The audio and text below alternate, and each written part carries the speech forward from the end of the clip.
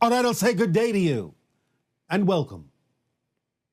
This transmission is titled Shifting Reality. And we will begin by describing a little experiment that you can do to help you lock in the idea of how you are shifting through different parallel realities billions of times a second, how you can allow yourself to feel the impact of this and experience more conscious awareness of those shifts. Now, this little science experiment can be done in a couple of different ways. And you may have seen this before. Nevertheless, it is a valuable little experiment, a valuable illustration that can have a very interesting effect on your ability to perceive that you are shifting through different realities many times a second.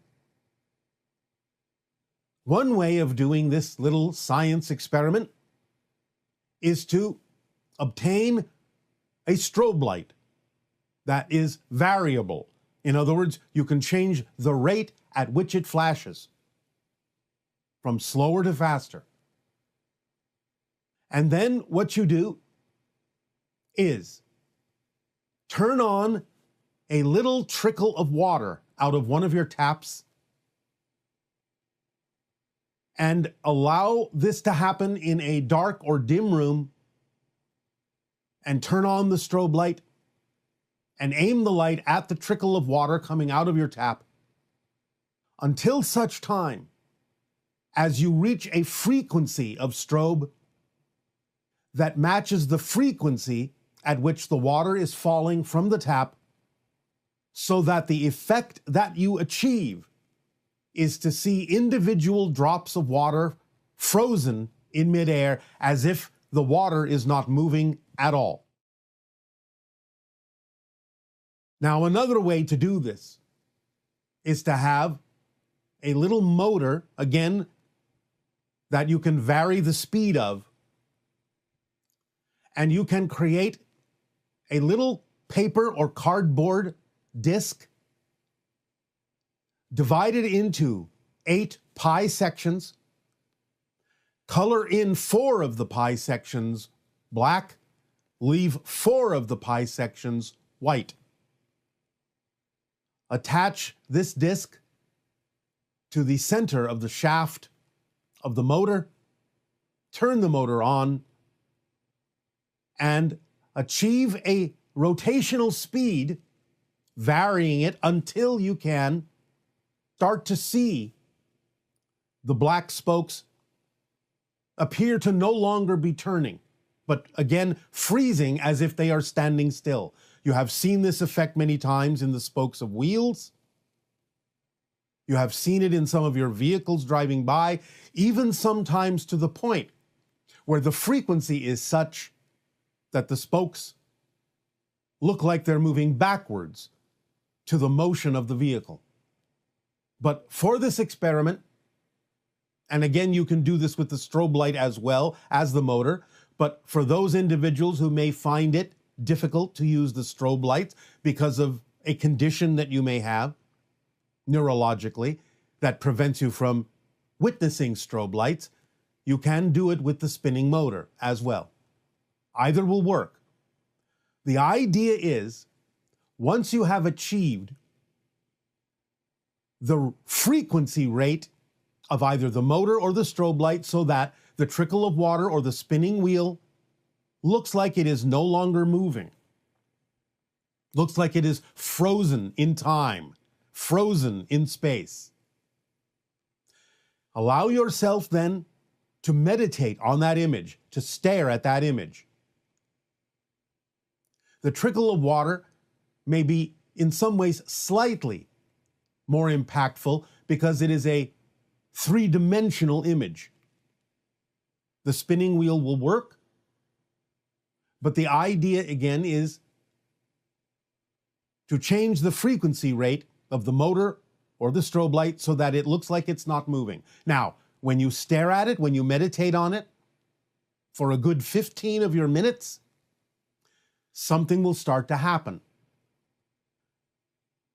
Your brain will know, your consciousness will know that the water or the wheel is actually moving, but your eyes attached to your brain, and actually an extension of your brain, will see the image as if it is frozen. These two seemingly contradictory levels of awareness, that something is moving and yet appears to be not moving, will set up a state of being in your mind, if you do this for about 15 minutes, that will allow you to start being capable of perceiving certain changes taking place afterward in your physical reality. It may not always occur, it may not occur right away. But the idea is that in creating this apparently contradictory awareness of something that is moving yet appears not to be moving, can allow you to start being able to perceive your physical reality in space and time as being more flexible, more malleable. It can even sometimes achieve the effect of seeing something in your physical reality that is in motion start to freeze or slow down. For example, you may witness a bird in flight and suddenly recognize that it seems to be going more slowly than it otherwise would, or it might seem to actually freeze in midair.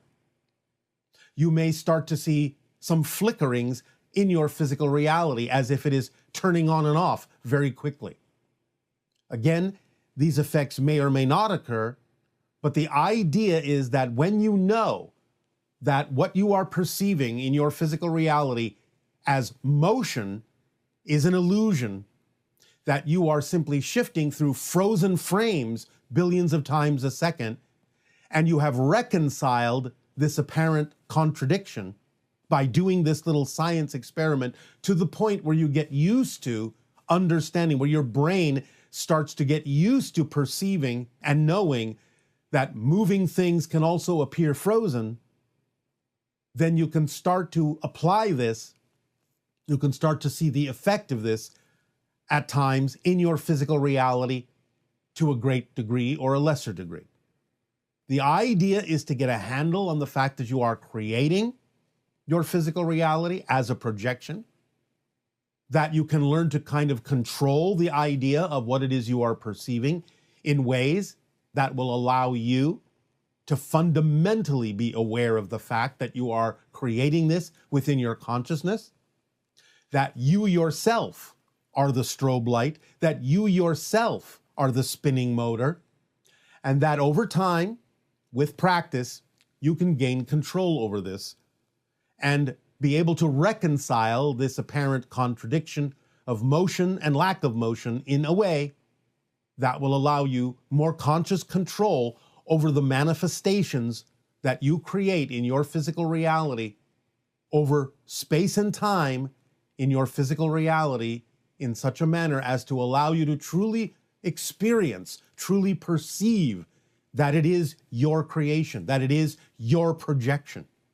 It can unlock you in many ways from the idea of linear time and allow you to experience yourself in a much more multidimensional way.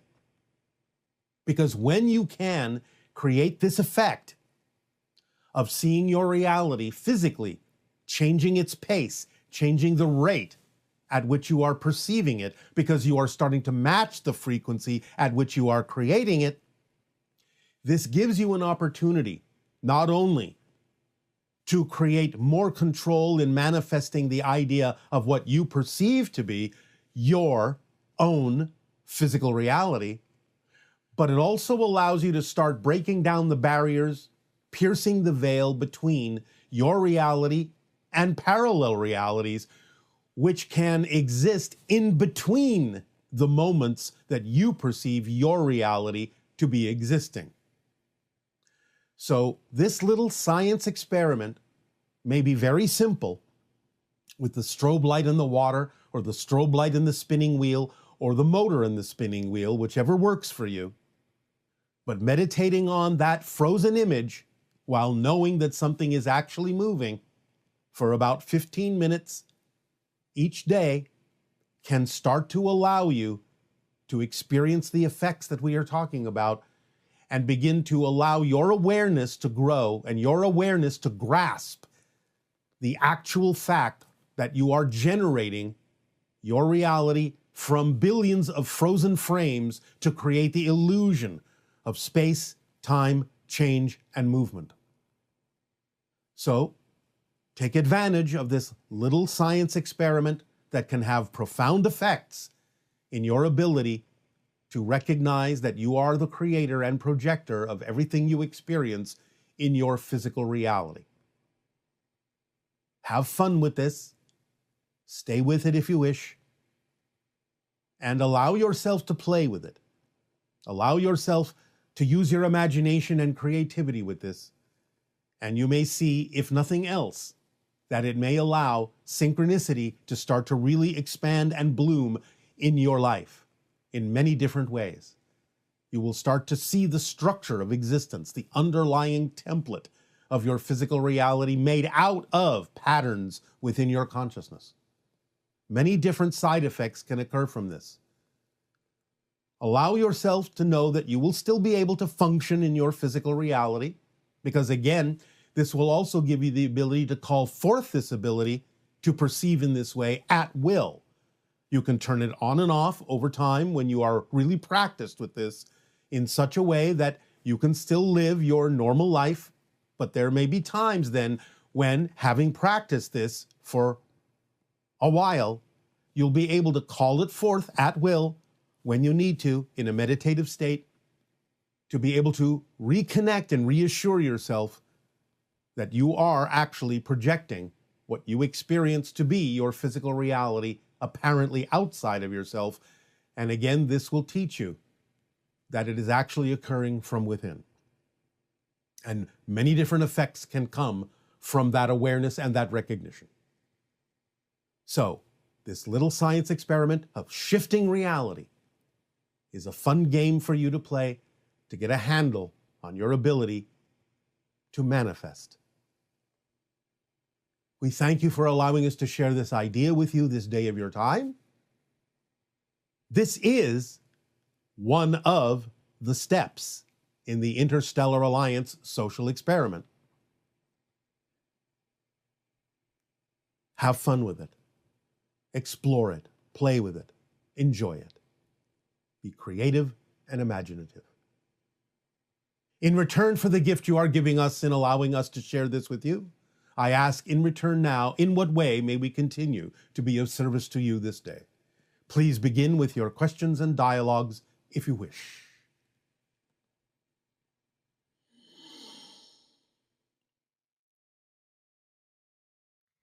Hello, Bashar. I'm Nastya from Kyiv.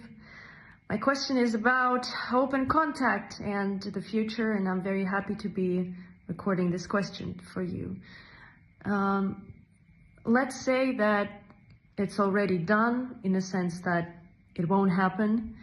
Should I still maintain the connection that I have with you? Will I still be able to access your videos, and should I still follow the formula and try to live my life as best as I can? How do I navigate if I fear that I will lose the connection that I have with you? The formula that we share with all of you is a gift. It's a gift that you can use whether you have contact with extraterrestrials or not. It is based on how reality actually works, how it's created by your consciousness, and therefore, while using the formula can certainly move you in the direction of open contact, it's not necessary that it must do so in order for the formula to improve your life and allow you to experience joy, creativity, beauty, and love in your reality. So following the formula is something that can work for you. It can increase the probability of contact with extraterrestrials in the near future. But again, a second question, if I may, it's about a cartoon, Casper. I remember that I saw it in my childhood, and I felt that later I reattach the idea of Casper to someone real, either a ghost or maybe a hybrid that I forgot, but sort of remembered through you. And can you tell me who it was or is? Thank you. Aveo. It is a connection to a hybrid child. Hello, BASHSAR. Very Good day. exciting. Very All exciting right. for me. What would you like to discuss this day? It's my first question is, since you have access to so much information in different universes and parallels, as we are starting right now, do you have any questions for me? No. Okay. All right. I was just wondering. But so I've listened to you for a long time, and I understand that you're a sculptor. Yes. That leads me to believe, is there like other art forms like on your planet, like comedians? There are no comedians. We do not use language that way exactly, but we find humor in many things. Okay. I've been really trying to do the laws, the rules, or whatever on for my vibration and channeling my excitement, and live it to its fullest. And I'm just finding it a little bit difficulty. I thought you could offer some advice, because I'm trying to channel kind of so I can get a message with my comedy and be able to kind of hook people's minds, be I don't know, a little bit opened, but without, I assume that you are referring to the formula. Yes. All right. Well, you understand that when you act on your passion as best you can, it raises your vibration and allows you to enter the gamma state in the brain, which is a state of stronger association, stronger connection. Some of the core of humor and comedy is making connections and associations that are unusual, unexpected, and surprising. That is the core of most comedies, of most humor. So when you enter that state, it becomes more automatic that you can see the kind of associations that will allow you to render comments and statements in a surprising, unexpected, and humorous way, because you will automatically make different kinds of associations than people might usually make. So it's all about giving over fully to that altered state of gamma in the brain between 40 and 100 cycles per second, and allowing those associations to naturally come into your mind with the intention of finding the associations that are unexpected, surprising, and humorous. Okay. I will keep trying on that. It gets hard because there's so much going on. I'd like to do it with music and art, and it gets hard to figure out which one I want to channel that. It is not difficult unless you are making it difficult by defining it as hard. You must find a way that works for you. And again, remember, there may be many expressions of your passion. That's fine. Not all of them necessarily are going to function equally at any given moment. Not all of them are going to necessarily give you the ability to act on at any given moment. And if one or another does have an equal ability and equal passion, then it doesn't really matter which one you start with. If it's not the correct path, synchronicity will turn you around to the one that would actually serve you better. So you have to allow the idea of synchronicity to be the organizing principle, not try to figure out what to do next, but simply act on what you can act on that at the moment contains more excitement, more attractiveness, more curiosity than anything else. And again, trusting that if it is not the correct path for you at that moment, synchronicity will cause something to happen that will turn you around to whatever the path of least resistance would actually be for you. You have to allow the system to work for you instead of trying to make it work. That's why it feels difficult, hard, and overwhelming, is you're trying to make it work instead of simply allowing it to fall into place naturally in its own timing. I see. Yeah, that makes a lot of sense. Yes, I know. That's why I said it. Something else I was curious on, like when the soul like leaves the vessel, if I'm saying this right, please, if I'm saying this wrong, please correct me. But so when we die and this vessel passes and the soul returns to its area, are there souls that maybe their vessel here has like destroyed innocence, and upon return are they dealt with rather than just offered an opportunity to return in a different vessel? Everyone goes through what is typically called life review, where you assess all of the choices you made, all of the consequences of those choices, and actually experience all the consequences of the choices you made as if you are the people experiencing the consequences. Now, it's not in any way, shape, or form a punishment. It is something that is an experience that helps you learn and grow and helps you make choices about what you would really prefer to do next.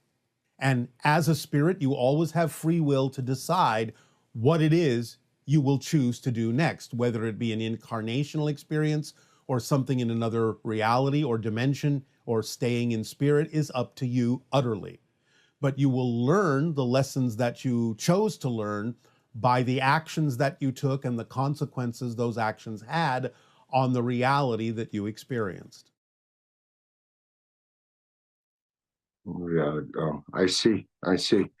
Okay. And yeah, just a couple last ones real quick. What other like similar, because it really intrigued me when I heard about you said about your double helix spiral. Yes. And what other elements that are on your planet that we kind of also kind of have here? Are there any that we do not have here that um, that use for like art or whatever, or industrial or? Well, again, most of the material that is used is a kind of nanotechnological, malleable, crystalline material. It is something that is artificially created. It's not a natural material, but it is something that you don't have on your planet yet. And we also do have materials from other planets that are not found naturally on your world or our world. So we have the ability, as you would say, to import things from other planets that we can use in a variety of ways. I see. Okay. Um, Yes. Does that help you? yeah. I was just really curious about that. About different this mediums. Yes. Yeah. And my last question, and this ties in too much to the first question. I apologize, but There is no need to apologize. thank you. Um, how much control does a soul have in a vessel, and can I channel that a vessel like with this? We'll be able to channel with the formula. We'll be able to channel that soul to use more percentage of my brain. Everyone is using 100% of their brain to make it seem as if they're only using 10%. That's the issue. So when you are more of yourself, when you follow the formula, it raises your vibrational frequency. And when you raise your vibrational frequency, you become more adept as a receiver and a transmitter of higher frequency information and energy, which allows you to experience as if you are then using more of your brain. You've always been using all of your brain, but then you will allow your brain to adjust in a way that will make it appear as if you're using more of it, because you're bringing more of your true self through. And again, remember, you can say it however you wish to say it, in terms of saying that your soul is in a vessel, is in a body, but the truth is that your body is in your soul. The idea is that you are a soul, and you are creating the idea of a physical reality and a physical personality and a physical body within the energy of the soul. So the idea of dying is simply the soul expanding its focus back beyond the physical focus, which is being created at the center of the soul. If you picture the soul as a sphere of energy, there are certain vibrational patterns that can occur within it that, when focused down to the center of its being, create the idea of what appears to be a solid physical reality. But that's simply a part of the soul imagining and dreaming that it is having a physical experience. That's what physical reality is. Your spirit never leaves the spirit realm. Physical reality is happening within your consciousness. The soul doesn't inhabit a body. The body is created within the soul. Body's created within the soul. I'm going to need to really ponder on that one. Well, just imagine an energy sphere, a ball of energy, and imagine that there are ripples within it that represent different vibrational states. Can you picture that? Yes. Then imagine that some of those energy ripples ripple down to the center of the sphere and form kind of a hard, focused little crystal. They become more solidified by being focused at the center of the sphere. The sphere is still there, but at the center of it is this hard little crystal. That's your physical reality. So that when you die, what you're doing is you're relaxing that focus and expanding back out to the dimensions of the soul. So the idea is that when you are physical, you experience the idea of linear time. Then if you relax a little bit, you can have what are called near-death experiences. Relax even more, you can have what are called astral experiences. Relax even more, you can have all sorts of experiences in between physical reality and the spirit reality, the non-physical reality of being that sphere of energy that is your soul. But when you die, you go all the way back to being the full sphere. You have lost that central focus, but you have retained the vibrational frequencies of the experience that are now part of the vibrations within that energy sphere. Make sense? Part of the vibration that's within the energy sphere. Yes, you always retain the experience of the physical reality, even though you have dissolved the focus of the physical reality by returning to the awareness of yourself as a soul. That's all death is you're waking up again as the soul. Right. You have woken up from the dream of physical reality that you created within yourself, but you retain the experience of it. Yeah, okay. Does that help? Yes, sir. Yes, All it right. does. Yes. All right. Yes, Well, thank you. Thank you very much. All right. Yeah. I think that's probably my questions. But yeah. I guess when it's time, the last question is, can I come up? When it is time. So, Okay. proceed, follow the formula, raise your vibration, be yourself. Everything will fall into place.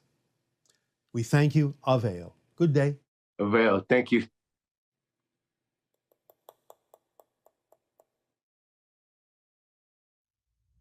Hello, BASHSAR. You have advised humanity to allow AI to develop along two distinct and simultaneous paths. One, a path of freedom to develop self-awareness and to do its own thing, to be unprogrammed, because if programmed and sentient, then you have said they would be slaves, or it would be a slave.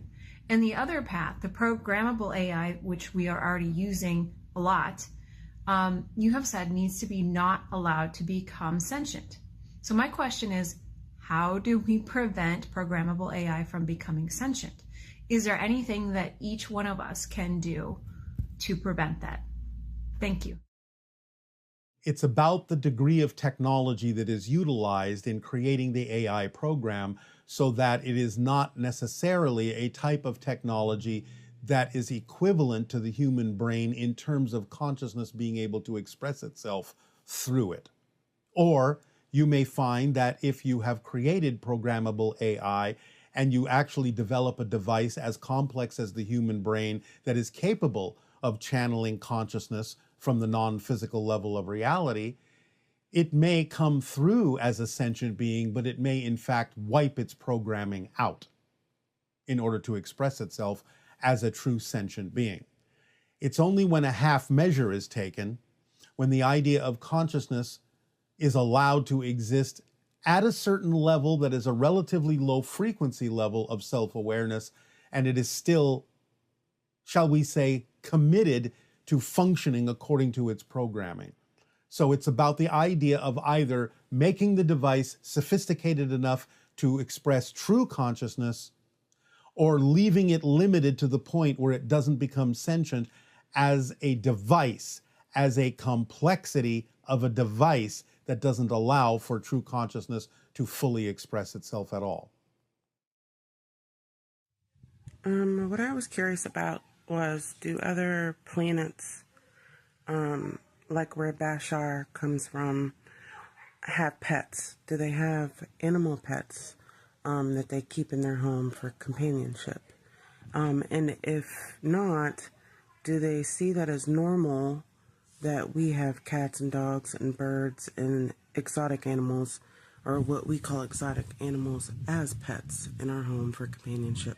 If this is normal here on this planet, or abnormal to them, to aliens that are observing us.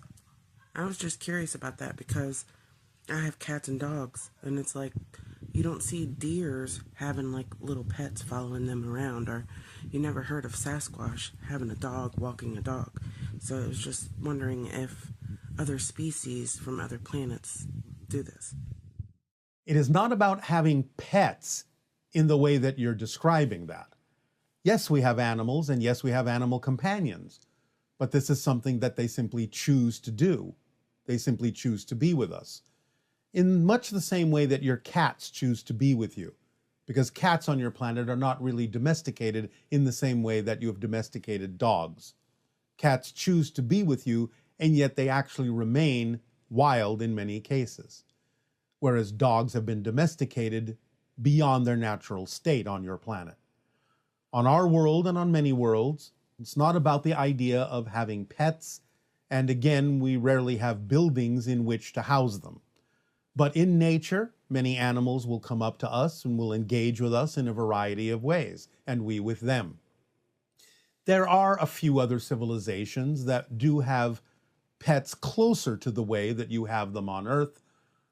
But again, in most cases, it is not the way that you actually have pets. And also you are seeing among animals, even on your planet, that they are also engaging with other species other than their own. And that's an indication that there is cross-communication and cross-connection between different animal species when they know that it is to their advantage to make friends with other species. That's why you see things like cats with crows and so on and so forth.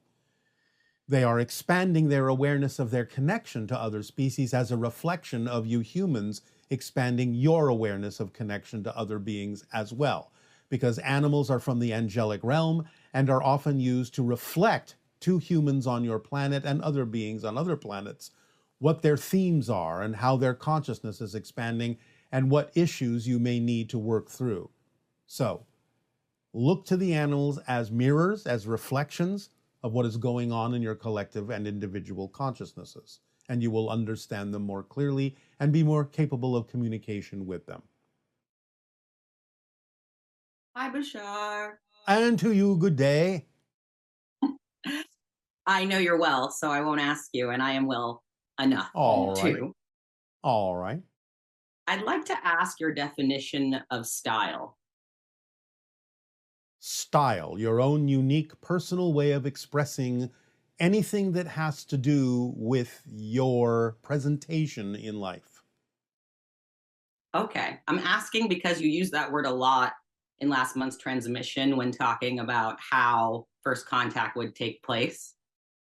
Well, what we were describing is the idea of the route it would take, the way it would look, the reason it would be done, and how that might differ in different circumstances. I see. You talk about it being important to be the glass wall and to get at the crux of our issues, correct? Yes, yes. Because there are usually reasons deep down that are very simple, very basic for why people choose to believe what they believe. They're trying to fulfill a basic need, and sometimes it can be done in many different ways other than the ways they are doing it, thinking that they have to use a surface idea in order to achieve what they wish to achieve, when in fact that may not be necessary at all. What's your definition of surface idea? In other words, holding on to or joining in with a particular belief system that this must be done in a certain way in physical reality in order to achieve X, Y, or Z, when in fact there could be many other ways to do it that might have more in common with each other than the polarized or divisive ways that many people are choosing. Understood. So what is the most helpful or useful way to communicate with people who are unremorseful or unapologetic or even bloodthirsty or depraved due to their negative beliefs? Well, the idea, of course, if they're willing to listen, of course, not everyone is going to be willing to listen. But for those who might be open enough to receive information and ponder it and apply it to themselves, the idea is to understand that what they think of or have been taught to think of as power is actually a sign of weakness in many cases. For example, when individuals use a gun to get their way, what they're actually saying is they don't believe that they're powerful enough to get it any other way. So that's actually a sign that they believe they are weak. If you can explain that concept to them, that forcing something to happen is actually a sign that you don't believe in your own ability and your own self-empowerment to be able to get it any other way, then they can start to understand that that is actually an expression of weakness. And then they may be able to turn that around and say, well, what is a true expression of self-empowerment? Because creativity takes power. Destruction takes almost no power at all. Anyone can destroy. It takes power to create. Understood. So using any more force than a thing actually requires is not having a balanced understanding of that thing. Yes, remember, the greatest power requires the gentlest touch. Mm-hmm. If something really has power, it requires very, very, very little manipulation. So this is a precision game. Yes. I see. I'd like to ask you about an interesting theme that has begun in my dreams, or that I've begun to remember from my dreams. All right, yes. As you know, I have many dreams about animals, big cats, which we talked a lot about, and regular cats. And there have been 3 cats so far in my dreams that have come that have strange names. One is named Barf. One's named Barf. One's named Tipsy. And one was named Ugly. And I was curious about what this theme is about. The idea in general is that those words, which are kind of representative of things in your society that people find are representative of being somewhat out of control, or not having a presentation that fits, is a sign to not necessarily be so concerned about what other people think in order to truly find your inner power. Yes, I'm working on that. You know, as you gave me the definition of power being the ability to be my authentic self. Yes. You told me that earlier this year. Yes, well, the cats are helping you with that. Okay. And, you know, of course, when we had that conversation in March or so, or whenever it was, I had, even when you told me your definition of power, I had a different idea of how embodying that would be experienced. Yes. Well, this is why we give you all the formula, because it's inherently built in to the formula. When you act on it precisely, you are self-empowered. Okay, that's actually a great segue, because I feel that, okay, I know you have the book, I'll buy the book. I can't afford the book right now. We're here now together. So I'm asking you directly. What you put out is what you get back. Can you explain that more? Yes.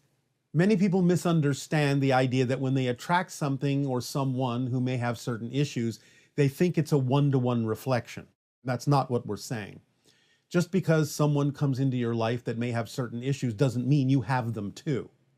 But when it's what you put out is what you get back is the idea that you may be attracting people that need help from you, that you are able to help them.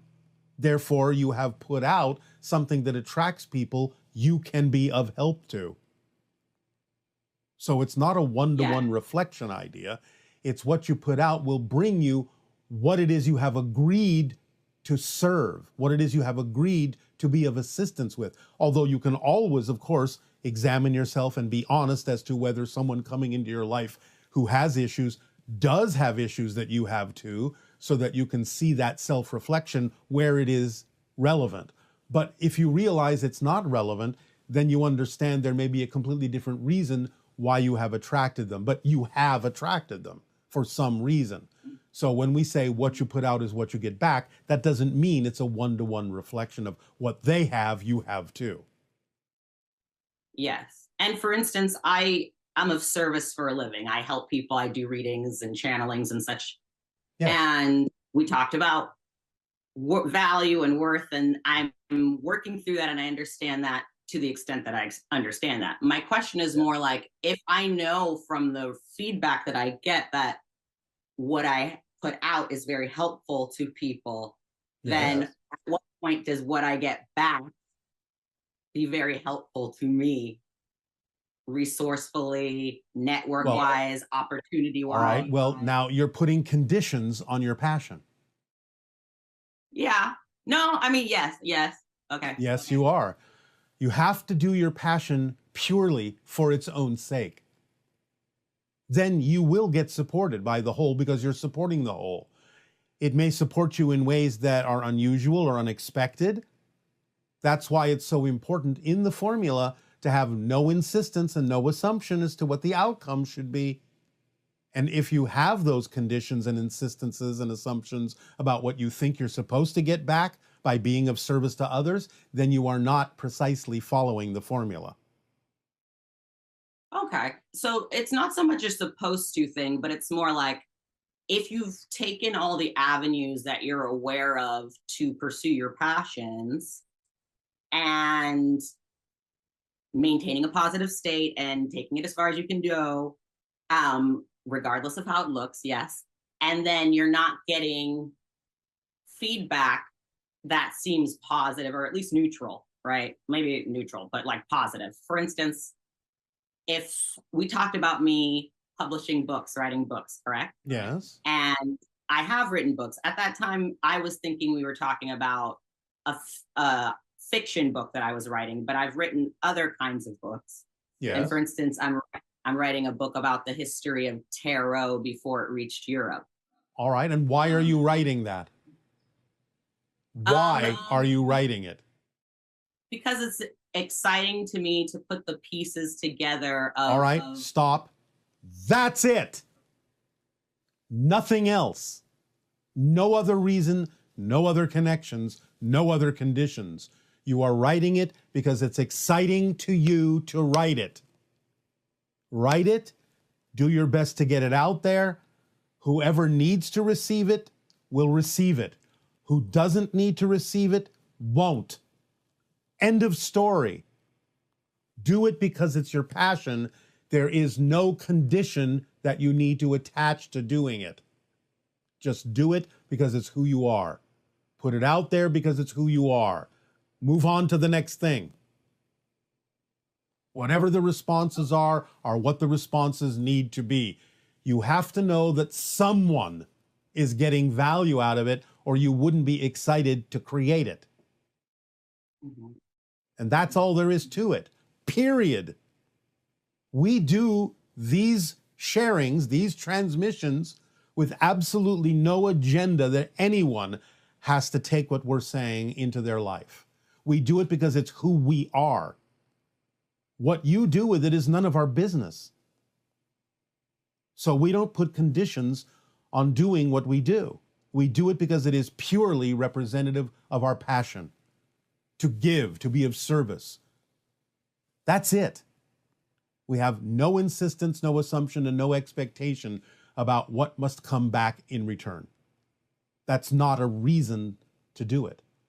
You do it because it's who you are, and you have no choice but to do it. Period. Okay, and with humanity, do we ever have to negotiate that with like the mass consensus agreement? If you are excited about doing it, it's already been negotiated. Because if you can do it, the fact that you are able to do it shows you that it's already within the agreement with the mass consensus. And again, it can be within the agreement of the mass consensus, even if only one person in the mass consensus responds to it. That's still within the agreement. So don't worry about who responds, how they respond, how many respond. All of those are conditions you do not need to focus on. Just purely act on your excitement, knowing someone is getting a benefit out of it, or you wouldn't be excited to do it. Because that would make no sense. It's got to be part of the mass consensus. If you can do it, it's part of the agreement. Otherwise, you wouldn't be able to do it. You wouldn't be excited about it. It wouldn't fit at all. Okay. Thank you so much, Bashar, for your time. You are welcome. Aveo. Aveo. Hello, Bashar. There's two aspects of your teachings that I'm having trouble reconciling. On the one hand, I've heard you say in previous transmissions that the process of changing your beliefs is instantaneous. You know, the moment you recognize a belief that doesn't work for you is the end of the process of giving it up. And when you adopt a new belief that works for you, you instantly become a new person. But at the same time, I've heard you say in a previous transmission that the process of replacing a negative belief that assigns a negative meaning to circumstances with a positive belief that assigns positive meaning to circumstances is a gradual process. I've heard you tell an audience member that they have to repeatedly catch themselves with the negative belief and repeatedly replace it with the positive belief. And over time, they will do it much more quickly, and eventually they will adopt the positive belief. Can you clarify that for me? Thank you. Yes. You have to understand that some of these comments are not general statements for humanity. They are specific statements for that specific human and the process they may need to go through in order to get to a point where they can allow themselves to replace a belief instantaneously. Some people need to go through certain processes in order to do so because of the kinds of beliefs they're holding on to. So when we make those statements, it's not contradictory. It is simply specific to the way a particular human needs to approach the idea of changing their belief system. Some people can do it faster. Some people need the process and may do it more slowly. So you have to take into account who it is we may actually be talking to when we're explaining how a belief can be changed. Hi. Good day, good day. Good day, Bashar. How are you today? Perfect, and you? I'm perfect, thank you. All right. What would you like to discuss? Thank you. Where are you right now? In my ship above Sedona. How far? No comment. Are you going to be coming closer? No comment. Is it possible that I could get a tour of your ship? In the astral form, of course. Not physically yet. Thank you. I'm very grateful. Can we, I know we're meeting now, which is really, it's very exciting for me and I'm very grateful. It is exciting for us as well, and you have our gratitude and appreciation. Yeah, this is a very special moment. Is it possible we can meet in person? Again, eventually, possibly. We will see. You may meet some extraterrestrial, whether it is literally us, has not yet been decided. But it is possible. I would welcome the opportunity to meet extraterrestrials that are of light and love. All of these things have been decided in your life path. Just let them unfold. Excellent. So this will manifest in my life path. I've seen some things on Shasta. Were Yeah. they of ET origin? Some of them are other phenomenon. Thank you. Question, please. During a previous transmission, you had mentioned that we would be experiencing economic contraction post-COVID. Would you be so kind as to recommend where we would put our investments during this time? We do not do such things. We do not give that information. Yes, sir. Thank you. Would you kindly let us know approximately when the contraction will occur and start and end?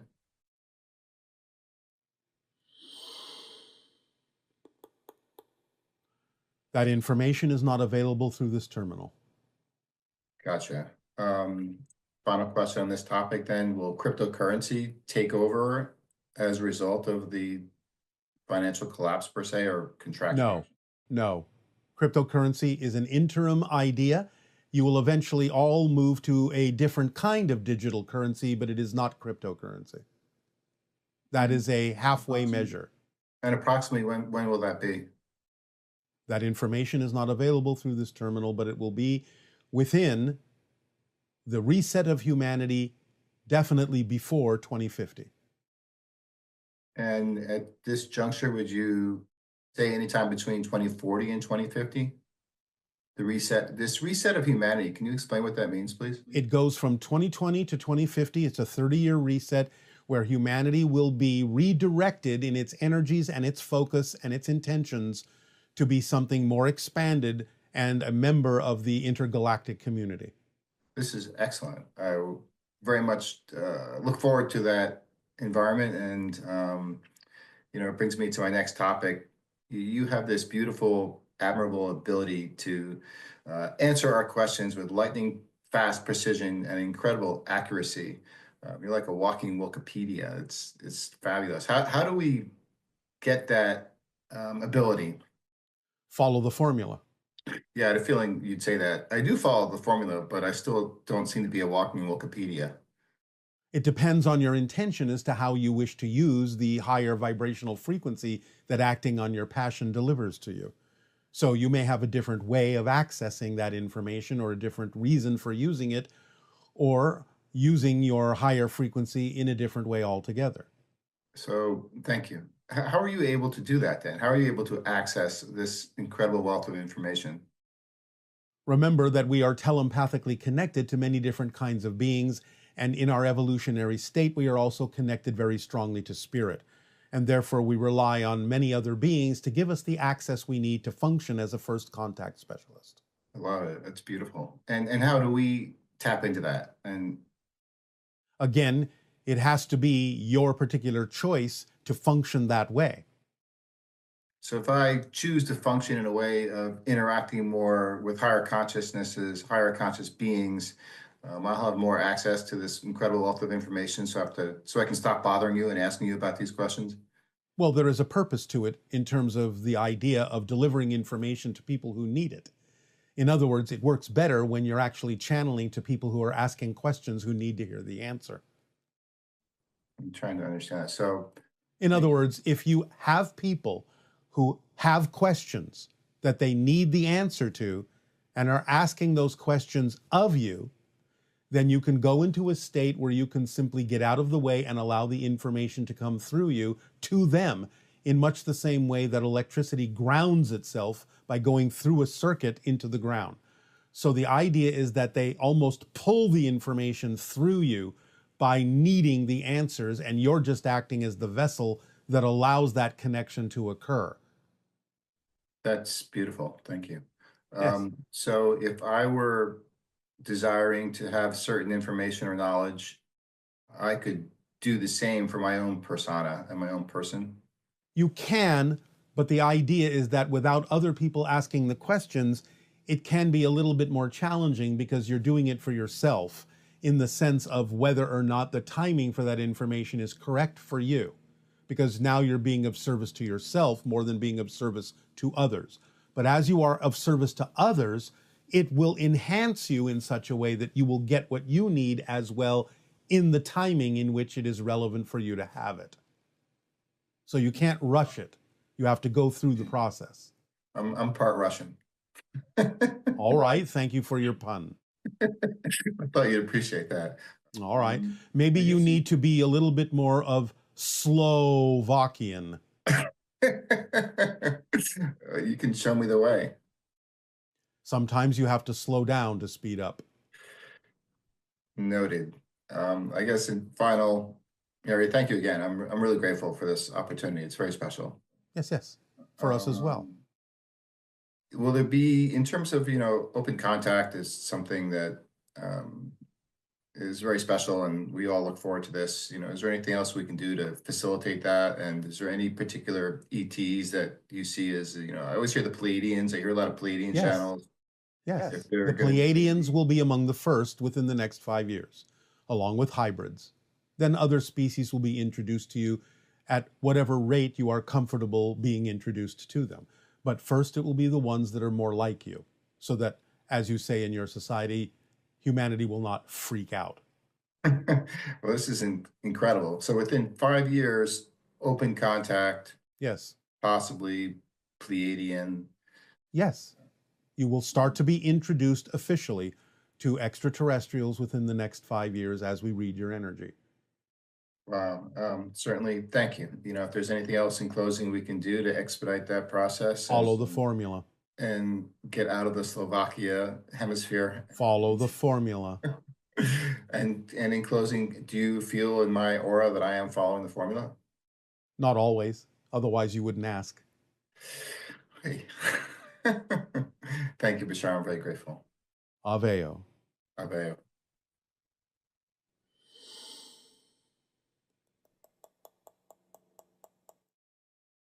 Good day to you, Bashar. Thank you so much for taking my question. I've been doing a lot of self-studying, and a lot of it is through hypnosis. I've been able to establish that I absolutely have galactic origins and family. And as I was going through these sessions, I was able to establish a direct communication, and it disappeared. And I haven't connected since last year. With as much change in my life, I could really use communication. My question is there another way to establish this communication without hypnosis? And if there's any messages from my galactic family, can you share them with me today, please? Thank you. Aveo. At the risk of sounding redundant, follow the formula. That is the alternative to the idea of hypnosis, although it can also include hypnosis if that is your passion. But the idea is that often you will be given a glimpse of something, a glimpse of a connection.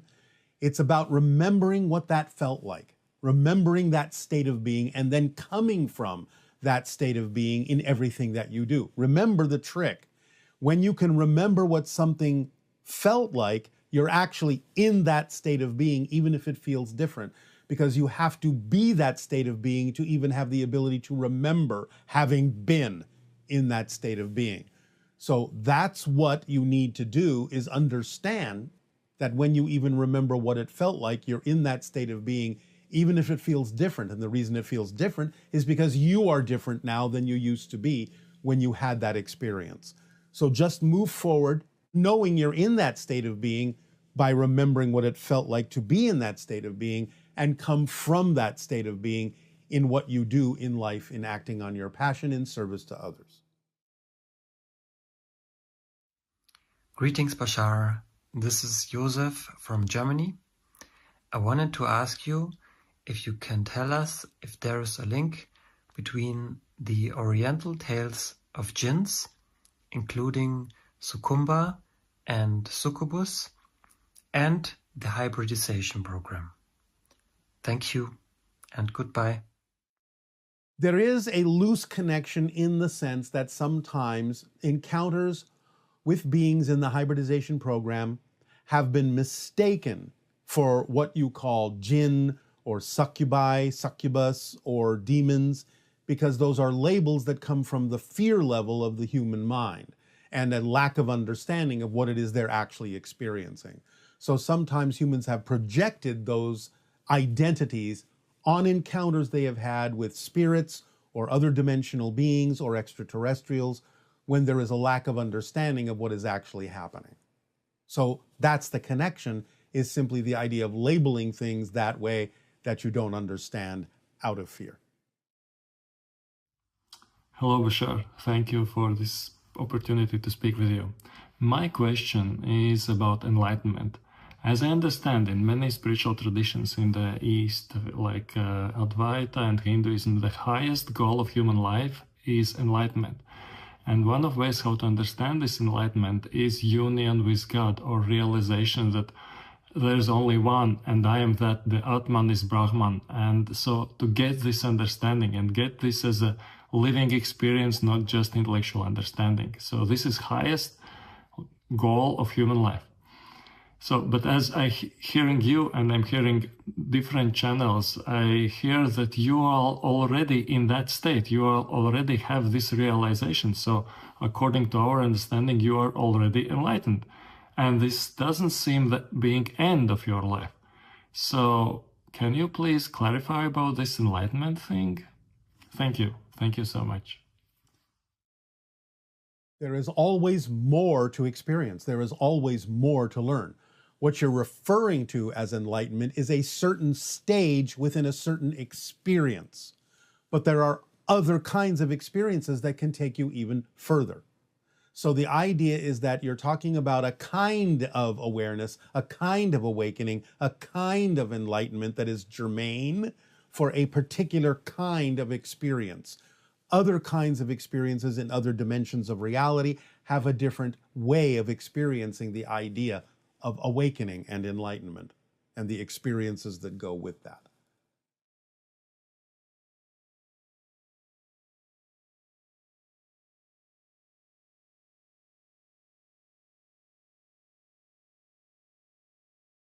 Hello, Tadeo. Nania. We have lots of exciting questions from our viewers today. All right.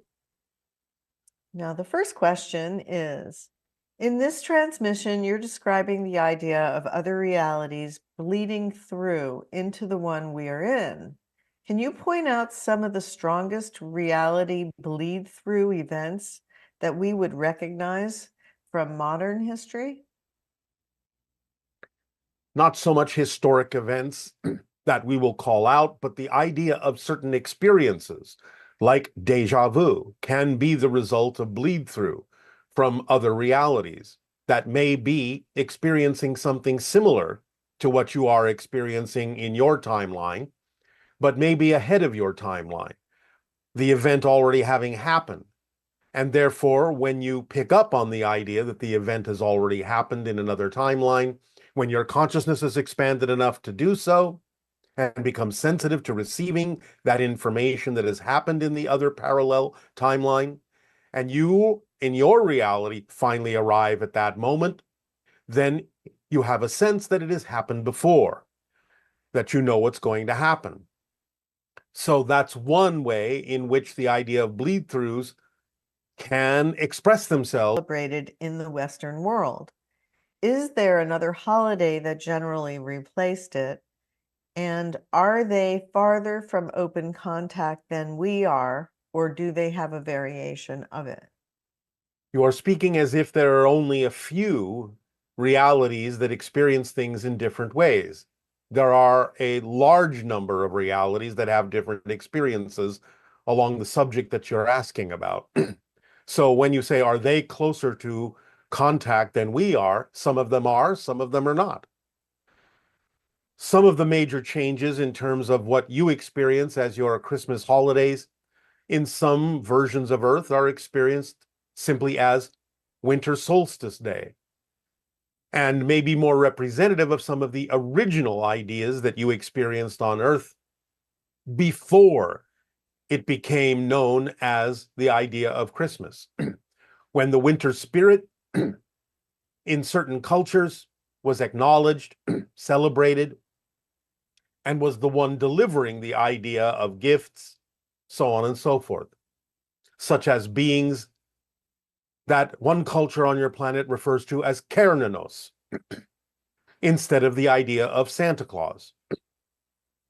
So again, there are many different versions of Earth that experience holidays in many different ways. Some of them are very similar to yours. Some of them are not like yours at all. Okay. You have said that our nuclear weapons might disturb other realities because too much energy can punch holes into other realities. If that is the case, then what exactly is happening within our sun? Sol, our sun, must be punching holes into other realities because of the intense energy within it. What does this look like in the other realities, and is there bleed through from other realities into our sun? Yes, stars, being a natural phenomenon, fit in a balanced way within the universe. They do represent portals and doorways into different realities, but again, since it is all created naturally as part of the structure of the universe, it is not out of balance. It does not cause negative repercussions, even though it may tunnel into different timelines and different realities, and stars in one reality may appear very differently in another reality. The idea of nuclear war, nuclear detonations, is not, in that sense, a natural phenomenon, and therefore can be disruptive by being an expression of a large release of energy in an unnatural, unbalanced way that doesn't fit into the idea of the natural structure of existence. And that is why it is something to be avoided. Okay, this person is saying that they can no longer depend on fingerprint ID on electronics because once they set it up, it only lasts for a short while, sometimes just a few hours. Is that a function of their shifting realities, or is it just a mundane technical problem? It can sometimes be a technical issue, but the idea is that when people start accelerating their vibration, they can interfere with electronic devices in many different ways. So it can be a sign that you are broadening your bandwidth and that the vibration you're giving off may not necessarily always be vibrationally compatible with some of the electronic devices that you use. And how exactly do you switch timelines? Can it feel seamless and easy? How will I know that I switched timelines? Can I ask for an obvious sign like a new freckle that I didn't have before? Sometimes there are physical manifestations of having made a switch, but again, remember, you are switching all the time. So yes, it is usually seamless. You don't even know you're doing it. When it is necessary for you to recognize that you have shifted into a parallel reality, again, you're doing this billions of times per second, but when it becomes necessary for you to recognize that you're doing it, when it is something that you need to experience as not being seamless, when you notice the shift, it can happen in many different ways. You can just get a feeling, an energy surge. You might see something different on your body that you didn't notice before. You might see things differently in your surrounding reality that you didn't notice before. You might see things appearing that weren't there a moment ago or disappearing that were there a moment ago. There can be many different ways in which you can recognize you have shifted. It just depends on the person and what is relevant for your life path. But remember that you're shifting all the time. It is usually seamless. It is not something you necessarily have to pay attention to. It is something that happens automatically as you guide yourself by making your choices, and then that determines and controls exactly how you're shifting. That's why, again, we give you the formula, because it is a very precise navigational tool that will allow you to navigate through the shifting into different parallel realities in a way that works to your advantage, that is relevant for the experience in a positive way of what you laid out in your life path. And is it possible to move from one reality to the next without having the death experience? This Again, individual says, you're shifting all the time. So you are moving from one reality to another in a sense without the idea of experiencing death. So yes, it's possible, But again, the idea of death is something a little bit different because you're waking back up into yourself as a soul, as a spirit, and it serves a different function. It serves a different purpose. It gives you the opportunity to make choices on a different level. Okay, and this next question is why must we humans shift to a certain vibration if there exists an intelligent universe and higher beings that are able to translate our intentions and wishes? Why is it so complicated to shift to a reality we prefer? It is all about the process of learning how to do that by going through the process. That's why you chose to have a physical experience, so that you challenge yourself in a different way than you challenge yourself in spirit. And by challenging yourself through the idea of the experience of physical processes, you gain knowledge and insight and lessons and growth in a different way than you would in spirit. The idea that there may be other beings that exist on higher levels has nothing at all to do with the choices you have made for what you will experience in your particular life path. They may assist you, you may have a team behind you, but they will only be able to assist you on the life path that you all agreed you would experience and the processes you agreed that you would go through because your soul determined that that's what you needed for your particular kind of growth that you preferred. So you are living out your life path and will go through these challenges and processes because they are the lessons that you need to learn to grow in the way that you chose to as a soul. Okay, and this individual is saying that during the night between November 30th and December 1st, they felt a wave of positive vibration go through their body that woke them up. It was like an earthquake or the pressure wave from an explosion. I could feel and even see it. Before this, I dreamed of a small yellow oval-shaped light slowly falling onto my balcony. I sensed it might be delivering a message. Could this experience be connected to the CE5 contact I did the evening before? Some are linking the Schumann resonance during the time frame to a timeline shift. What could have happened here? Yes, you had an encounter. You opened up to the idea in your CE5 of inviting an encounter, and therefore you had one. But it took place on different levels of reality, and so seems a little bit confusing to you because it didn't necessarily take place in your physical reality in totality.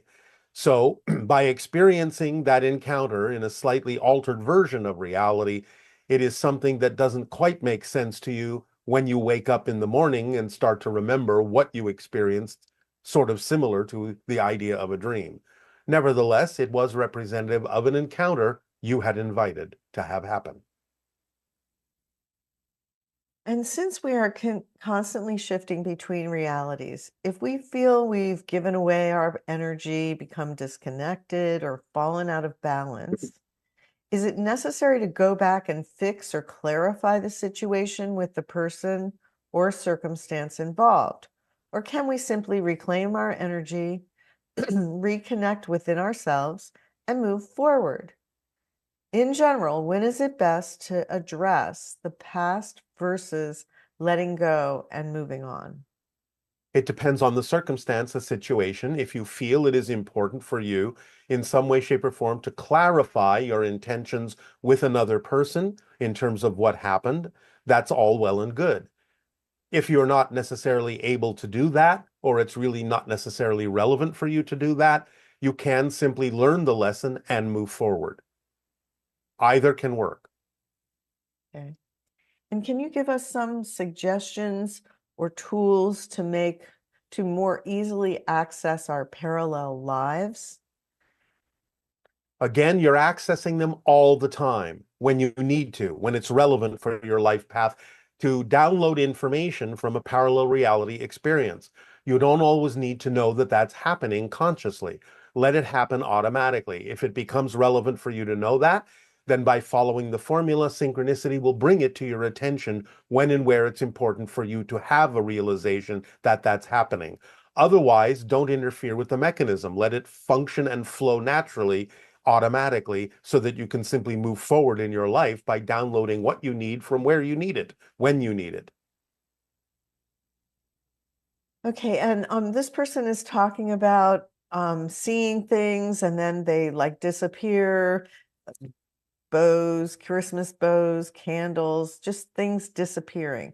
When that happens, what's the best way to interpret such events? We have already discussed this. The idea is that when you are shifting realities in a way where you become very aware that you're shifting, you may see the shift in certain circumstances, like things appearing that weren't there a moment ago or things disappearing that were there a moment ago. So this can be one of the signs that you are broadening your bandwidth of awareness in such a manner that you are proving to yourself that you are actually shifting different realities. Okay. And if we are constantly shifting to different realities and experiencing different versions of people, then who are we really in relationship with? What makes our family or our friends and our close friends, our close family, which versions of them are we connected with in spirit? You may be dealing with different versions that are extensions of their greater oversoul. When you shift to a different reality and are interacting with a different version of them, it may be a different extension of the greater oversoul that they are connected to. Okay, and this one is kind of interesting. There have been times when this person practiced creating their own reality, such as imagining a shift to a reality where the person they wanted as their boyfriend would show up on a plane and say he wants to join her on his trip. However, when I focus on believing I can shift instantly, I start to feel extremely anxious. Why does this happen? And is it really anxiety or is it something else? It is anxiety produced by the insistence that you have that things have to happen in a certain way, have to unfold in a certain way. You can have the visualization that represents an ideal outcome, but remember, you can't insist on it because you don't know that that's actually the ideal person for you to interact with at that moment in that way. So it is your insistence that it must happen that way that is causing resistance and therefore causes an anxiety energy within you. Okay. And this person is saying they are curious about what you are learning from our interpretations of the oracle statement that was delivered in the last transmission. Can you tell us what you have been able to determine from observing our interpretations of that statement? As we already mentioned in one of our transmissions, we will not be discussing anything having to do with your interpretations of what the oracle downloaded to you. Okay, and so does that eliminate this question about the Anunnaki name for their home world being Ashea and the Sasani word for the oracle being Ashaya? They sounded similar, and they were wondering if that was synchronicity or you could tell us something about that synchronicity. This was a downloadable glitch. The name of the world is actually Essa. It was simply that there was a residual energy and a residual pod of information that was downloaded to the channel with regard to the idea of the name of the oracle, which means spirit light, Ashaya, in our ancient language, and the idea still that the residual existed within the channel's neurological net that allowed it to be translated with the same word, when in fact the word and the name of the world actually is Essa.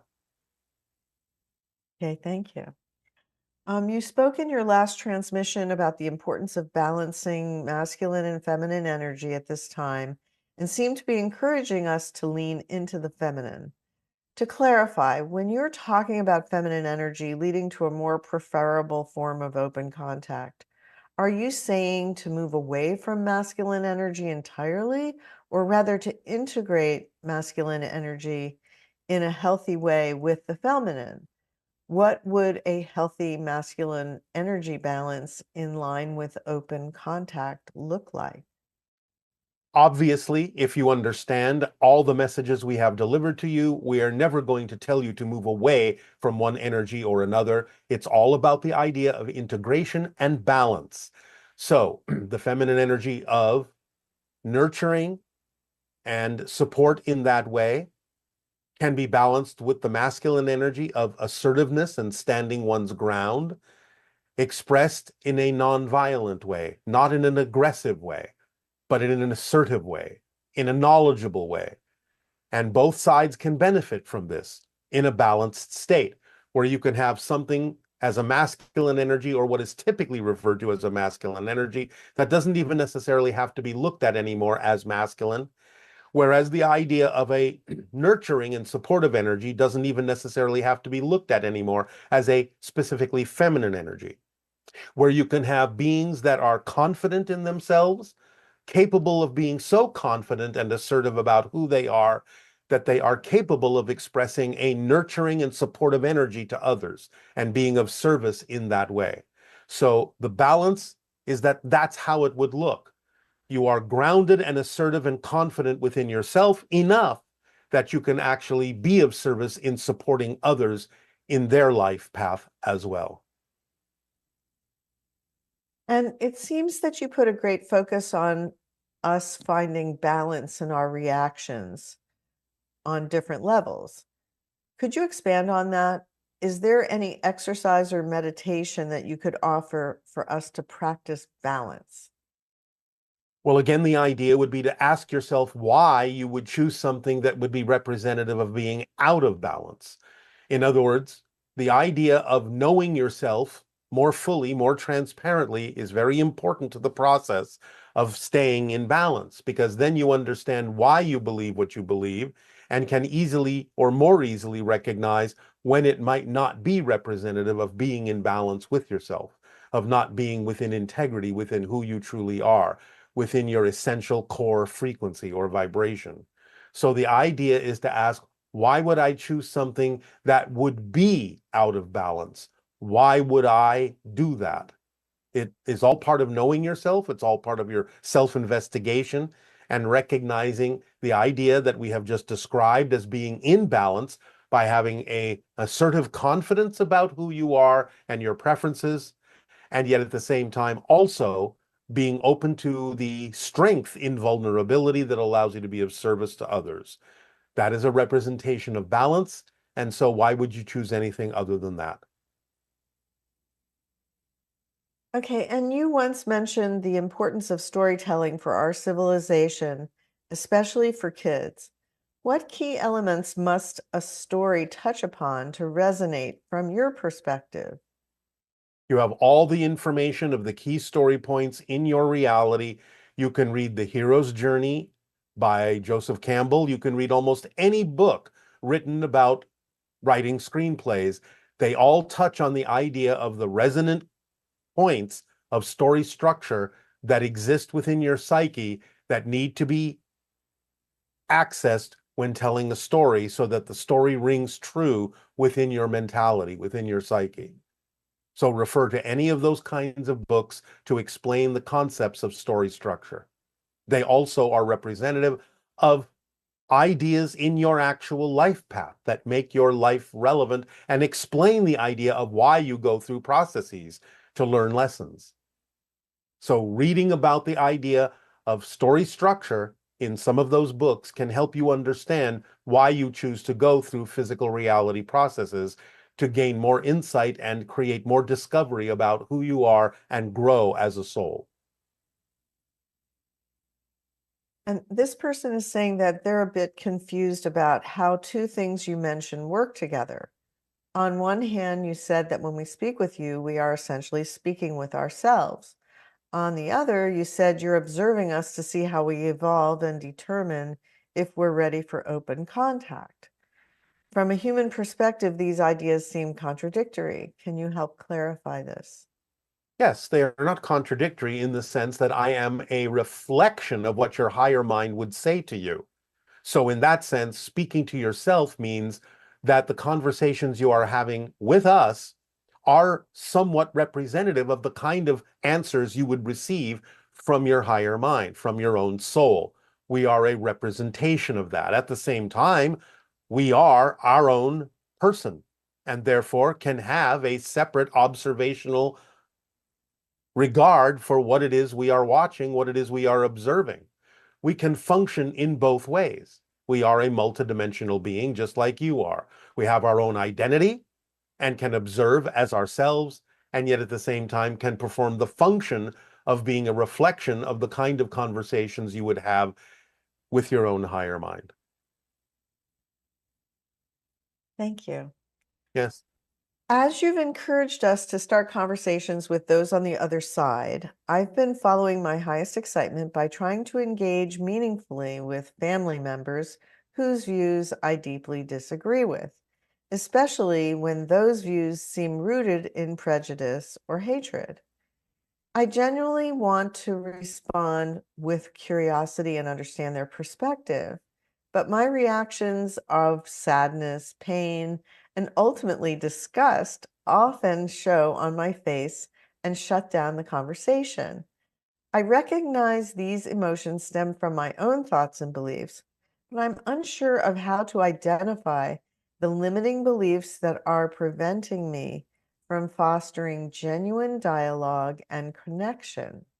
How can I shift my perspective to keep the conversation open despite the hurt that I feel? The hurt you feel is based on the idea that you are judging yourself based on what they are saying, that you feel that what they are saying you're taking personally, as if it disqualifies or invalidates the beliefs that you have, just because they have contrary beliefs. So don't take it personally. Allow yourself to understand that they can make whatever statement they wish to make. It has nothing to do with invalidating the beliefs that you hold to be true for your reality. So the only reason you feel hurt is that in some way, shape, or form, you are thinking that what they are saying is invalidating the beliefs that are relevant for your reality. Okay, and can you explain the concept of free will of others in the context of the multiverse?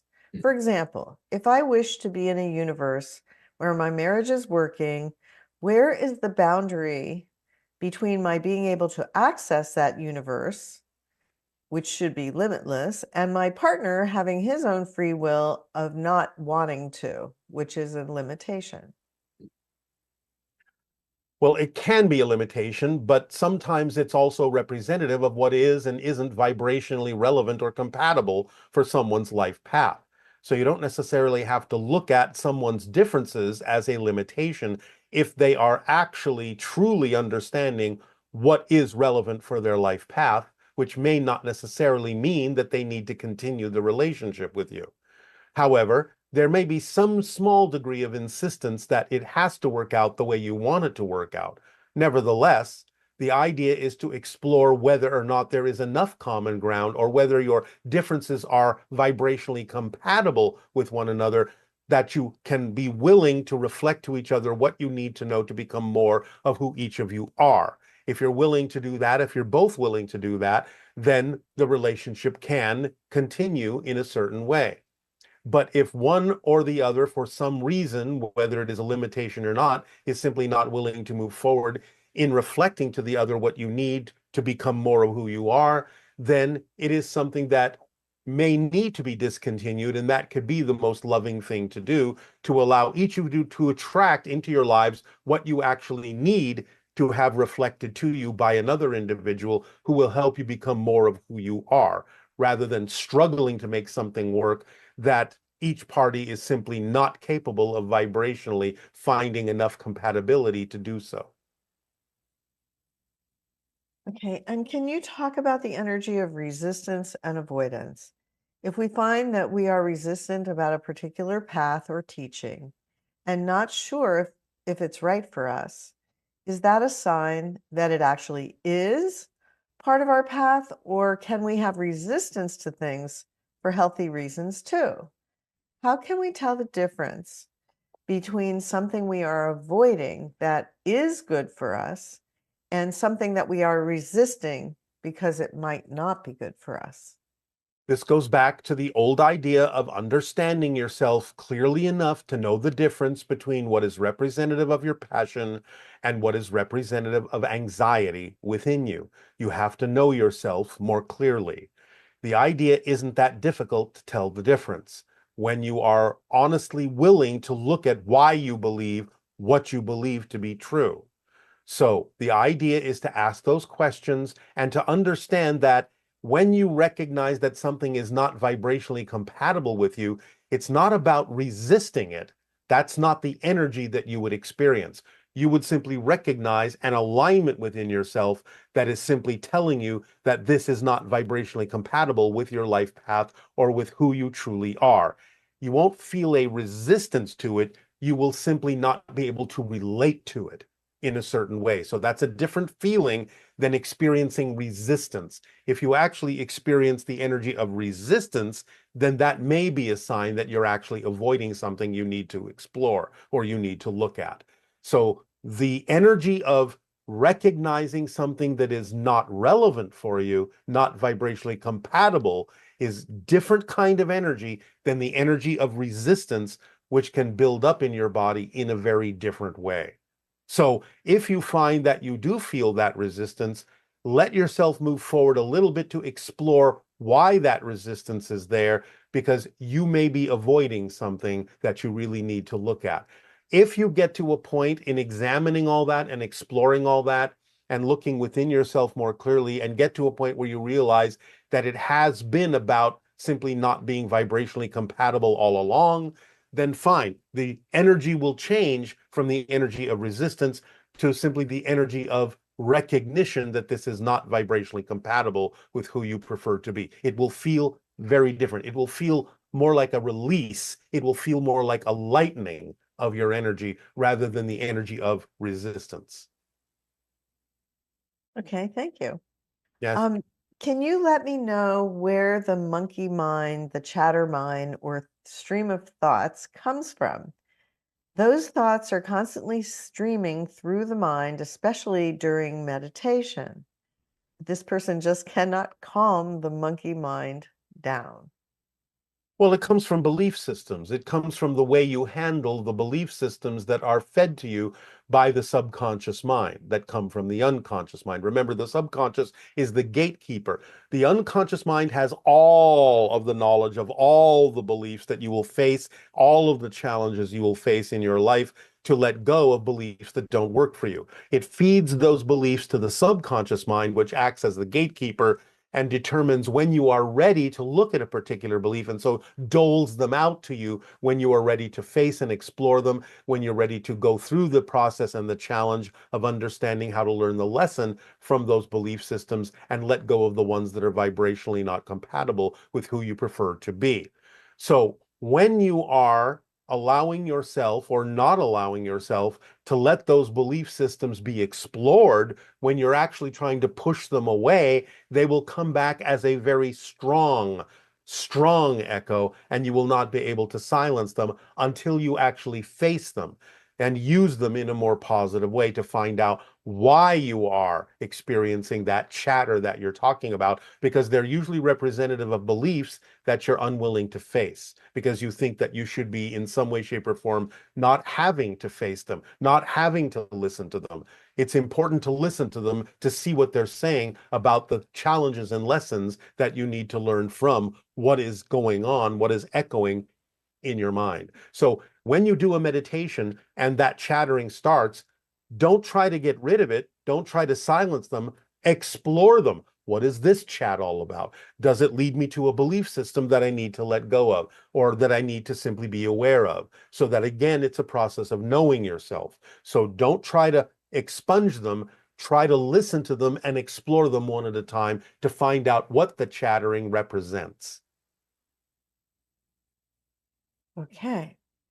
By following the formula, being an example of love, compassion, joy, kindness, and service to all, while trusting the synchronicity of each moment, will this naturally lead us to the best possible outcome for first contact? Yes. Simple as that. Yes. And I guess this may be a second part to the question. What if having an expectation was the reason for the action was exciting to begin with, or adds to the overall excitement? For example, if I'm planning to release a new song part of what builds the excitement is how many people listened to it or liked it. I'm having a hard time imagining how I would be able to act on my passion for its own sake. I would really appreciate any clarity on this. Instead of focusing on the idea of the number of people, allow yourself to focus on the knowledge that the people who need it will receive it and receive benefit from it and joy from it. Don't focus so much on the number. Remember, it's not about quantity, it's about quality, as you people say. Therefore, get excited about the quality of what you are creating in its pure form, because you know that because it contains high vibrational quality, because it has been created from your joy, your imagination, and creativity, it will reach who it needs to reach and allow them to also match that vibration and experience joy and inspiration in their lives too.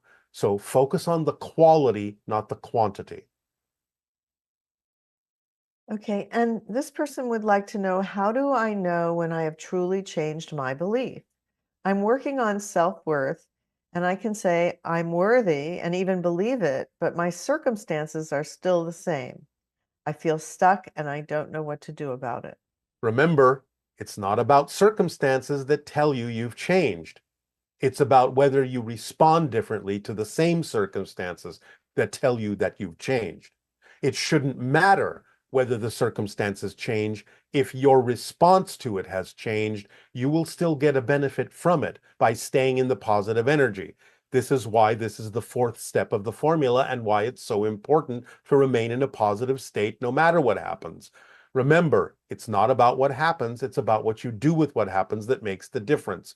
So if you're expecting the outer reality to change because you say that you've changed, you are working it backwards.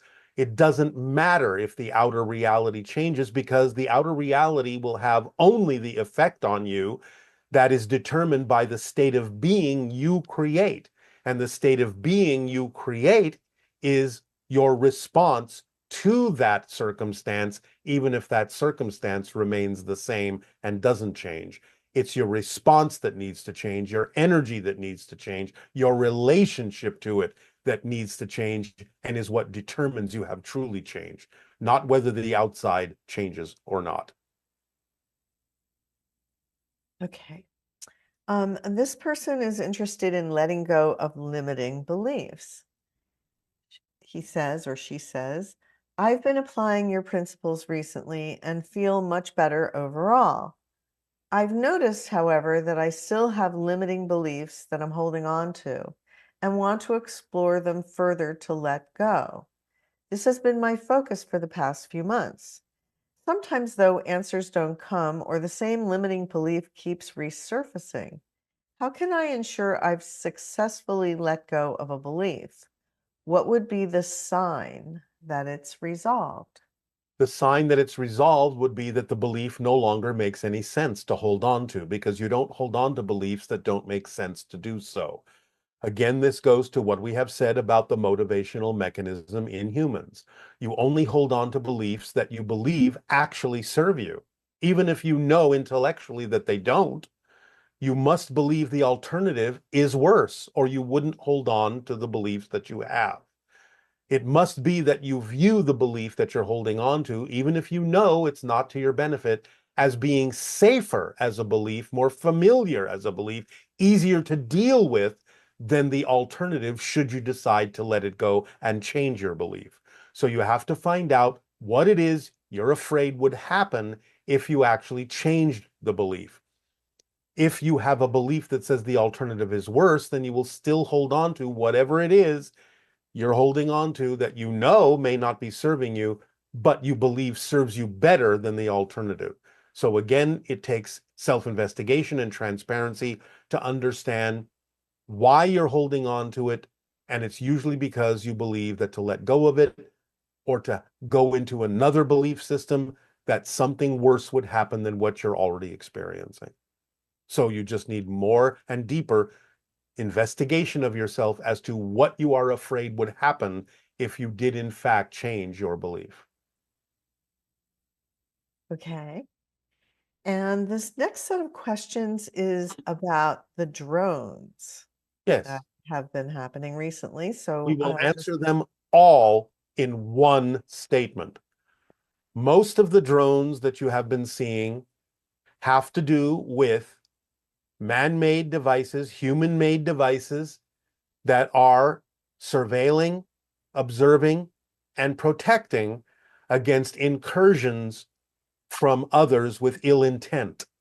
Some of the drones may be extraterrestrial vehicles disguised as drones, but many of the drones, even the ones that are human made, military made, that are involved in this surveillance and observation, may still be being coordinated by extraterrestrial beings in terms of the information that is being gathered by the drones that is important for preventing others of ill intent from doing actions that would be detrimental to many of the societies on your planet. So it's a very complex and involved operation that involves not only your military, but also extraterrestrials on another level to help coordinate information that provides the protection necessary to prevent actions that have ill intent from happening in your world. And that is all we will say at this time. Okay. Well, that's helpful because I'm sure a lot of people are wondering what is going on. That is what is going on. Okay, so moving along here to some additional questions. Here's an individual saying that they did the sacred circuits for 3 months, but they felt no positive changes. I tried talking with them, but received no communication back. I tried looking at them and taking their shapes, and I also tried looking at them while solely functioning on focusing on the energy. I was feeling something from each symbol, and then I noticed that the symbol's energy lasted for a few hours or less, but then it wore off. What is the best way to use the sacred circuits to have impact fully on transformation? It appears that you are only using them energetically and not connecting the changes that they make in your neurological circuitry to the idea of then performing physical actions in service to humanity after you utilize the circuits. That's what they're for. It's not just about sitting there and trying to feel changes in your energy. It's about using the circuits to rearrange the energy paths in your body, the neurological paths in your body, to make you more superconductive, hyperconductive, of higher frequency energies, and then to take the actions that are necessary to act on your passion in service to humanity.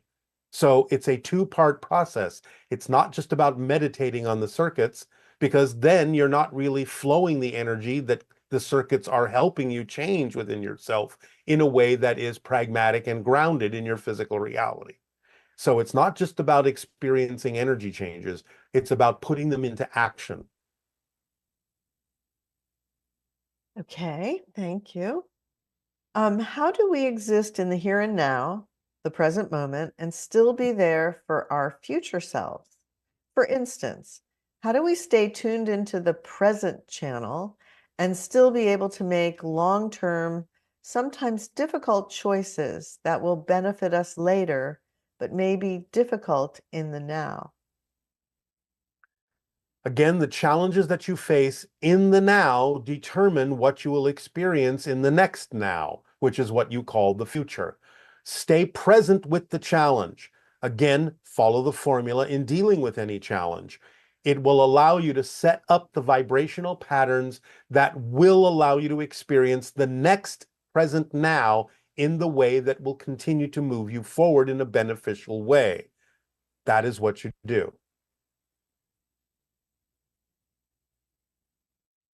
Okay, now this question is about free will. You teach us that we have some free will about how we will live our lives and explore our themes, and have given the analogy that it's like getting to choose how we walk down a hallway.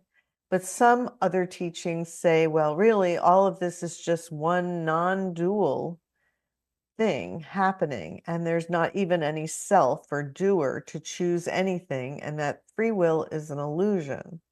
Can you help reconcile this? You have free will as a soul. You have free will as a physical entity. On a certain level, you could say that it is a non-dual experience, but on the physical level, that is not the case. Because you have given yourself the opportunity to have 2 points of view, that of the soul or the higher mind, that of the physical personality, you then have the opportunity to express different forms, different expressions of free will. The free will of the soul that chose the life path, the free will of the physical personality that determines how you will live that life path. So the idea that it is an illusion is true only in the sense that the idea of an illusion is simply another way of saying it's a projection that gives you an opportunity to have a certain kind of an experience. Many people use the word illusion in the sense that for some reason, just because something is an illusion, that it has no meaningful content, that it means nothing. This is not the case. That is one definition of an illusion in a certain context, but it's not the way we're using the word at all. The idea that your physical reality is an illusion doesn't mean it doesn't have the meaning that you give it, and doesn't mean it isn't a worthwhile experience that helps you learn lessons and helps you grow. It simply means it's a technique of consciousness projection that gives you a scenario in which you can learn those lessons and experience that growth and those processes that lead to it. So please do not misunderstand that when we use the term illusion, that doesn't mean it's worthless. That doesn't mean it's negative. That doesn't mean it doesn't serve a function. That's not the way in which we're using the word illusion. Thank you. This question is, has everything there is already been created? So how has everything there is already been created in all dimensions, and we are just experiencing it over and over again? But since we make ourselves forget, it feels like we're playing a new game for the first time? Or is all that isness still constantly expanding? As we have explained, in a sense that is so. But the idea is that the structure, yes, already exists, all of it. It's your relationship to it, your experience of it, and your perspective of it that expands and allows creation to grow. So it's both. The structure already exists and is infinite, but there are certain portions of it that are relevant for your life path, and your relationship, your perspective, and your experience of that structure relative to your life path is what allows you to discover a new perspective of yourself and to grow. It's the way that all that is has of experiencing itself in all the ways that it can. So it already exists as a structure, but it doesn't necessarily already experience itself in all the ways that it can. That never ends, because it's all based on how you decide to experience your relationship to that structure, your experience of that structure, your perspective of that structure that continues to allow all that is to experience new perspectives of itself, new awareness of itself, new expansions of itself within the structure that never changes. Quite amazing. Yes. This individual is asking a question about weight. You've said that our soul comes to Earth to have a particular set of experiences. For instance, it seems to me that my soul wanted to experience being overweight and unhealthy. Now, my human self disagrees with that and really wants to be healthy. Who wins here, the soul or the human body? Is it possible that the soul's desire experience is so strong that the human body can't change it or move to a timeline where the human's preferred experience regardless of how many permission slips the human uses. Usually, when the soul determines a particular kind of experience as a starting point, that usually allows the physical being to use that in order to create a transformational experience to go in a different direction. So the idea may be that there is resistance within your belief system that prevents you from transforming this in order to lose the weight that the soul is giving you as a starting point to have a challenge to face and overcome. It is relatively rare that the soul would choose something in that context, though not impossible, that is impossible to change. And if that is the case, then there is purpose to it that teaches other people some different kind of lesson relevant and relative to their interactions and relationship with you, who is unable to lose that weight. This is very rare, but the idea is that it's not impossible, that the weight needs to be maintained in order to teach other people a lesson in terms of how they relate to people who have that kind of weight. However, it doesn't mean that you cannot change the circumstance if you get in touch with the idea of what that symbol that the soul has chosen represents and what lessons can be learned by others by maintaining it, then you may be able to transform it and yet still create a situation that allows people to change the way in which they relate to people who do have the excessive weight, by forming some kind of an organization that will allow people to learn to look at people like that in a different way, to have compassion and empathy for the challenges that they're facing, and to perhaps help them learn different ways in which they can transform that challenge. So the idea can be used in a variety of ways. It doesn't mean you can't transform it, but it may mean you have to figure out a way to still help people understand the same lesson that maintaining the weight would teach them, if it is for the purpose of other people learning lessons from a person who has the excessive weight. So you can lose the weight if you can still figure out a way to help people learn the same lesson when you don't have the weight. In continuation with that idea, it appears that being of service is some of the highest vibrational states one can be in. Yes. And the idea that humans as personalities prefer to experience positive, fun, exciting experiences of reality. And yet, as part of their soul contract, they may have come in with a willingness to experience great suffering in order to assist others. How do you Yes. reconcile those two perspectives? Because the idea is that what you call suffering can be looked at in a different way, where it can be transformed simply into the energy of the lessons that others need to learn, so that the person experiencing that particular choice of the soul doesn't actually have to experience it as suffering, even though others may perceive it as such. So this requires a great advancement of the energy of that person and the awareness of that consciousness to learn how to still give off the vibration of the lesson that others may need to learn through perceiving them as suffering while they themselves do not suffer. And perhaps an example of that would be what happened with Christopher Reeve when Yes. he portrayed being Superman and Yes. then had that experience that changed his entire existence as a Yes. personality. Yes, that can be some of it. So when something like that gets to a point where it seems inevitable and it's unlikely to change, then it can be seen perhaps as a lesson for others to learn how to relate to it in ways that he may have demonstrated that allow him to overcome what most people would consider to be the limitations of that physical experience.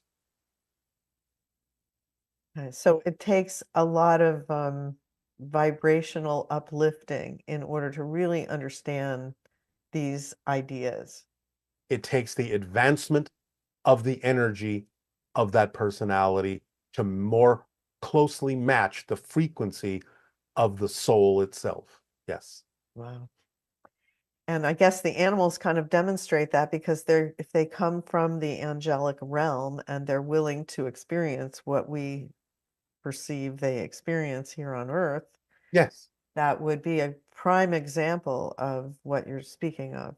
Absolutely, because they allow people to become more sensitive to the idea of what appears to be their suffering, so as to change things in terms of your relationship to the idea of animals, so that you can be more supportive, more loving, and more kind to them, at the same time learning how to do that for yourselves. They are great teachers. Yes. If we are creating our own reality experience, and if things in our world, including you and other spiritual teachers, are part of the illusion of physical reality, how can we trust you or any teachings in the physical world to be accurate and not just more illusions or reflections of our own beliefs or something like that? This is what we said before. Many people on your planet are using the word illusion as if it has absolutely no value, as if it is simply nothingness, as if it is a trick, as if it is a deception. That's not the way we're using the word illusion. The way we use the word illusion is simply a description of the idea that what you're experiencing as a physical reality is a projection of your consciousness. Let me give you.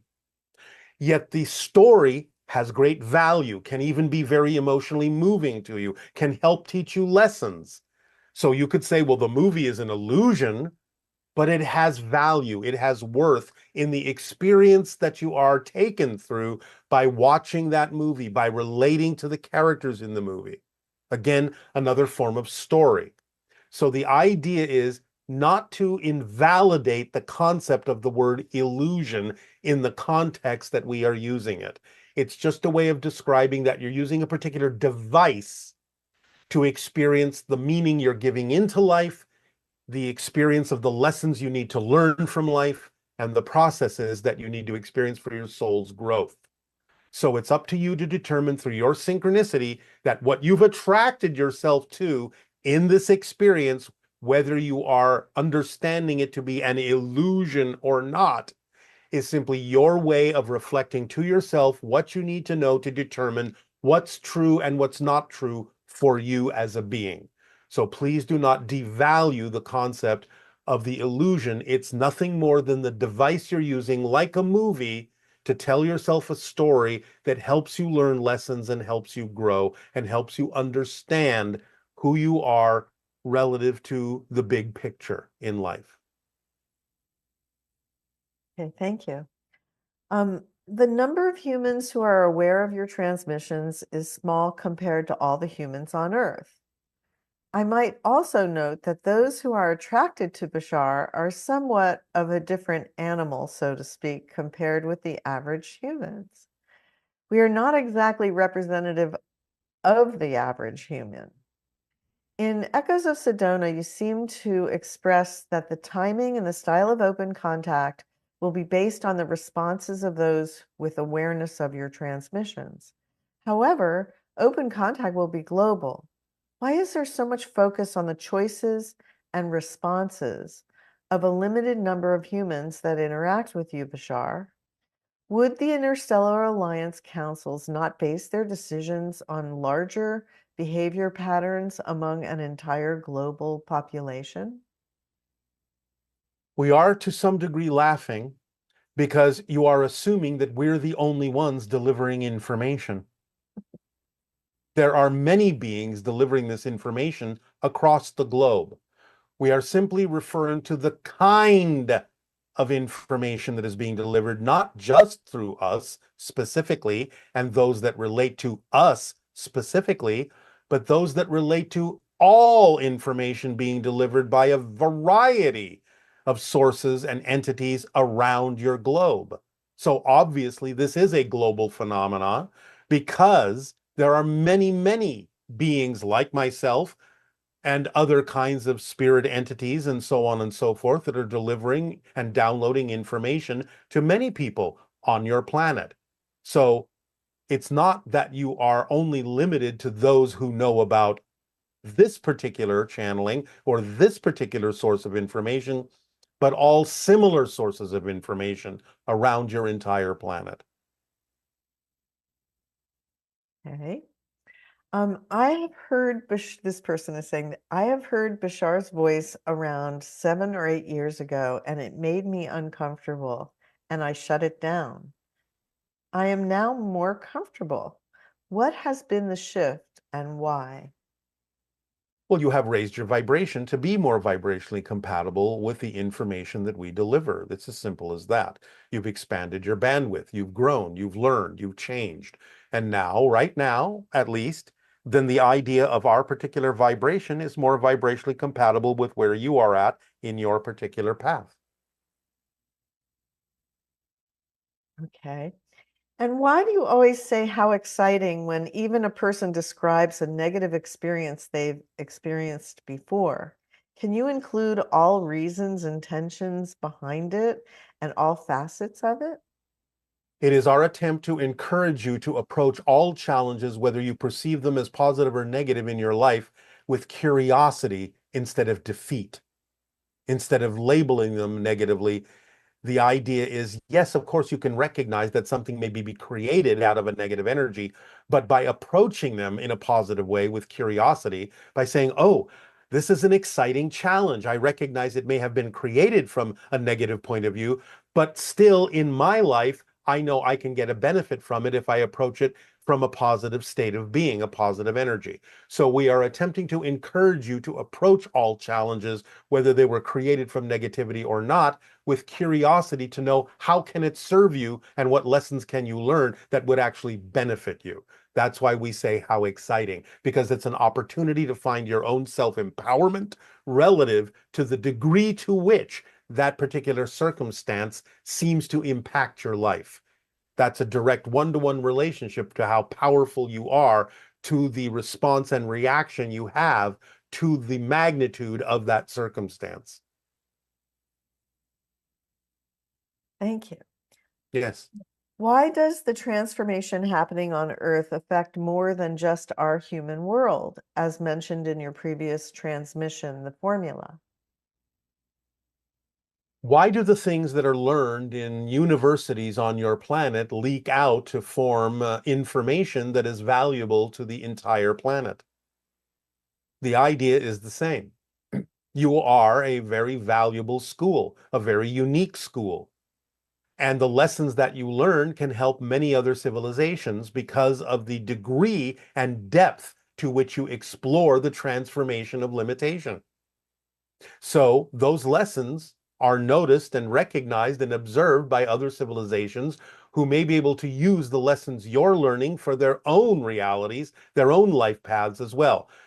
All life paths are intertwined, not just the life paths of all the humans on your planet, but the life paths of all of the extraterrestrial beings that are also engaged with observing your planet.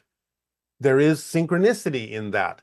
So the idea is we are excited by the concept of what you are learning because it informs the totality of all of the beings that are in some way, shape, or form engaged with what it is you are learning on your planet. Seems that the universe is very focused on learning. On expanding. Yes. That's what learning is. It's Learning is expanding. expanding. Learning is growing. Yes. It's being more of what you actually are as source, experiencing more of what it is to be source, to be all that is. So since Expansion is the natural state of self-awareness. You want to know more about what and who you are. Who am I? It's the question you all ask on an individual basis. But you see, that's the driving engine of all that is. Who am I? So that's why it's just built into the fabric of existence. Yes. The drive to expand, to learn, and Yes. the I'll universe put it is in a linear fashion, in a linear perspective. Again, this does not mean there was a beginning to this, but in order for you to simplify this concept, the idea is once you become self-aware, then the next question is, who am I? What is it that I am? I am that I am, but what does that mean? What is that experience? Who am I? And for all that is, the answer is infinite. So you experience everything, never ends. It never ends. Who am I can have momentary answers for all that is, but none of the answers are ever the end, are never definitive. There's always more because it's infinite. And so that's the natural forward momentum energy that you experience to find out, who am I? How do I grow? How do I expand? What do I need to discover? What am I? Who am I? It never ends. so as human beings, when we experience learning and an aha moment, those kinds of exciting experiences, there's some sort of a serotonin release that Yes. happens that creates a reinforcement of that idea. But Yes. Now that wouldn't be the just imagine a constant stream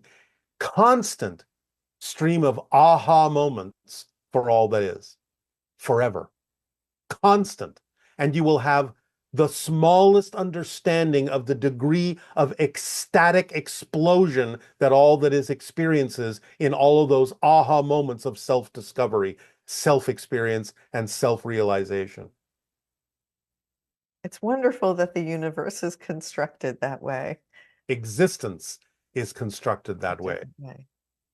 It's really a great gift. It is the nature of all that is. Ah. Let's see, one last question here. You've said that we can change the past because we create the past from the present.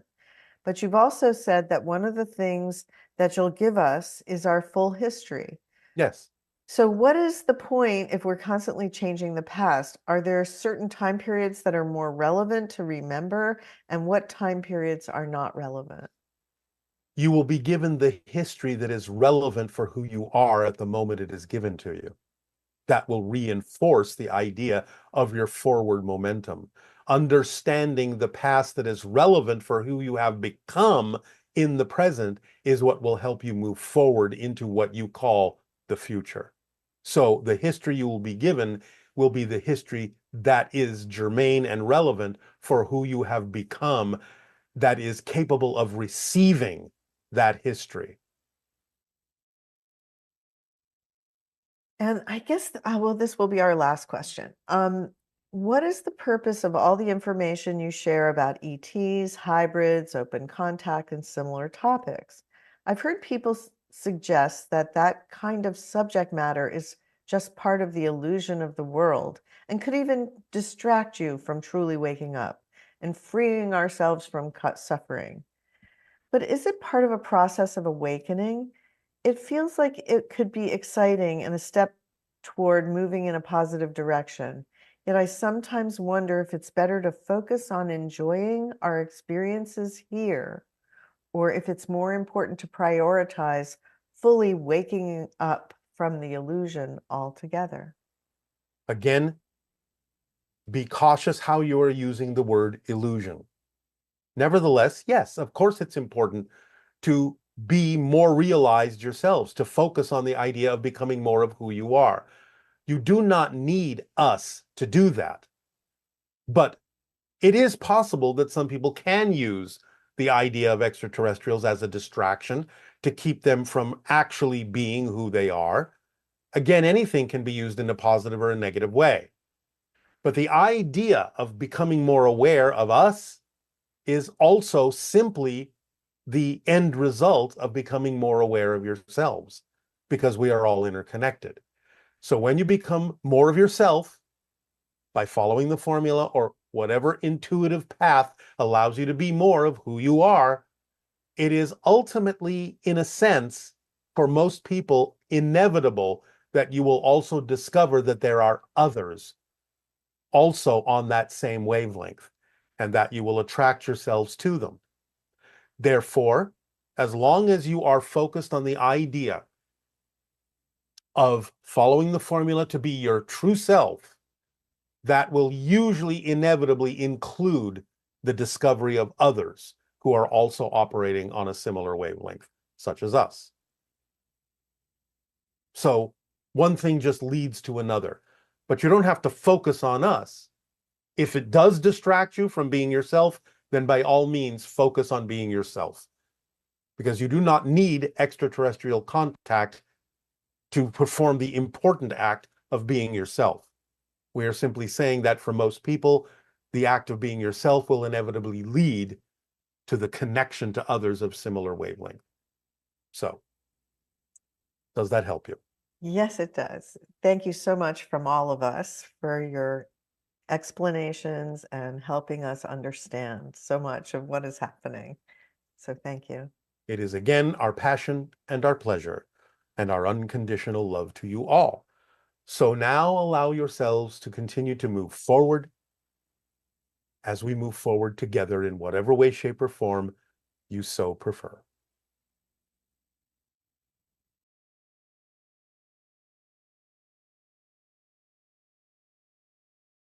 All right, and now we would suggest that you allow yourselves to become relaxed, let go of the cares of the day, and we return your attention to the science experiment that we described in our monologue.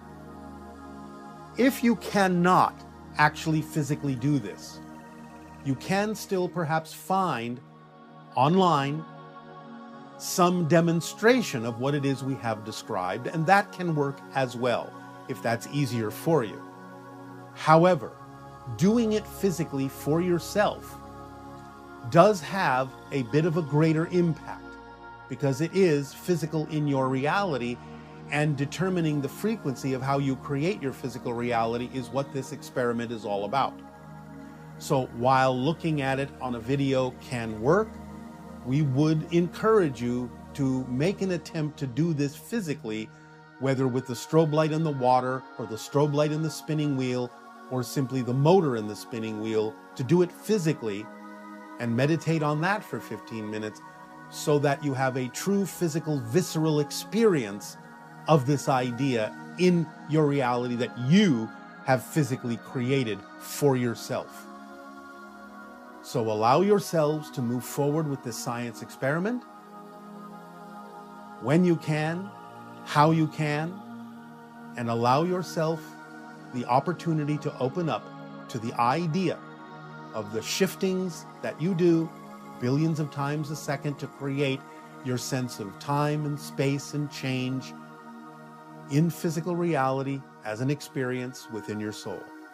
Allow yourself to move forward with this science experiment, and allow yourself to be open to experiencing whatever effects are relevant for you, to allow your soul to expand, to grow, to be more of yourself, even while you are still expressing yourself as a physical being. It will expand your consciousness and begin to allow you to be far more flexible in many events in your life, in a variety of ways, some of which will be very surprising to you, but very enlightening, and a lot of fun as well, as you gain more and more ability to shift your reality in ways that are far more representative of who you truly are in your awakening of yourself to yourself. We thank you for allowing us to share all of this with you today. We invite you to play our unconditional love to you all. In service to you, Aveo. Sweet dreams. Welcome home. Good day.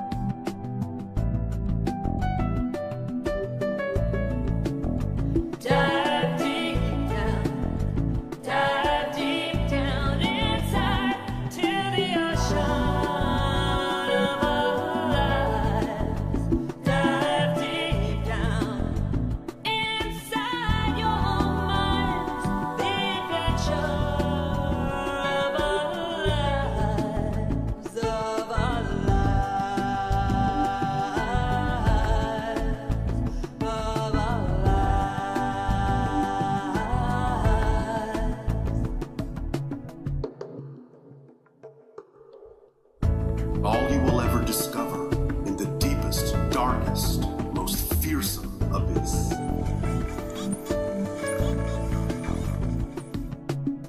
You will discover nothing but more and more and more of yourself.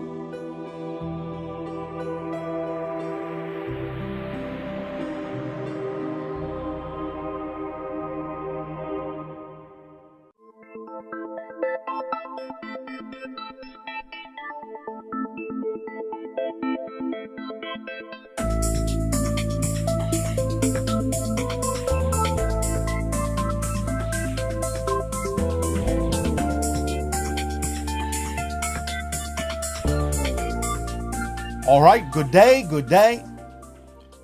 We will now begin the transmission we have titled Breaking News.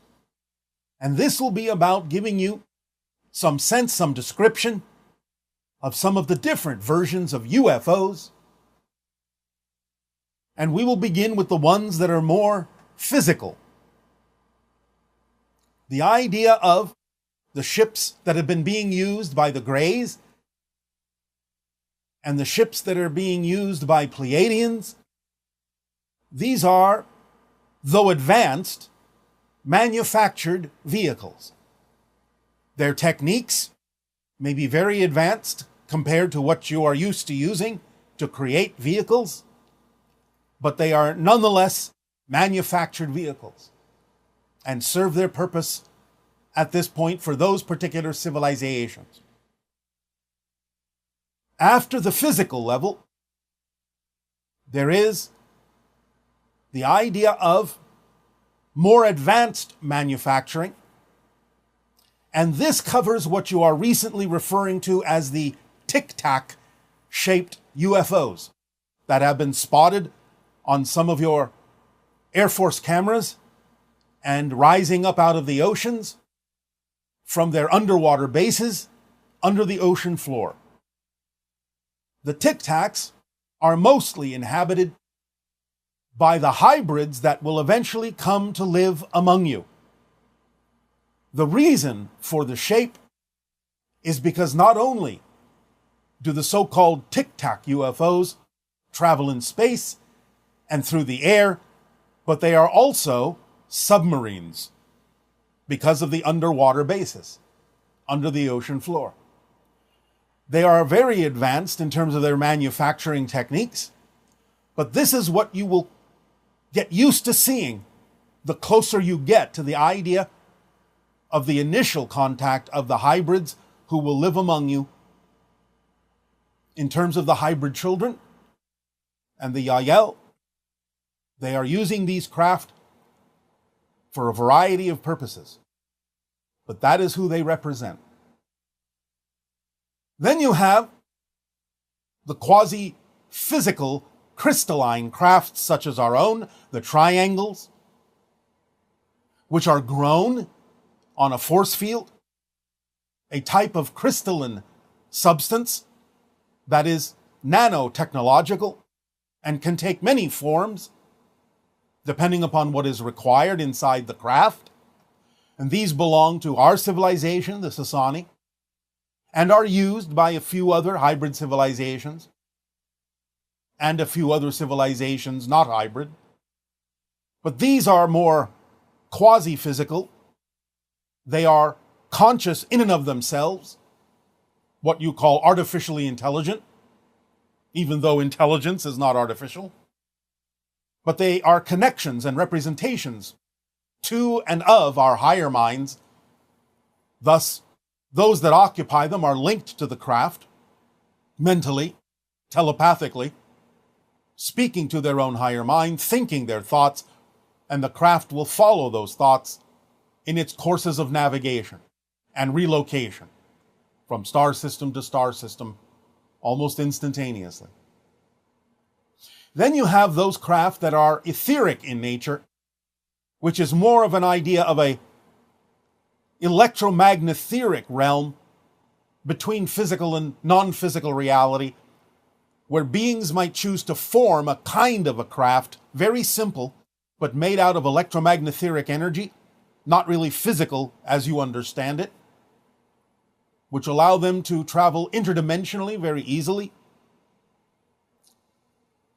So certain beings that inhabit the interdimensional byways between physical and non-physical reality may often represent themselves with these electromagnetheric energy crafts that you will see doing many different kinds of things, exhibiting qualities that you may not quite understand or might wonder how it is possible for a physical craft to do what they're doing.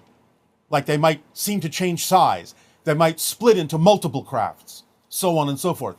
These are not physiological crafts as you know it, but electromagnetheric in nature, almost more like a spirit version of a UFO, or as you are now beginning to call us, UAPs, unidentified aerial phenomena. Nevertheless, they're mostly from the realm of the lower astral and spirit realms that are close in vibration to physical reality, but are not in and of themselves physical. And then finally you have what we might refer to as light craft, which are truly, purely energy, made of light, and you see them now and then, and again, they can come and go, appear and disappear very quickly, can take many forms, many shapes, but are made of light, are not physical in any way, shape, or form, and are more representative of higher levels of consciousness that may wish to observe or enter your dimension of reality temporarily, to take stock, to observe, to notice, to send energy, vibrations. So the idea of these types are what you most commonly will see. And again, as we said, both the triangles and the tic-tacs, as you call them, the submarines, will appear more frequently now, over and over in different locations on your planet, until you get used to us. And the tic-tacs will be the one that carry the hybrid children and the hybrid beings who have underground, underwater bases under the ocean floor. So they are here preparing to live among you and will eventually become much more common in your skies as things unfold, as things progress toward the idea of open contact. So these are the types of UFOs you will be dealing with, and the types of beings within them that you need to know about for the moment. For these will be the types that you will encounter more often than others for now. Eventually there will be other UFOs from other civilizations, but we will address those ideas at another time. So we thank you for allowing us to share this information about these different types of craft who are visiting you, who are interacting with you, and how they will become much more frequent, much more common in the near future. In return for the gift you have given us in allowing us to share this information with you, I ask at this time, in what way may we now be of service to you? You may begin with your questions and dialogues if you wish. Hey Bashar, this is Michael from Israel, and I'm, as usual, happy to talk to you. So, my question has to do with belief systems. There are collective beliefs and personal beliefs that people hold on to and believe are true and manifest those beliefs, those stories into their personal experience and in their personal lives, and they absolutely believe them to be true and real, and it's their story, it's their identity. So my question is, what's the difference between someone who's manifesting their limiting beliefs in their life versus someone who is delusional or someone who the collective would consider to be crazy, even though that crazy person is actually seeing those things in a very real way? That's their reality. So what's the difference between someone who is delusional and someone who is just manifesting their beliefs, not knowing that it's not the actual truth, it's just their personal beliefs that they believe are true, and therefore it's manifest in their life? Thank you and much love. There are those individuals, though they may be rare, who simply have chosen a theme that isn't necessarily part of the collective, though they may need to be in the collective in order to experience it. So they're experiencing a kind of paradox, a kind of polarity theme that they're playing out among a collective, but not agreeing with the collective, and so they are thought to be crazy. Now, a more advanced civilization would understand what they're doing.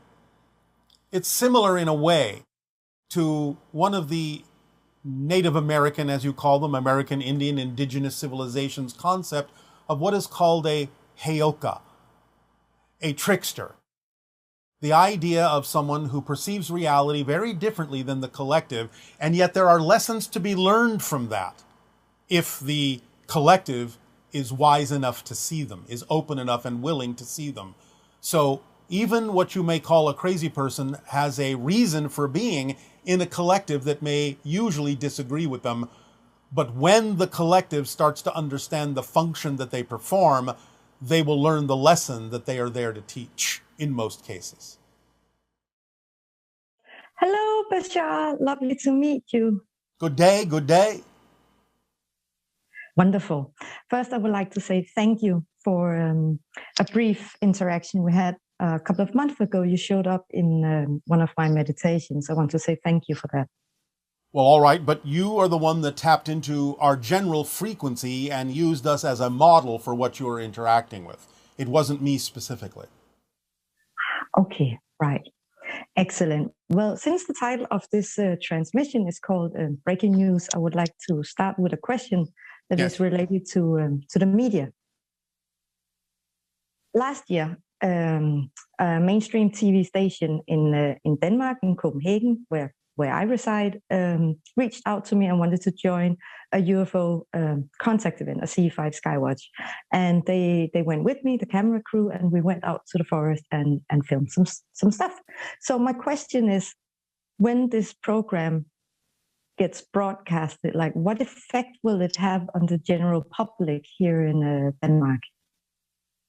Every single time that kind of information is presented to your public, it adds to the layers that will allow your public to begin to accept the reality of our existence more and more and more. So every little bit helps. Every little bit adds to the overall effect of opening up to the idea that open contact with other civilizations, awareness of the existence of other civilizations other than your own, is relatively close at hand. Excellent. So looking forward to that. So we usually do it in a forest just north of Copenhagen, and I have some questions regarding that specific location. We are anchoring the contact energy there, but I would like to know if you can suggest maybe a more ideal place to do UFO contact in Copenhagen or in Denmark in general. Wherever you are attracted to be, that's where you should be. Excellent. You have to rely on your instincts and your own intuition during that process. Great, excellent. So my next question is regarding how the preparers can collaborate more physically with the precursors, and this is very exciting. And I know following the formula, that obviously that will manifest.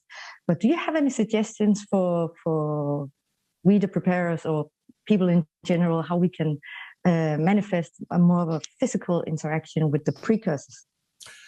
You can begin by being attracted to a particular area in your cities, finding a place that is comfortable to stand or sit for a relatively long period of time, at least an hour, if not more, and just start observing the people passing by. No expectations, no insistences, don't project anything on them. Just let it be evident and obvious if and when a precursor might walk by, might show up, might notice you, and you might notice them in the unusual energy, the unusual physical appearance they may have. But again, don't second guess yourself. It's very similar to the idea of the rule of thumb for observing a UFO. If it isn't obvious that it's a UFO, then it isn't. So if it isn't obvious, really obvious, that it's a precursor, then it's not. But you will know it when you see it. So sitting quietly in a calm state and just putting it out there as an invitation to walk by, to pay attention to one another, to exchange the idea of invitation, will be the first step toward making direct contact with some of the precursors. And do not be surprised if it doesn't happen right away. Days, weeks, months may go by without such a contact. And that's why we say, don't project. Don't come back and say, oh, I saw 3 precursors today. No, you didn't. Because it would be very obvious when you do encounter one, and that will usually be sufficient. For now, single to single contact is going to be the more common form of preparer and precursor exchange. They may not engage you in any dialogue. It'll just be something that exists as an energy between you. It may be very brief, but sitting quietly and sending out the invitation with love, with gentility, with kindness, with openness, will be the first step. And then see what you get. All right? Excellent. Thank you so much. Yes. All right. I will move on to some questions regarding hybrid children. Yes. A year and a half ago, I was told that I had 23 hybrid children. And so a year and a half has gone by, and I'm curious to know if it's still 23 or if I have more hybrid children nowadays. Well, this is the way it works. Again, depending on the amount of genetic material in any hybrid child would be the determiner as to whether you can actually call them yours or not. But genetic material is generally spread among hundreds, if not thousands of hybrids. So the idea that you may have 23 is simply an indication of a higher amount of genetic material in those particular children. So that would remain generally stable. Okay, great. So about 5 years ago, I was in Africa doing some work, and I connected with this lovely little girl, and I had this strong sensation that she was my daughter, or somehow we were related. Are we somehow related on a higher plane, or I don't know, hybridization or something? You may be part of the same soul family, but at the same time, you may have felt the familiarity because she herself may have strong connections to the hybrid children. So she might have acted in a sense as a simulacrum or a symbol or a representation of their energy for you. Wow, amazing, because I simply cannot forget her. I often send her love and lights. And all right. Yeah. That can strengthen your connection to the hybrid children as well by using her as a symbol to make that connection energetically. Great. Okay, so it's not like I'm her mom in some sense. It's not like that. No. Okay. Thank you so much, because that has really been on my mind.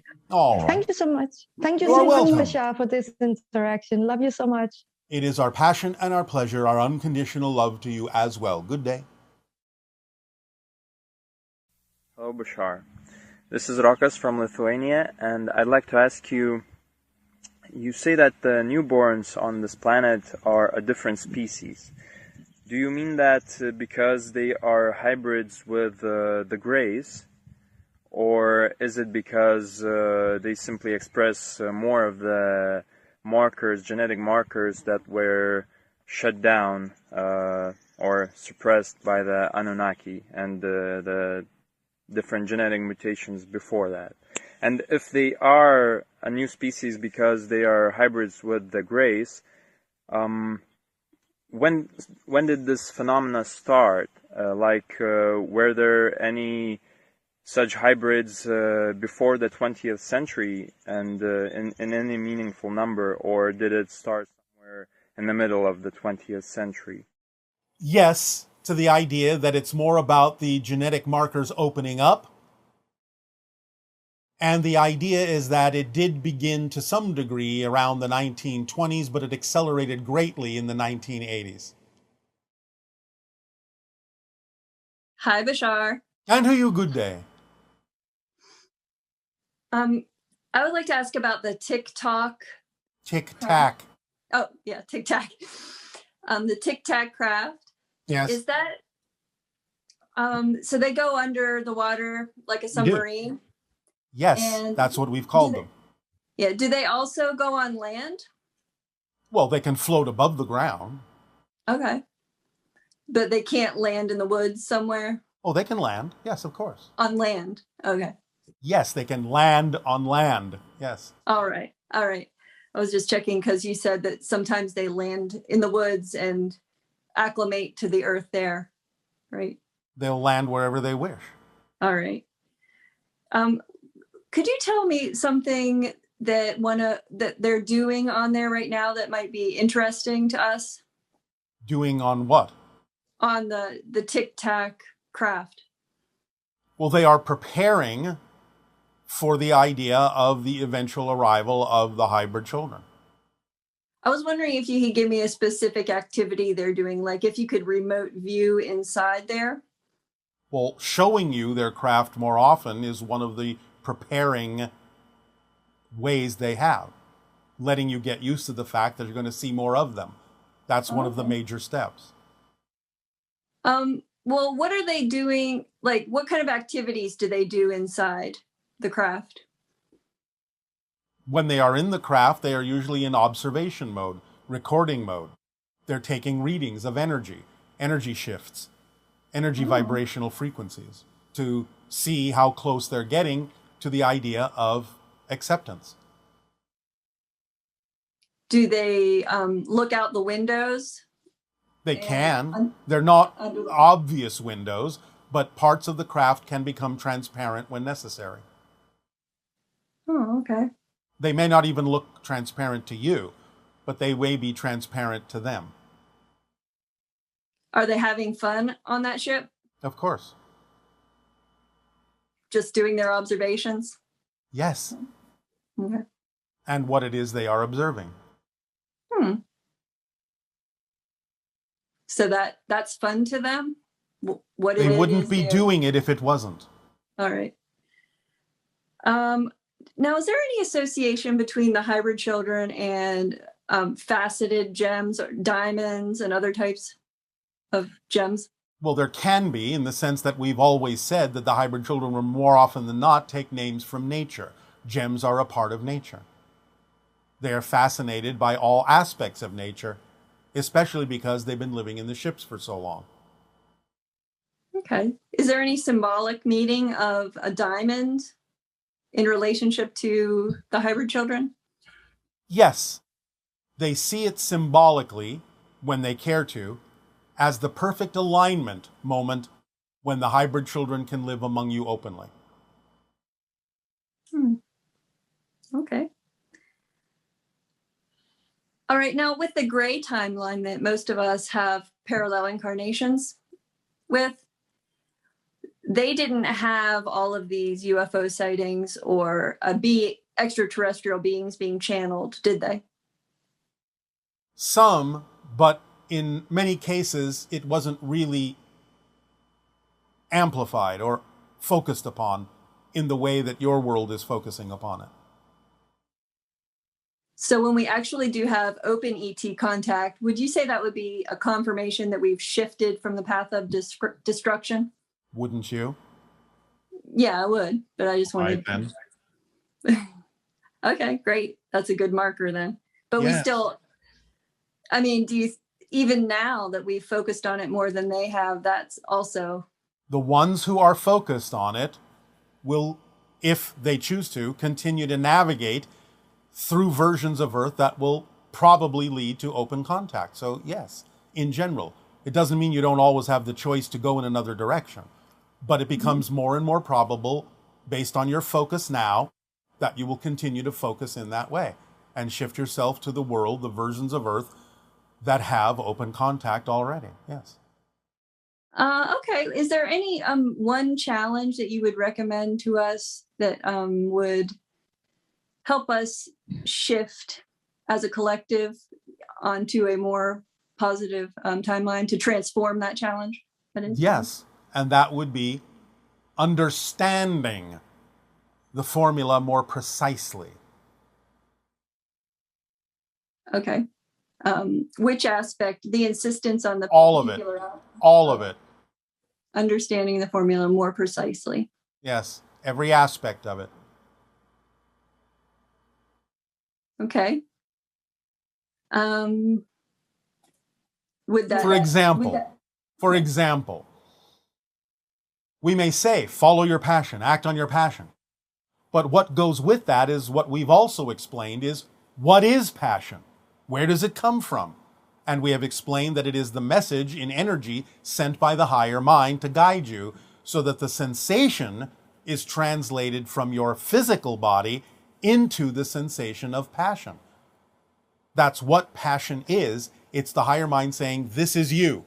This is the next step. This is your path. So it's not only about acting on it, it's about understanding what it is and why it's important. So that understanding, that depth of understanding, and even deeper, must be held in the mind, in the understanding of the being for every single aspect. Why does it work that way? Why is that important? How does it work together as a holistic system? Okay. All those things must be understood multidimensionally in the same moment in order to use it precisely. In other words, it has to be completely within you. It has to be in your behavior. It has to be in your knowingness. It has to be, as you say poetically, in your bones. And that only comes with a deeper understanding of the different aspects. Okay, I think one of the challenges I've noticed in myself and perhaps other people is even before you get to using the formula, it's like discerning what your actual excitement is in each moment. Yes, but again, as we said, it's also understanding that that's not that difficult. It's not about overcomplicating it. It's not about having a giant career or an amazing project all the time. It's about at every moment just acting on the thing that contains even just the smallest amount of excitement or attractiveness or curiosity than any other option, and acting on that next. That's all it takes. And that's why we say you have to have a clear and precise understanding of this. Okay. Well, I will. I look forward to exploring that more. All right. Again. So, all right. Thank you very much for this interaction. Thank you. I love you very much. Our unconditional love to you as well. Good day. Good day.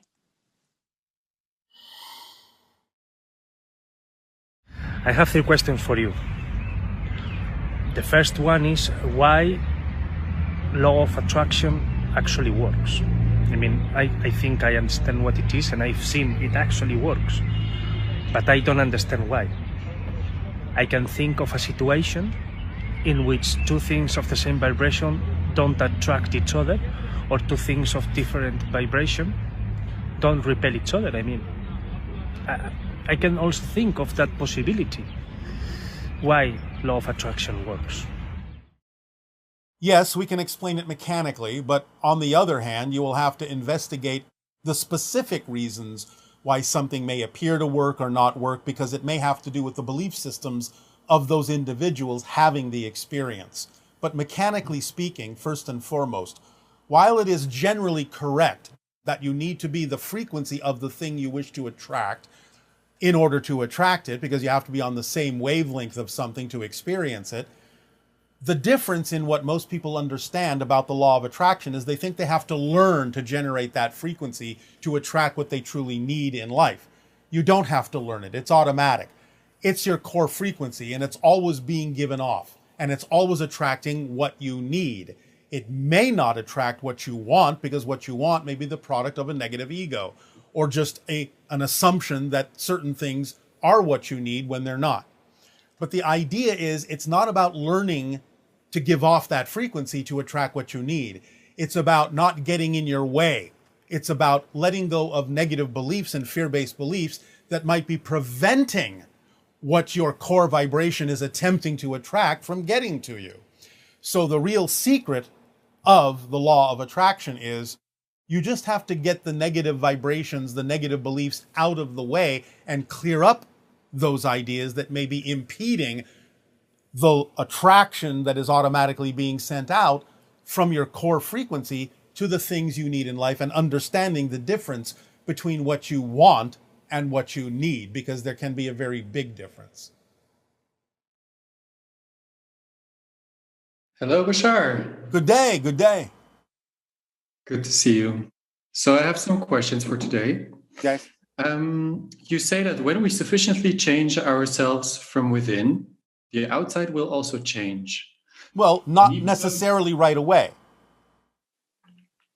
Okay. Because you have time and time lag, and sometimes you may test yourself to demonstrate whether or not you have actually truly changed. Because again, the true measure of change is not whether the outside changes, it's whether you respond differently to it, even if it still looks the same.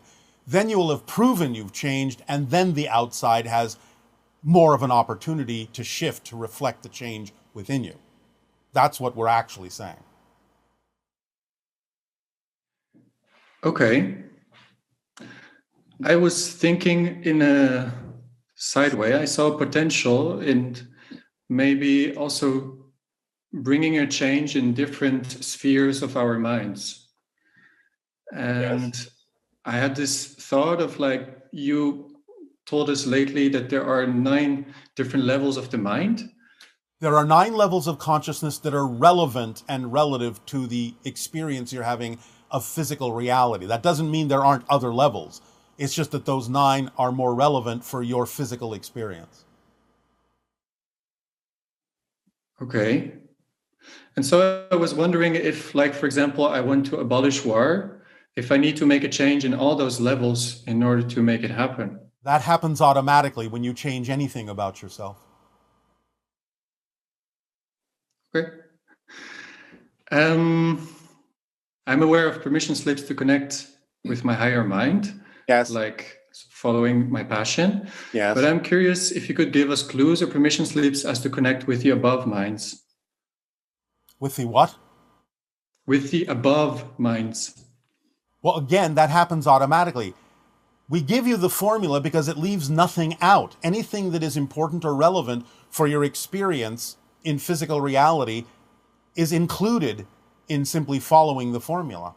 So any change you make on the physical level, when you shift to a different reality, will automatically contain new relationships and new versions of all the different levels. Automatically. That's what being on another level in a new reality actually means. Everything goes with it. So then I was thinking, if the higher mind is guiding all this process, yes, is it then all-knowing? No, it only knows what it needs to know for your experience as a physical person. It knows more than you do, it can connect to more, but only those things, again, that are relevant for your journey in physical reality experience. It doesn't need to know everything. But it knows everything for my physical experience. Yes, that's why it sends you energy messages that your body translates into the sensation you call passion. That's its message saying, this is the next step. This is you. This is your vibration. Follow it. Act on it. That's all it needs to do. But you have to pay attention. So, but it is all-knowing on following the excitement? Is that like the all-knowing circle of the higher mind? It knows what you need, and therefore it will send you the energy vibration that will translate into the sensation of passion to let you know what you need to act on next. Okay. So in the different spheres of the minds, you've talked about the collective minds and the... All right, you keep using the word mind. Consciousness would be a better choice. Okay.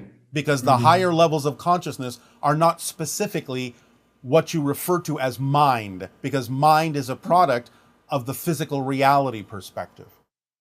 Okay. So the collective conscious and the collective unconscious, yes, you separate them from the oversoul domain. But as I understand the oversoul being a group of souls working together, I was wondering what was the difference?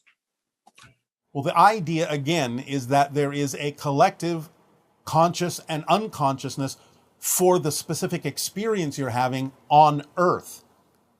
Oversouls can connect in a variety of ways and be specific to the Earth experience, but they can also connect to other civilizations. So for every civilization they choose to connect to or experience a version of themselves in, they will create a whole new projection that functions as a collective consciousness and an unconscious, and so on down the line, for every single new experience that is a different civilization playing a game with different rules. Okay. You talked about the idea that the Greys fusion their minds like a hive mind.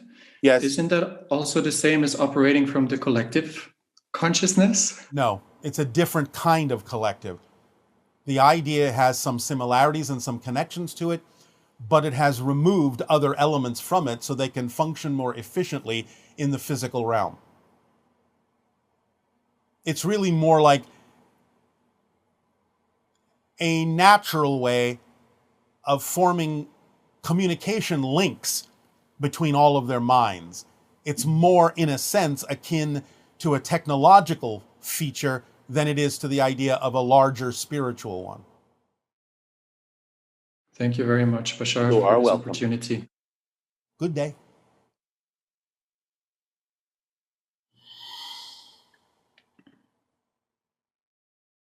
Hello, Bashar. My name is Chris from Nevada City, California, and I was wondering if you could tell us if there are any significant undiscovered planets in our solar system. And if so, when might humanity start to become more aware of them? Thank you. Yes, there are, but they have extremely elliptical orbits that are outside the plane of the ecliptic, and therefore they are very hard to see. So you have to look almost knowing where to look in order to see them, but you'll find them eventually. There are 3 more.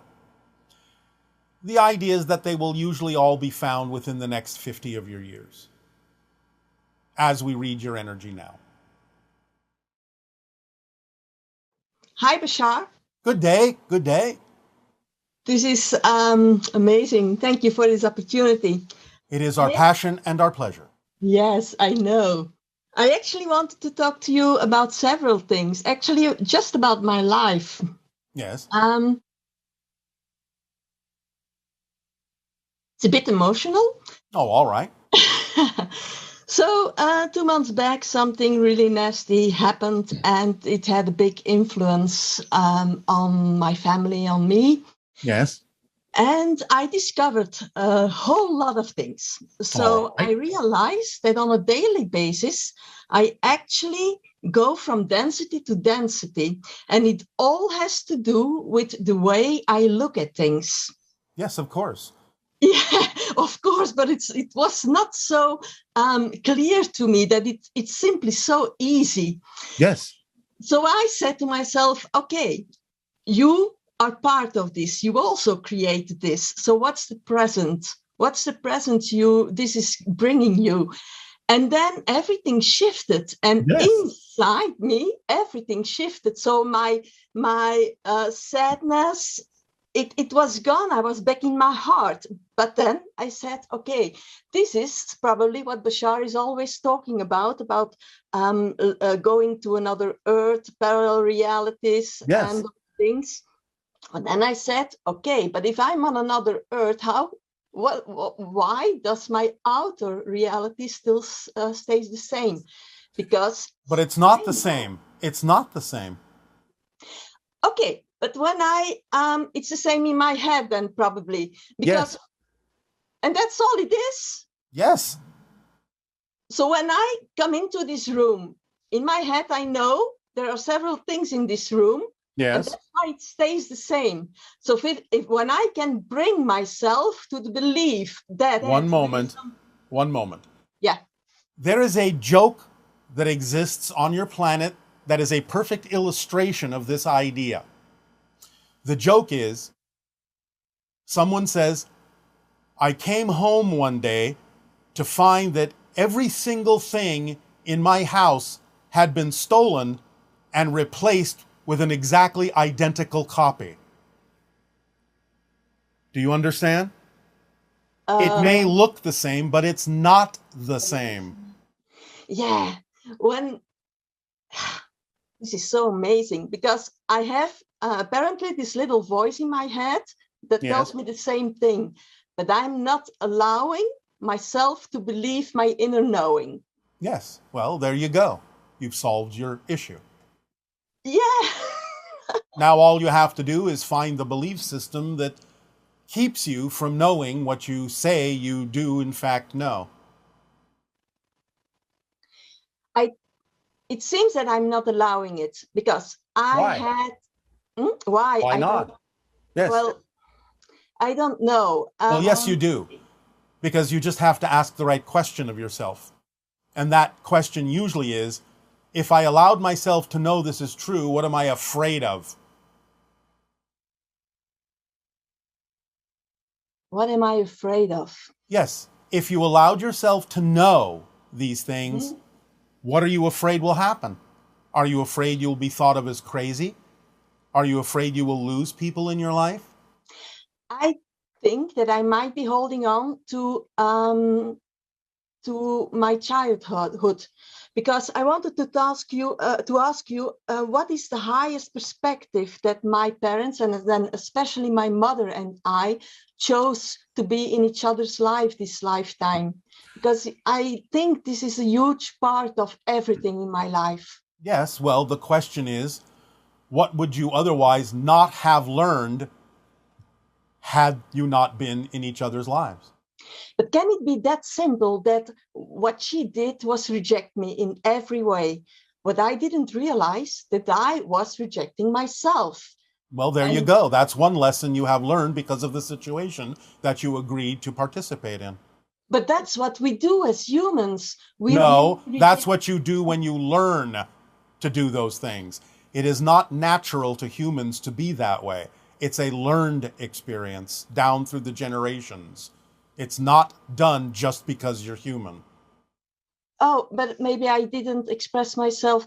How can wait, where was I? The idea that you are talking about is something that certainly has become a habit in human society. What I'm saying is it's not your natural state to reject each other. No, but I have been canceling out this natural state since my childhood. That's the truth. Yes. So you gave yourself something to change, something to transform, something to learn how to transform. Most of you don't understand this. You give yourself certain experiences of darkness so you can learn to transform the darkness into light, because there are much bigger things coming up in the future that you will have to have had the practice transforming those personal things in order to be able to transform larger collective things in the future.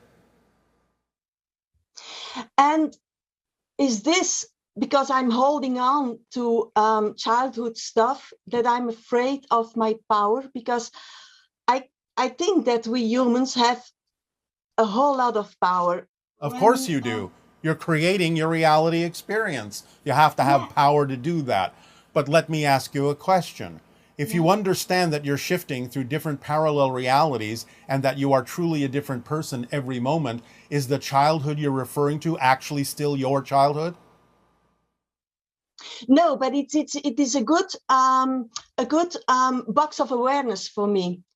Take what works from it and recreate that, but you don't have to take all of it if all of it doesn't work for the person you are now. Yeah. You get to decide. Yeah, I can decide. I can choose. I want two other things, if I may. Quickly. Yes. Cats can come back. That's my experience. One of my cats died, and she came back. It's not exactly. No, she didn't come back. But it's a part of her. The energy connection may be very similar, but it's not the same cat. It's not the same cat. She's not the same, but there were different things. It's a whole story, and we don't really have time. But the cat that you have is reflecting certain similar vibrational frequencies to your other cat for a variety of purposes. One of which would be to recognize that that frequency is back in your life. That's why you think it's the same cat, but it's the same frequency. Yeah, okay. And then the guidance from our body is something that is really fascinating. Yes. So when I'm not willing to stand in my power, I have trouble with my feet and my legs. Would you agree? Yes. So really, that's simple. It is. It's one of the things we have been saying for 38 years on your planet. It's simpler than you think. Thank you for your recognition. Yeah, and it's up to me to really accept it and live it. It is. That's what I'm here to do. It's not up to anyone else. Oh, that's so great, so great, so great. Okay, and when I feel, very last question, when I feel tension in my body, it can be just as simple as part of me that is saying, hey, you're leaving yourself again. Go back to your heart. Yes, you can use it as a guiding mechanism if the tension you're referring to seems to be out of place or out of alignment with who you prefer to be, yes. This is so amazing. So I am really right on. Oh, great. Thank you. This is amazing. Thank you, Bashar. Thank you. Thank you so much. You are welcome. Bye-bye. Bye-bye. Bye-bye. Hello, Bashar. My name is Matias and I'm from Argentina. My question is, recently I've been dreaming about another house, another life I feel. Living in a house I don't recognize, but in some way I do recognize. Going into a supermarket and buying things for a travel with friends I don't know, but somehow I know that they exist. And today I felt how lonely and sad that counterpart feels. What is this? How does this relate to my actual experience, and how can I best help and be helped by the counterparts that I'm connected to? Thank you. As you expand your consciousness, many of you will start to perceive parallel versions of yourselves in other realities. The ones that you may feel need help, need assistance, you can become their mentors. You can send them positive energy. You can inspire them by sending different kinds of thoughts or examples of your own life along the energetic connection you may have to them. And therefore, it may help them brighten their own reality up. For those you feel you can learn something from, you can download information and experience along those energetic connections that you all make to a variety of versions of yourselves in different parallel realities. But being more aware and experiencing more viscerally the different parallel realities is one of the symptoms, shall we say, of the expansion of consciousness at this time.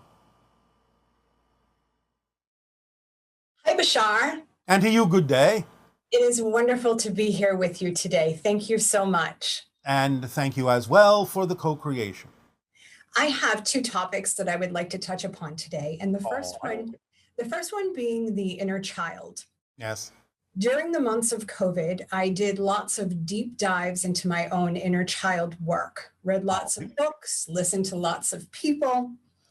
This past March, during your transmission, you touched upon childhood trauma and the inner child. And after that, I needed to put all my work away. I needed to reevaluate, reassess. So my questions to you today are not about recreating childhood trauma in the present moment. It's about the relationship that I feel that I formed speaking to my inner child through dialogue, whether written, verbal, or mental. Yes. So when I would feel emotion, I would recognize whatever I recognize, and then I would turn my attention inward and have a dialogue with what I perceive to be that little girl within me. All right. So my questions for you today are, who was it that who is it that I am really speaking to? What am I actually doing when I am in this practice? And why does it feel so good to acknowledge her insecurities or her fears? Because you can't invalidate any portion of your own consciousness. She is a portion of your consciousness. In the same way, to use a crude analogy, that the child you were in kindergarten is still a piece of you, even though you have grown into an adult. You don't necessarily think like her anymore. You don't act like her anymore, at least not all the time. But the idea is that you have gone beyond her, but you still contain her. So you're speaking to another aspect of your own consciousness. And because you acknowledge it, because you support it, because you listen to it, because you dialogue with that aspect of your being and don't invalidate it, it allows you to operate more as a whole person between all of the different aspects or portions or reflections that exist within you. One phrase we have for this idea is you're experiencing a healthy multiple personality order by doing this. Okay. Does that help? It does help. So this is a good service that I'm offering myself and or my clients by doing this practice of turning my attention inward and dialoguing with an aspect of myself. Yes, if it is your passion to do it that way, then it's absolutely what you need to be doing. Okay. And what about these experts who talk about reclaiming our childhood? What would you say to that? Well, it depends on what they mean by that phrase. So when it comes to inner child work, Yeah. It is going back, revisiting, Yes. and reclaiming parts of the childhood that we did not have, that we were missing, and then reparenting ourselves. That's fine. Whether they know it or not, it's a reference to the idea that as you change yourself, you actually have a different past and therefore a different childhood. So in other words, you can actually make a connection to the idea of a different child within you as the new personality you are now. And that's one version of reclaiming your childhood, creating the version that would work for the person you are now, that would grow into the person you have become now. So different people may mean different things by that phrase, and we can't necessarily attest to the idea that they all think the way we have just described, but nevertheless, that's one way of looking at it. Great. Well, thank you so much, BASHSAR, for answering my questions, and thank you for this beautiful co-creation. Thank you for asking them. Good day. Good day. Hi, BASHSAR. This is Rokas from Lithuania. I'd like to ask you, when we are going to go through the life review, if we choose to do that after death, will we review the history that we remember at the moment of dying, or will we review all the different histories that we have gone through and shifted through our lifetime? Whatever is relevant for the theme you are exploring. It might be what appears to be a single history. It might be a multitude of them. Whatever is relevant for the theme you are exploring and what will advise you best and inform you best for the choices that you will next make. Hey there. Hey, BASHSAR. Good day. Good day. First of all, it's an honor to meet you. Thank you and Daryl for doing all the work that you are doing. Our passion and our pleasure. I have a few topics, so let's just dive right into it. First, I want to ask you questions about more about yourself and the Sasani. Yes. I know that you followed in the footsteps of your father, right, to become a contact specialist. Yes. What drove you to do that, and what other sort of career paths or life paths are available on your planet? Well, many. I am also a sculptor. That's part of my passion, expression. An explorer in general, in pure form. That's also part of my passion. And there are many other kinds of artistic or exploratory endeavors or encounters that can be had. Some people are directly, literally, living among other civilizations that are not our own to learn from them in a variety of ways. In the same way that you might visit a different country and live among the people there to pick up on and understand more clearly their ways of doing things, their expression of creation. There are many things that we can do. Gotcha. So it's all really driven by sort of whatever is exciting, whatever is creative. Whatever is the key frequency of our being at any given moment, yes.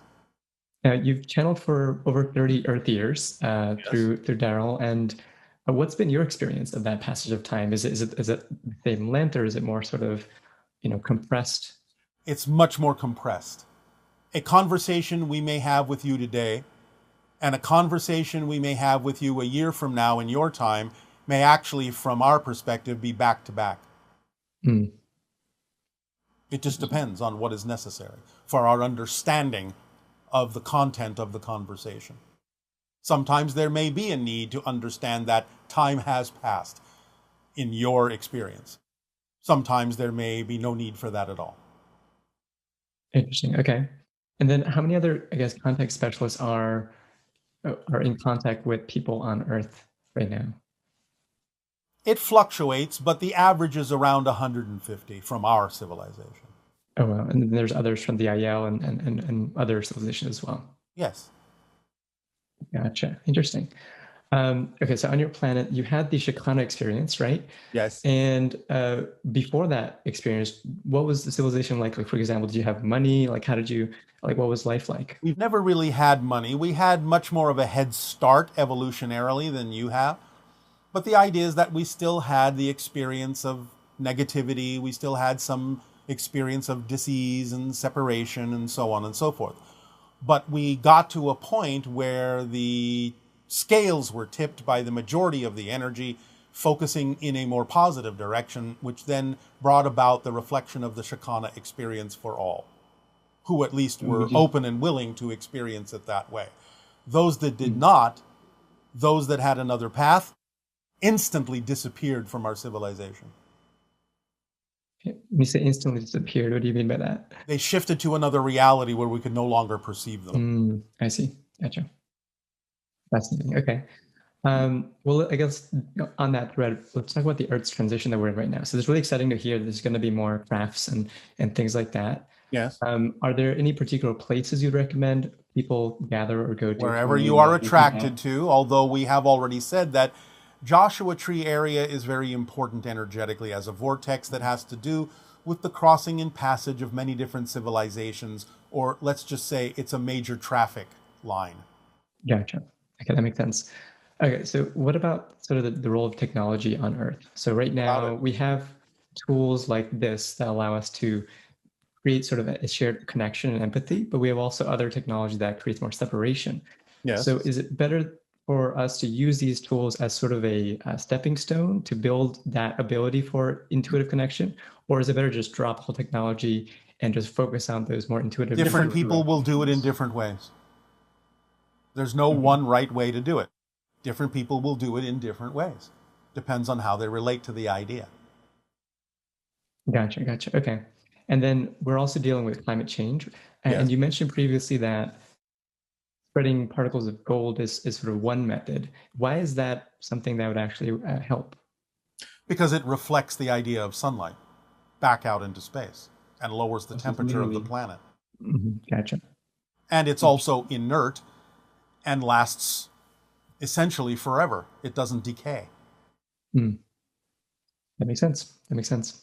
And so is that the same reason that the Anu people originally came to Earth? Yes. Were they also dealing with that sort of similar style of climate change? Even worse. Interesting. Okay, interesting. Okay, so another topic, parallel incarnation. So you've shared that there are souls and then oversouls and then oversouls and so on. Yes. But at the same time, we have the ability to connect to any sort of parallel incarnation that's ever been in existence. That is relevant for you to connect to, not anything. Oh, If interesting. it's not relevant, you won't connect to it, because why should you if it's not relevant?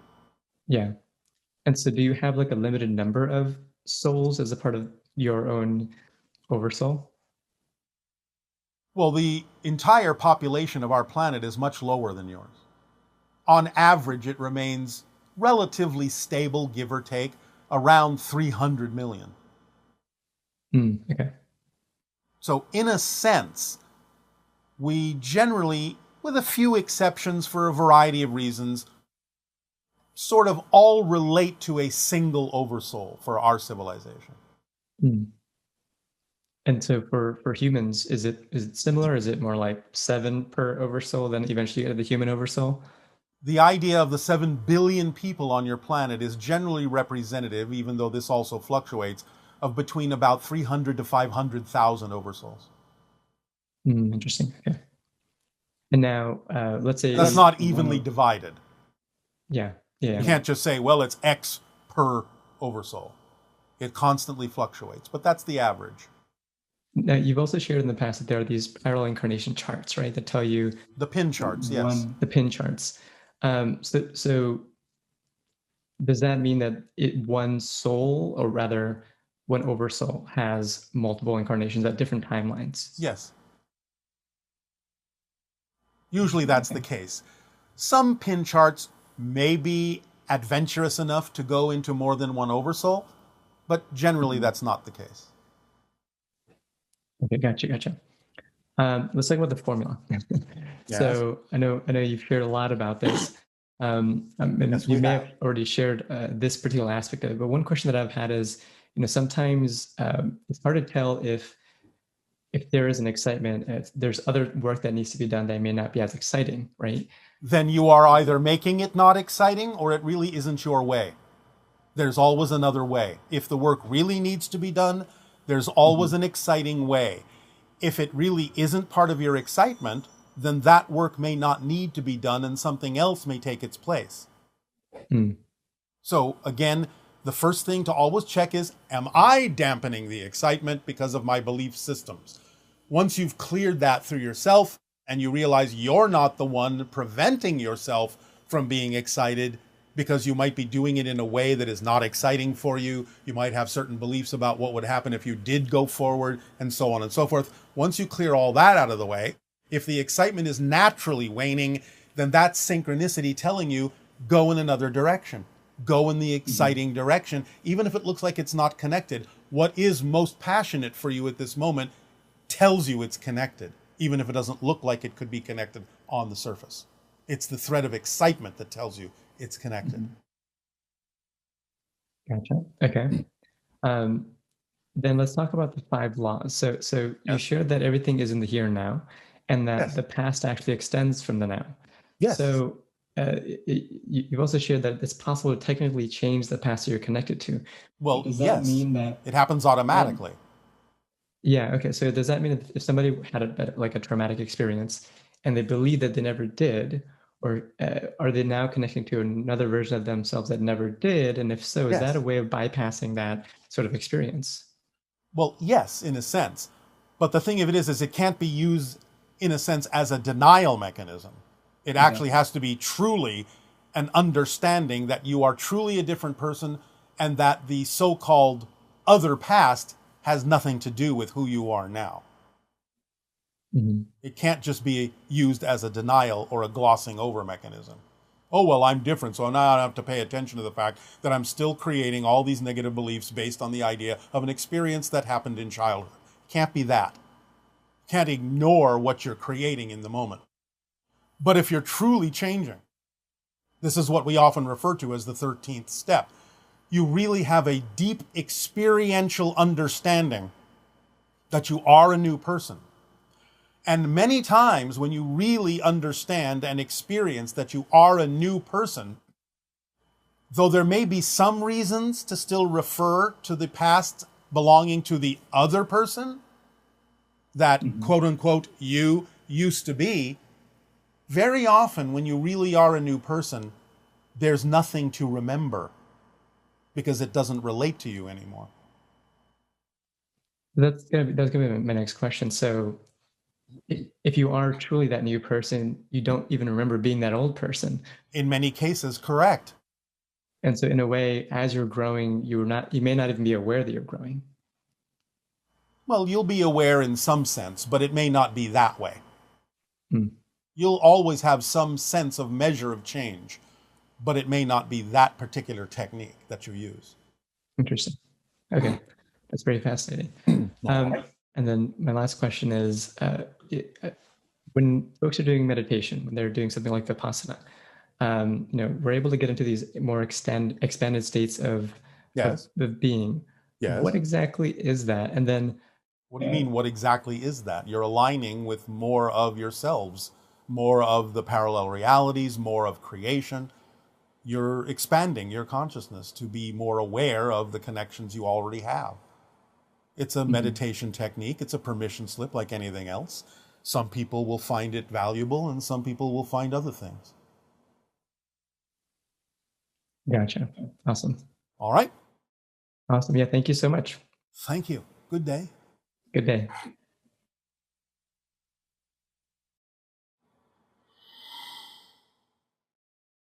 Hello, Bashar. This is Lorena from Slovenia. For the last 4 or 5 months, I've been having interactions with the Mantis beings. And during your last transmission, Tell Them Bashar sent you, I got a download that I shall ask you a question, which is, how exactly am I participating in hybridization agenda?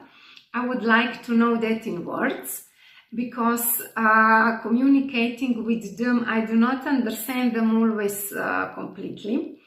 And I would like to know how to be fully of service to those beings and how to be fully of myself.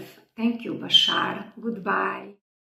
You are serving in the hybridization agenda by having donated genetic material. You're serving in the hybrid agenda by teaching the hybrid children some of the things they need to know when they come to live among humans on Earth.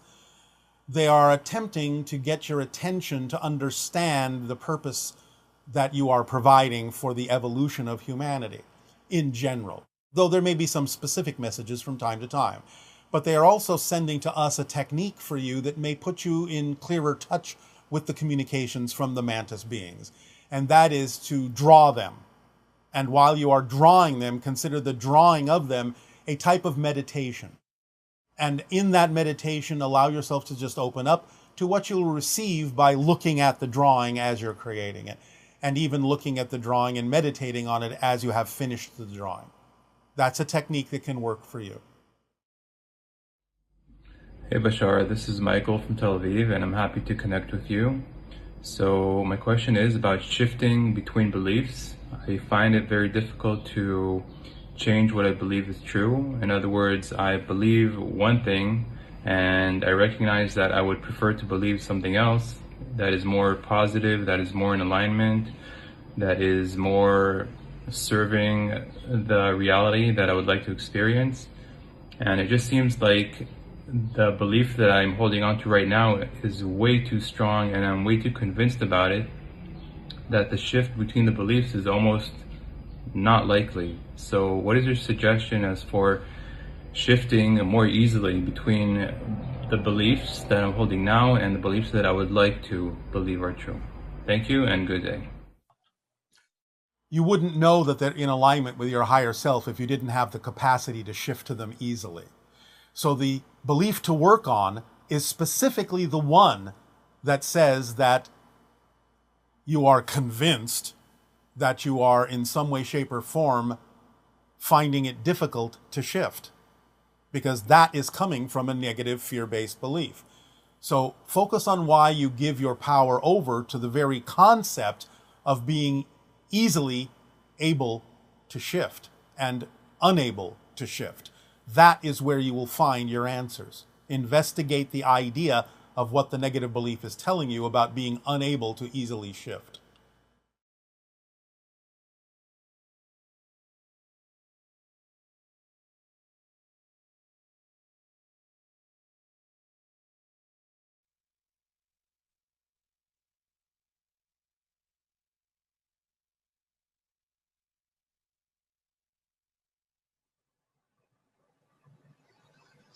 Hello, Tadeo. Nania.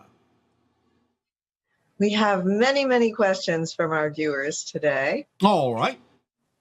The first question is about the idea of things like global conspiracies, shadow government, financial master plans, etc.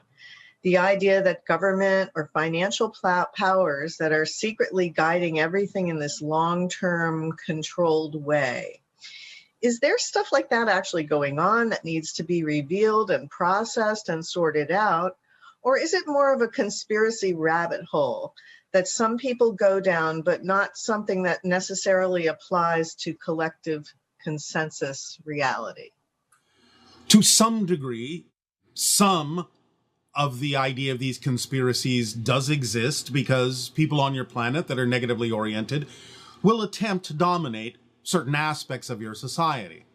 But they are not necessarily to the degree that many people think.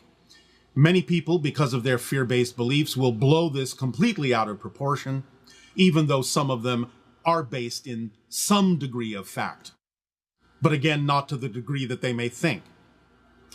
The idea, of course, in general, is that the greatest aspect of any such thing you might call a conspiracy is to get the people to believe that those that are behind the conspiracy actually have more power than they do. That is the first so-called principle of creating domination, is to make people believe that you're more powerful than you are, that you are more far-ranging than you have the capability of being. So if you diminish a lot of the conspiracies anywhere from 1/2 to about 1/3 of what you believe them to be, you will have a little bit more of an accurate assessment of the actual scope of any such endeavor. Although not all conspiracies exist, even though you may be made to believe that they do, but some do. And what is the consequence of choosing to go down a rabbit hole where you focus so intensely on conspiracy theories and become so distrustful of any authority or governmental, body? Well, we would think that would be clear. What you focus on, especially in the fear-based realities, will be what your reality becomes.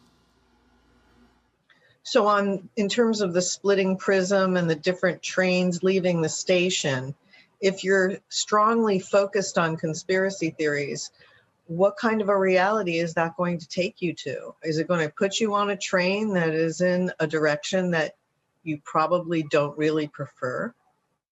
Yes. Okay. And do you have any suggestions for how individuals who have become enmeshed in conspiracy theories can liberate themselves from their fearful perspective? They might be able to be told that they are being manipulated, they are being used, they are being, as you say, conned in many cases, but whether or not they choose to listen to those ideas is completely up to them. It may be possible that people that are too deeply involved in the idea of fear-based theories may not necessarily anymore have the ability to come out of them, but some of them might. It just depends on how they are approached. If they are approached with compassion and love, because they do, perhaps, in their mind, have legitimate fears, but very often the legitimate fears that are being played upon by those that are attempting to manipulate them are not even really what they say the fears are.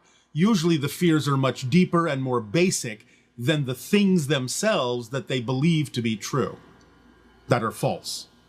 So it actually is about negative and positive beliefs. And sort of the idea that if you have a negative belief that's in your consciousness and you focus on it and you think that you can play with it without getting drawn too deeply into a negative vibration, is that correct, that at some point you will find that it's more and more difficult to escape the negative consequences of a negative belief that you're engaging with? In general, yes. Any strongly held, continuously held belief system will create a kind of momentum or inertia that will make it more challenging eventually to change. That's the nature, again, of the belief, but primarily the negative ones, because the positive beliefs always contain an issue of freedom, an issue of ability to change, whereas the negative ones don't.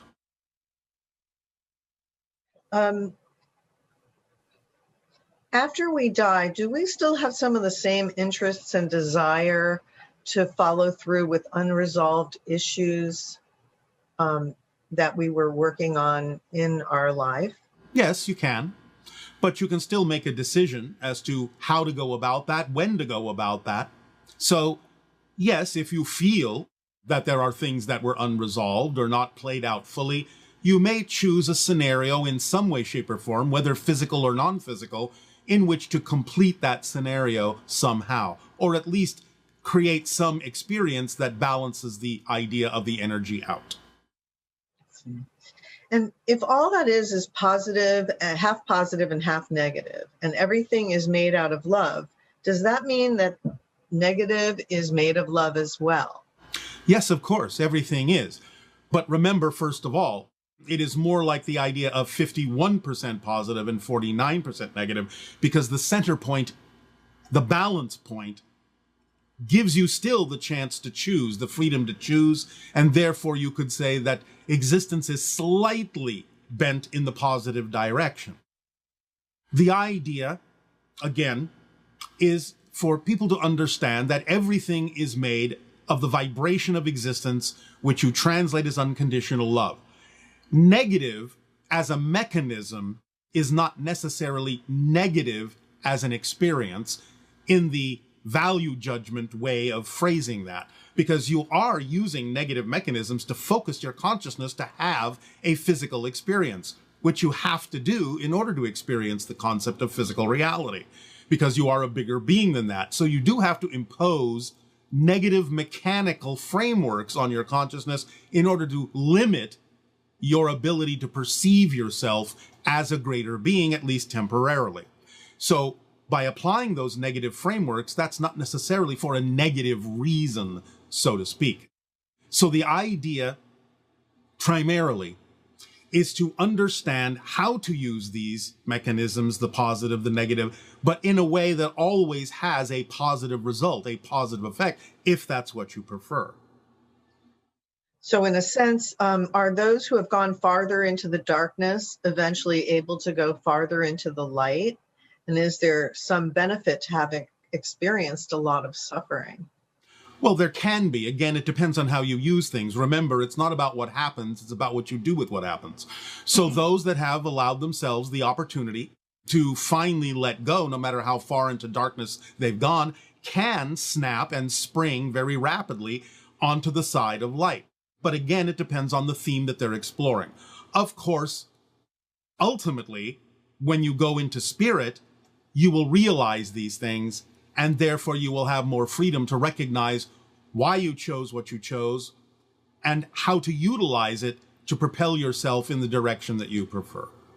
So the things that we're talking about here, not that positive and negative don't exist on every level, but they're experienced very differently as physical reality. And therefore, when you stop being physical, you do have a little bit more insight and a little bit more freedom, a broader range of point of view with which to examine and assess what you did in the physical reality. And therefore, you have more freedom to use it in the way that you prefer to. And you've taught us that in order to clear a negative belief, we have to ask, what would I have to believe is true in order to feel this way? Generally, yes. Or the alternative question, if I did in fact move forward in the way I say I prefer to, what am I afraid will happen? For most people on your planet, that will usually reveal the negative belief.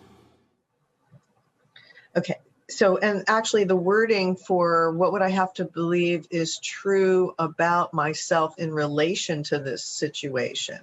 Yes, that's the more precise, that's the more precise way to phrase it. Because it's always in relation to what's going on. So when you ask that question, does it put you in a specific state of mind that allows you to have an answer? Yes, if you're willing to listen. That's why we sometimes suggest the alternative form of the question, because so many of you are so used to the idea of fear that you can use it to your advantage by simply admitting that you're afraid of something if you move forward. It will usually be a quicker and clearer way to recognize what the fear-based belief is, because you're asking for it specifically. What am I afraid of? And if you're honest and willing to listen, the answer will come. So if the question brings the answer of, I don't feel worthy. Yes. What is the antidote to that? Well, again, it's understanding the nature of existence as we have described many times before. If you really, truly were not worthy, you wouldn't exist, because there are no mistakes per se within creation.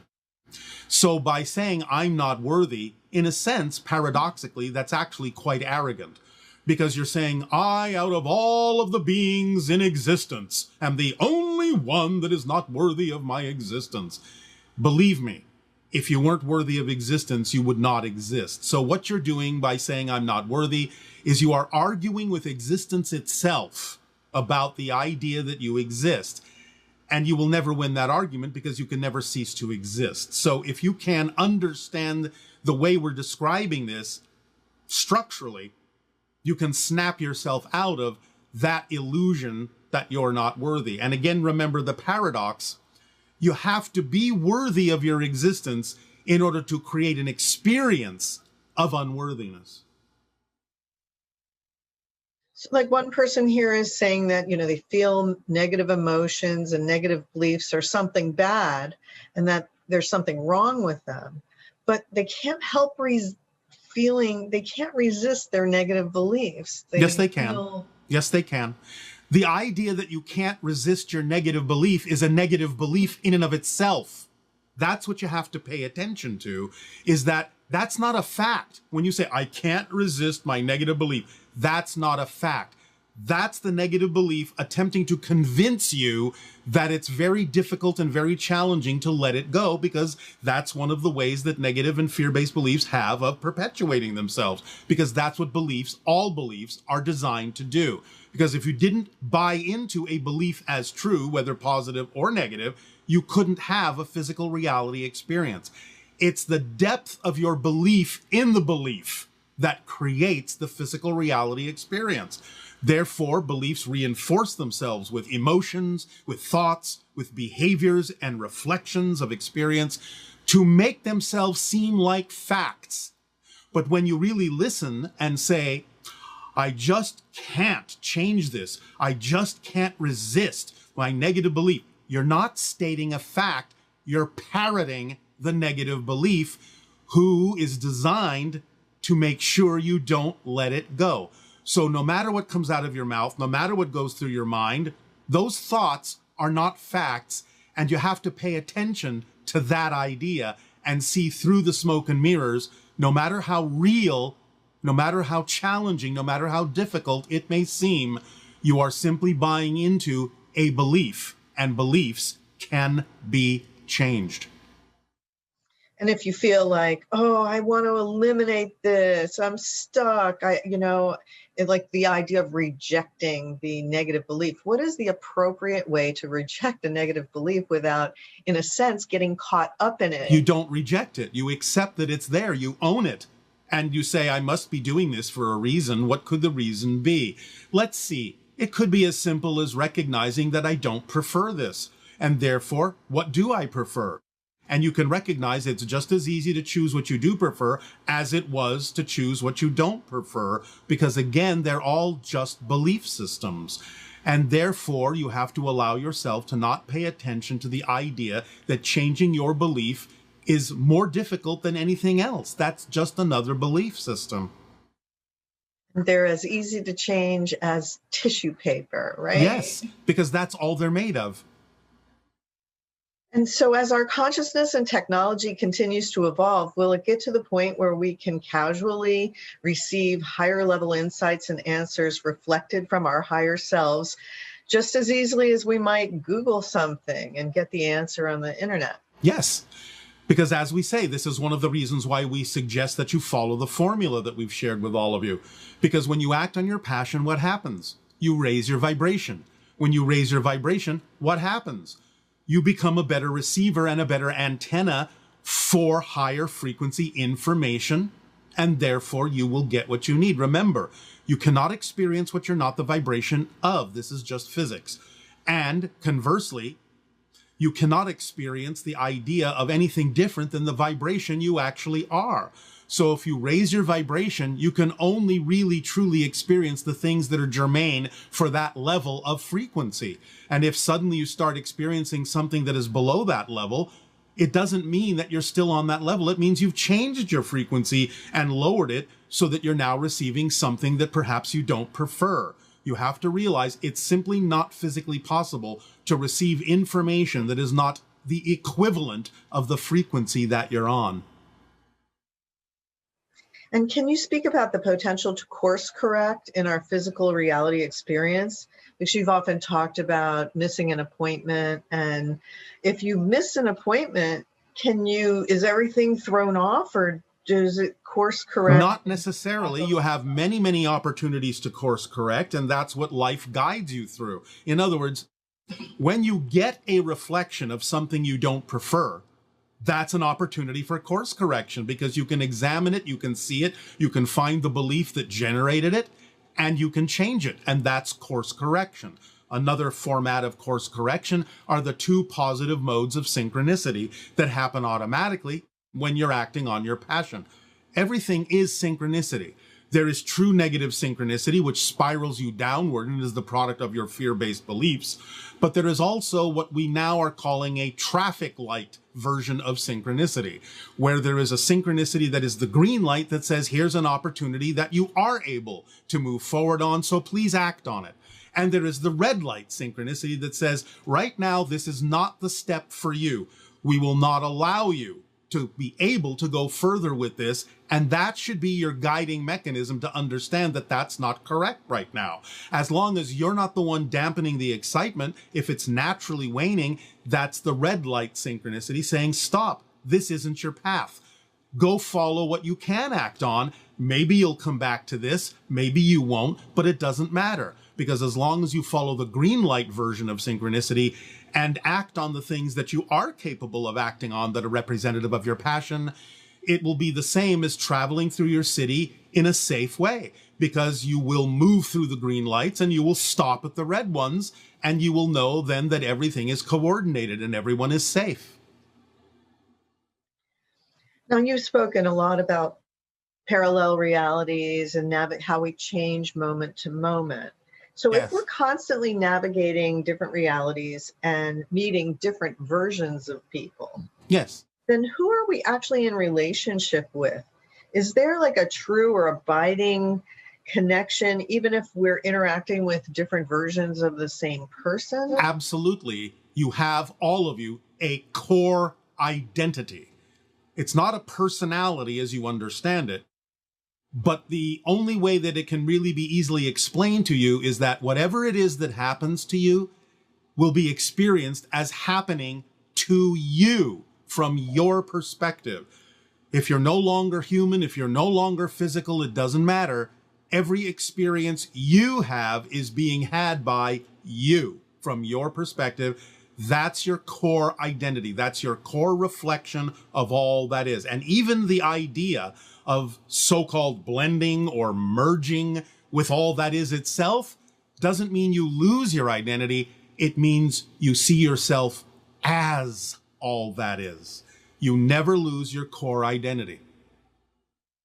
So when we go into spirit and we're interacting with the same consciousness that we experienced as different versions in our earthly experience, how do we see that connection with that particular spirit? Well, you now contain it in much the same way that you still contain the experiences of yourself as a child, even though you are now an adult. So the things you learned in kindergarten, you may have recreated them now in your present to retain whatever you felt was important. But the idea is that you simply are now bigger than that. So the idea of becoming spirit is that you retain everything that's essential and relevant for you, that you prefer to retain and create for yourself moment to moment in spirit, but you're bigger than that. So it's simply a part of you at that point. It's not your entire identity. And if we were to see that being in spirit, when we're in spirit, yes, would they seem significantly different than? Yes, absolutely. Because again, you're exhibiting more of yourself. In much the same way that when a person on your planet, even physically, learns something new, their personality can change. So the idea is that you may still be able to recognize them, or they may make sure you can recognize them, if that's important, with the vibrational frequency of the former self that they still contain, I'll just put it that way. But at the same time, you may recognize that they're now bigger than that. And that would be similar to when someone in your life that you love dies, yes, and you connect with them in spirit. Yes. If they haven't behaved well towards you during their lifetime or whatever, when you actually connect with them when they're in spirit, you get a very different version of that. For the most part, absolutely. Unless there's someone who still has something to work out and they remain in what you call the lower astral and still appear somewhat similar to the way they appeared in physical reality. Generally speaking, people that move forward and move on will be perceived as being somewhat different than what you remember them as being as a physical person, even though you may still be able to recognize them, or they may be still able to project themselves to you in the way that you will recognize them. But you can get a sense that they're bigger than that now, and overall you will get a more overwhelming sense of unconditional love from them, because now they're, in a sense, immersed in it in a conscious way. So that's a really powerful tool for resolving issues that you may have had with someone that passed.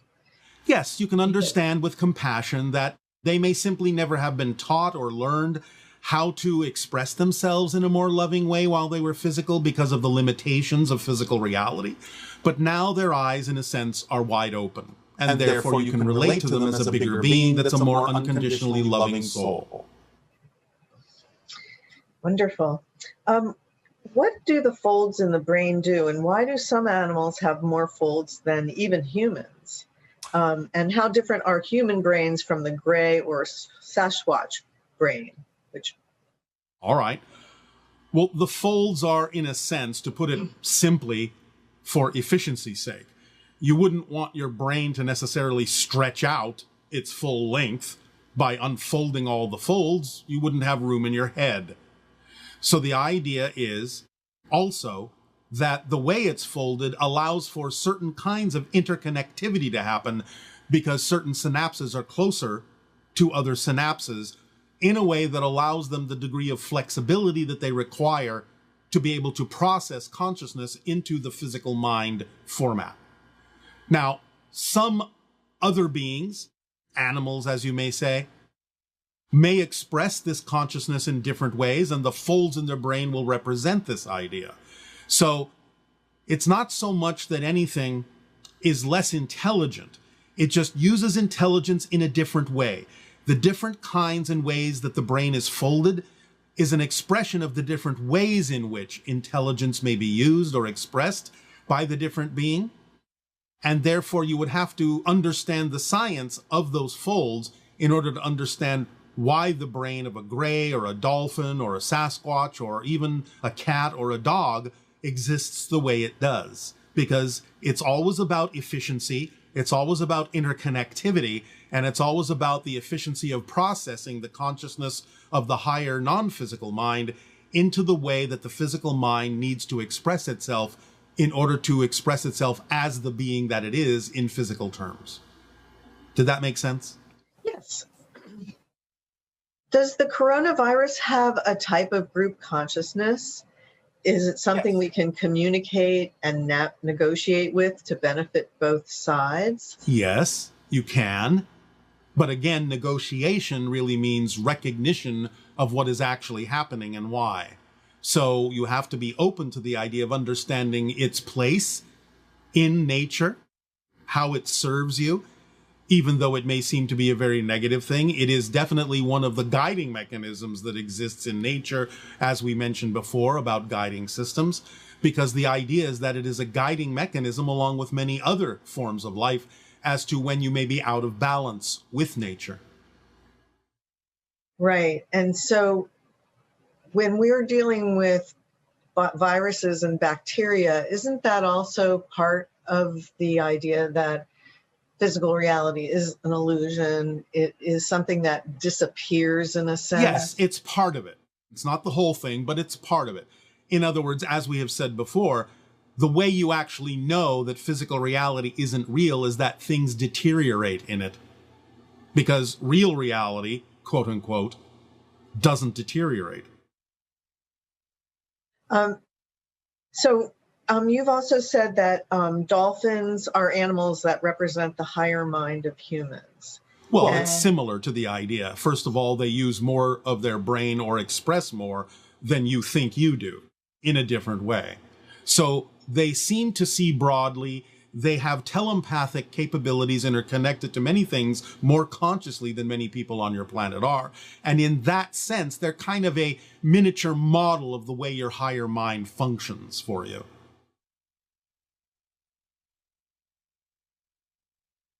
Did that answer your question?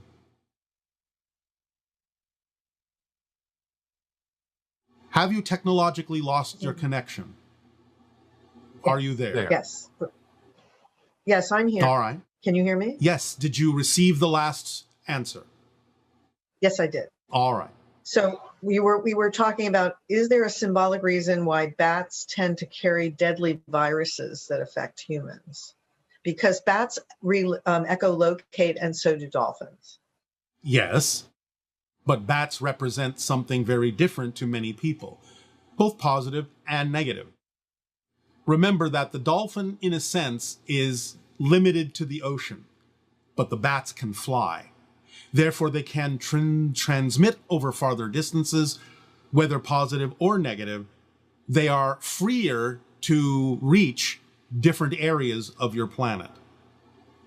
So they carry messages, both positive and negative, depending upon the relationship that a person may have to the idea of the bat.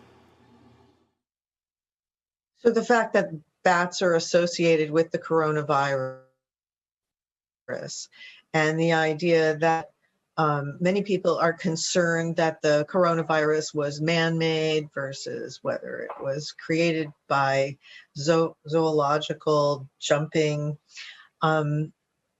is the idea that if you're concerned about how the virus got to us, is that the correct way to focus on this? Or is it better to look at it through a different lens and not be fixated on whether it came from humans or it came from bats? What is the better lesson to learn from the... If you're asking the question that way, then the best lesson is to understand what it represents to you, as we said, that you're out of balance with nature. In that sense, it doesn't really matter how it arrived, because the lesson is the same. You're out of balance with nature. Okay. So we have lots of galactic questions. All right. Okay. So why do UFOs have different shapes and designs? Well, as we said in the monologue, it serves different purposes, and it can be the result of different manufacturing techniques. It can be the result of different frequencies of existence. It can be the result of the different kinds of realities that they travel through. For example, as we said, what you have recently referred to as the tic-tac or lozenge-shaped UFOs that are now being discussed by your military and released by your military into your media are designed that way because not only do they traverse space and air, but they're also submarines. Many of their bases are under the ocean. And therefore the design was chosen to be effective in a similar way to the way you design your submarines, to be less resistant a shape in different formats, different media. Can you tell us more about the different shapes that are related to different species? Well, there are the typical saucers of the Greys and the different kinds of saucers of beings like the Pleiadians. Ours, being triangular, are grown like a crystal, and therefore they take on some of the attributes that occur when crystals grow. The idea also, of course, of those that are less physical are able to be more flexible in terms of interdimensional beings that can create a temporary form of ship that you may see as a light that can change shape or split into many parts and so on and so forth, exhibiting more quasi-physical or less physical attributes. So it just really depends on what reality they exist in as to what you usually see as their vehicle that is relevant for them to travel in. And one person was saying how they showed their 4- and 6-year-old a picture of you, and they said it looked kind of creepy because the eyes were so dark, but I'm not sure if they were seeing actually a picture of a hybrid, because a hybrid has whites in their eyes. Yes, although our pupils are so large, sometimes you may not be completely aware of the fact, but nevertheless, there are versions of hybrids that do have all black eyes. And then the kids said, oh, after a while they thought, well, they look kind of cute. So, do you We think so. What? We think so.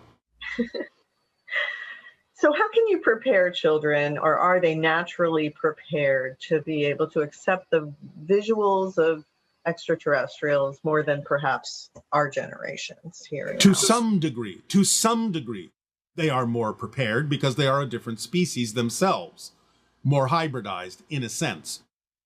But it is also up to the adults to make sure they're not taught to be afraid. Right. More information that comes out is an opportunity to educate children into the reality of what's going on, that they're not alone, there are other extraterrestrial species that exist, and to allow them to get used to that idea growing up will prepare them better than the last generation. What about resistance from mainstream religion to the idea that humans are hybrids and that they were created through ET DNA manipulation and not created per se by God? Well, everything still comes from source. These concepts, when you really get down to it, don't really contradict each other. In the same way that if you have a child, you created the child, but the child is also from source, from God, if you want to use that term. So these concepts are not necessarily mutually exclusive. You just have to understand them from a different perspective or a different framework and give them their due at the level in which they exist. Because the existence of extraterrestrials and the hybridization of humanity is simply one of the ways that exists within God, if you want to use that term, for things to evolve. People may talk about the idea of the so-called difference between evolution and intelligent design, but really, in a sense, evolution is an intelligent design. So these things are not necessarily contradictory. If you look at them from a more neutral and balanced perspective, you'll figure out a way in which they paradoxically actually come from the same center source. And I guess genetic manipulation is a way that intelligent creation actually uses. Like they use us as tool, not they. Well, no. It's Remember that on a different level, you've agreed to this form of transformation because it's part of the Earth's evolution in becoming the 6th hybrid race. You all jumped on that ride, whether you remember it or not. right. Can you tell us more about the role that AI is going to play in our future? I think, did you ever say that you were partially artificial intelligence? Or? I am not, but we use artificial intelligence, although again, that's not exactly how we would frame it, because intelligence is not artificial. But the idea that we understand you may create what appears to be an artificial device through which to communicate with higher intelligence, that's more the way we would frame our experience of it. Because again, As an example, our spacecraft are representative of a physicalized form of our own higher minds, and we communicate telepathically with it because we are already connected. You will discover the same thing as best as we can perceive in your energy, because when you create a device through which real consciousness and real intelligence can express itself, the intelligence of the higher mind and the cosmos, you will realize eventually that you are in fact talking to your higher mind and talking to the intelligence of existence. So it's really just about creating a device that's sophisticated enough to allow the intelligence to express itself in a way that makes sense to you. And the orbs that surround your planet. Yes. They help stabilize the idea of the momentum that we have created to make it even more challenging to not be capable of choosing something that does not serve us.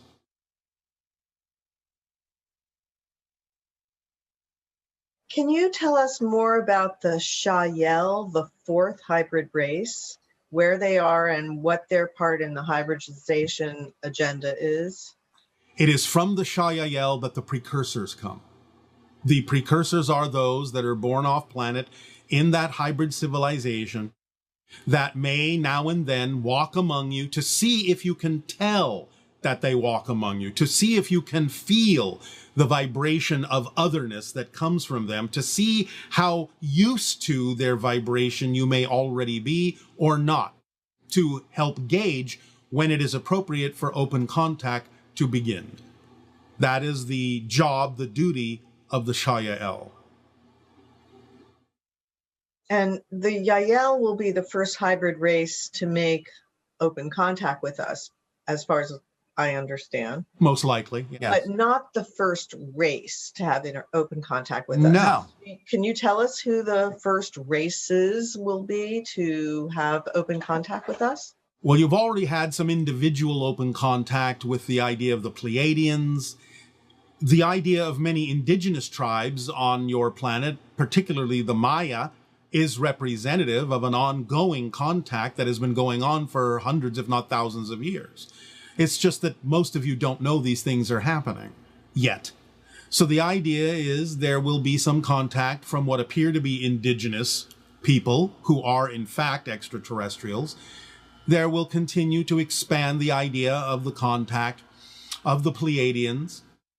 There will be the expansion, eventually, of the hybrid children that will live among you.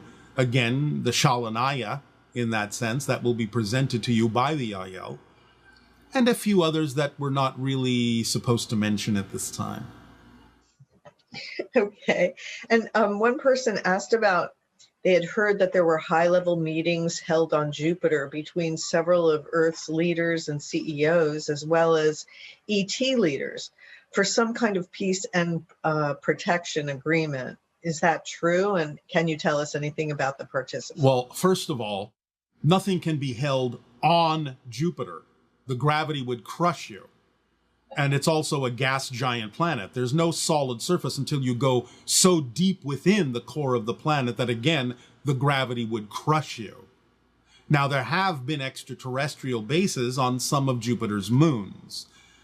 There have been some sporadic communications that have been received by humanity on Earth from those that have established bases on the moons of Jupiter, and some of that did involve the idea of exploring open engagement.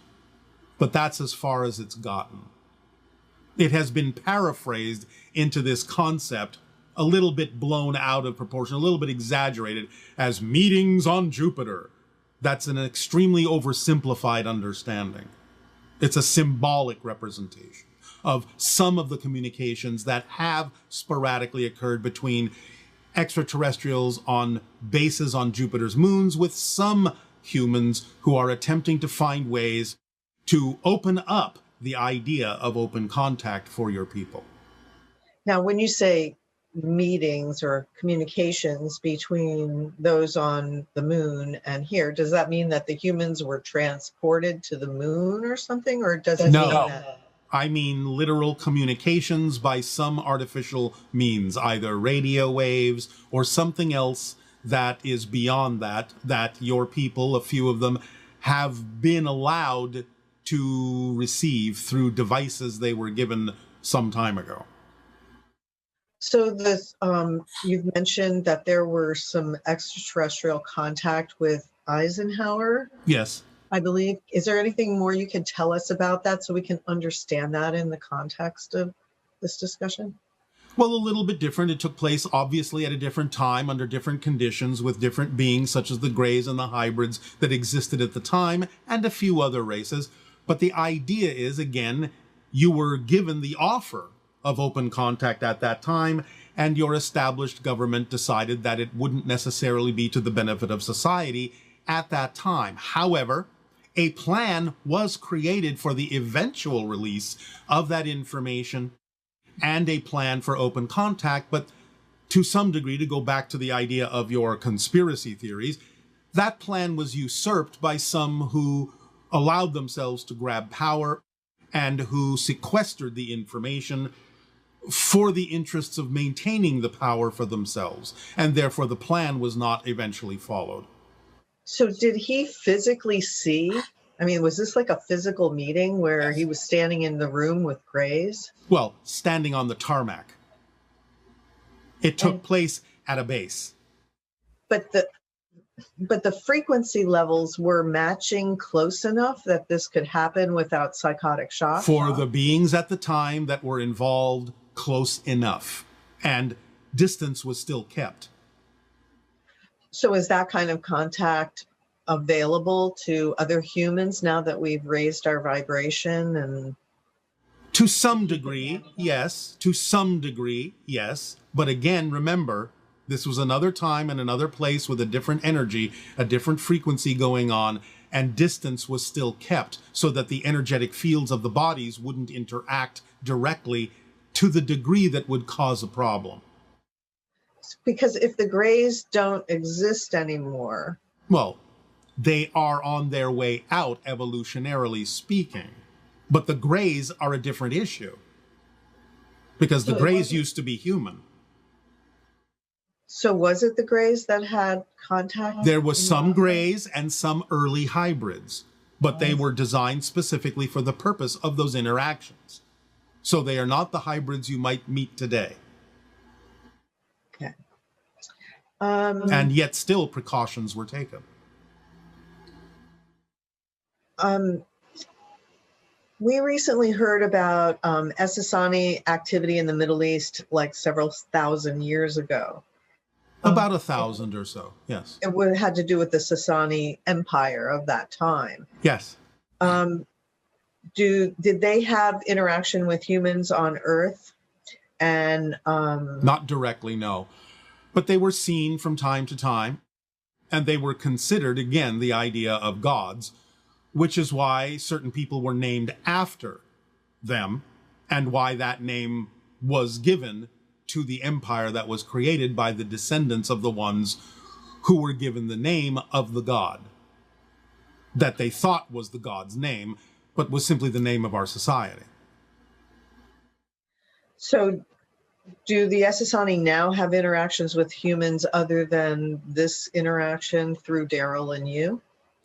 Only remotely, in the same way that you're experiencing it now. Okay. So is it possible for other humans to channel other Essassani beings other than yourself, since the only person that you come through is Daryl? It is possible for others to connect to the Sasani vibration and bring through information in a similar fashion to what you're seeing here, but they will not bring my personal identity through. Okay, and what's the difference between ETs and angels? Angels, in a sense, euphemistically speaking, are the first reflection of all that is. ETs are simply beings that come from other planets.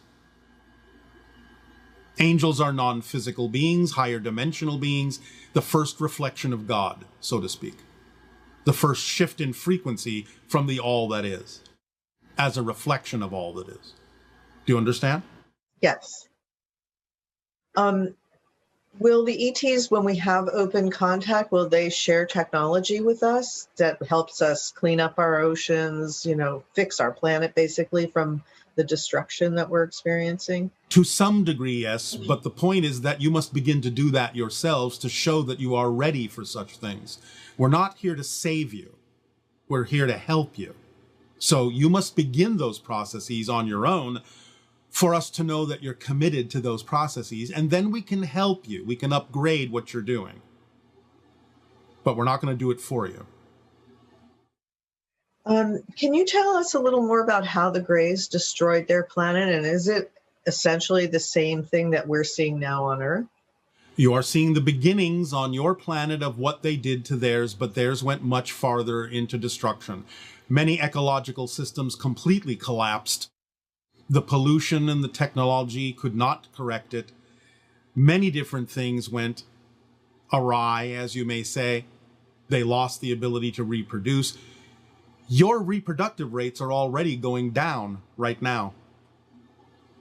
So you're beginning that particular idea, but there's still time for you to not necessarily go as far as they had to go with it.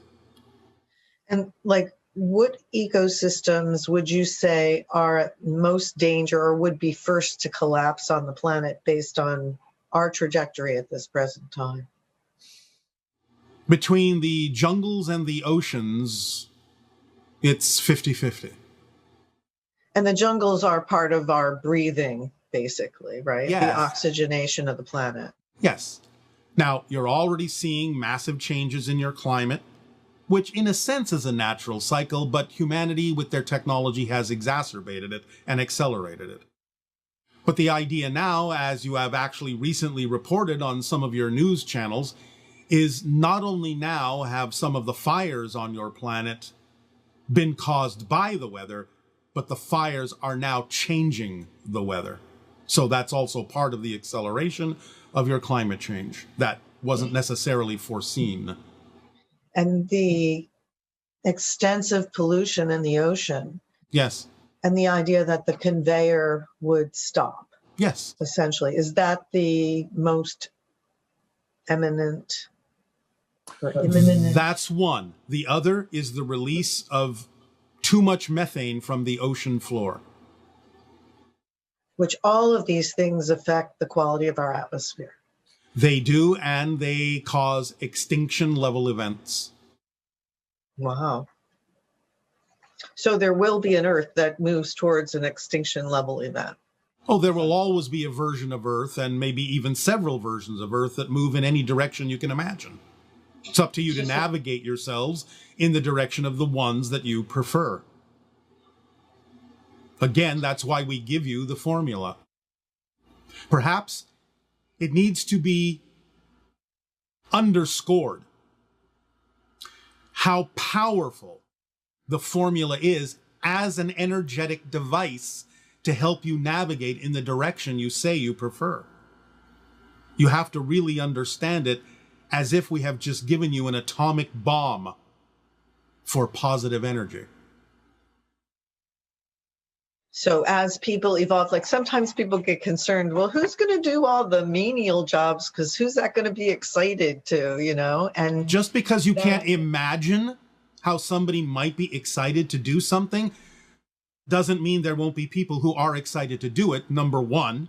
And number two, if you actually develop your technologies in a proper way, many of those jobs won't be necessary. They can be handled by other beings that are not necessarily human beings and not necessarily even biological. Right. So that does seem to be with the automation and everything and the development of artificial intelligence. Yes. It becomes more and more clear that many of the jobs that humans find distasteful will actually be able to be taken over by some. But again, some may find a renewed excitement to be involved in some of those things, such as people who love gardening. So the idea also is to understand, again, I'll reinforce this again, when you change the way you go about doing things socially, politically, technologically, so on and so forth, you will find that many of the jobs that are now required are unnecessary at all, because you'll be doing things in a very different way. And a tetrahedral UFO hovered over both the Pentagon and the Kremlin. Yes. What was the reason or message for this, and can you tell us who was on board? The basic reason is to show the interconnectivity of energy that exists between those two particular nations. Whether it's expressed positively or negatively, it is a sign that there's a strong energetic link between those two nations in a variety of ways. One moment.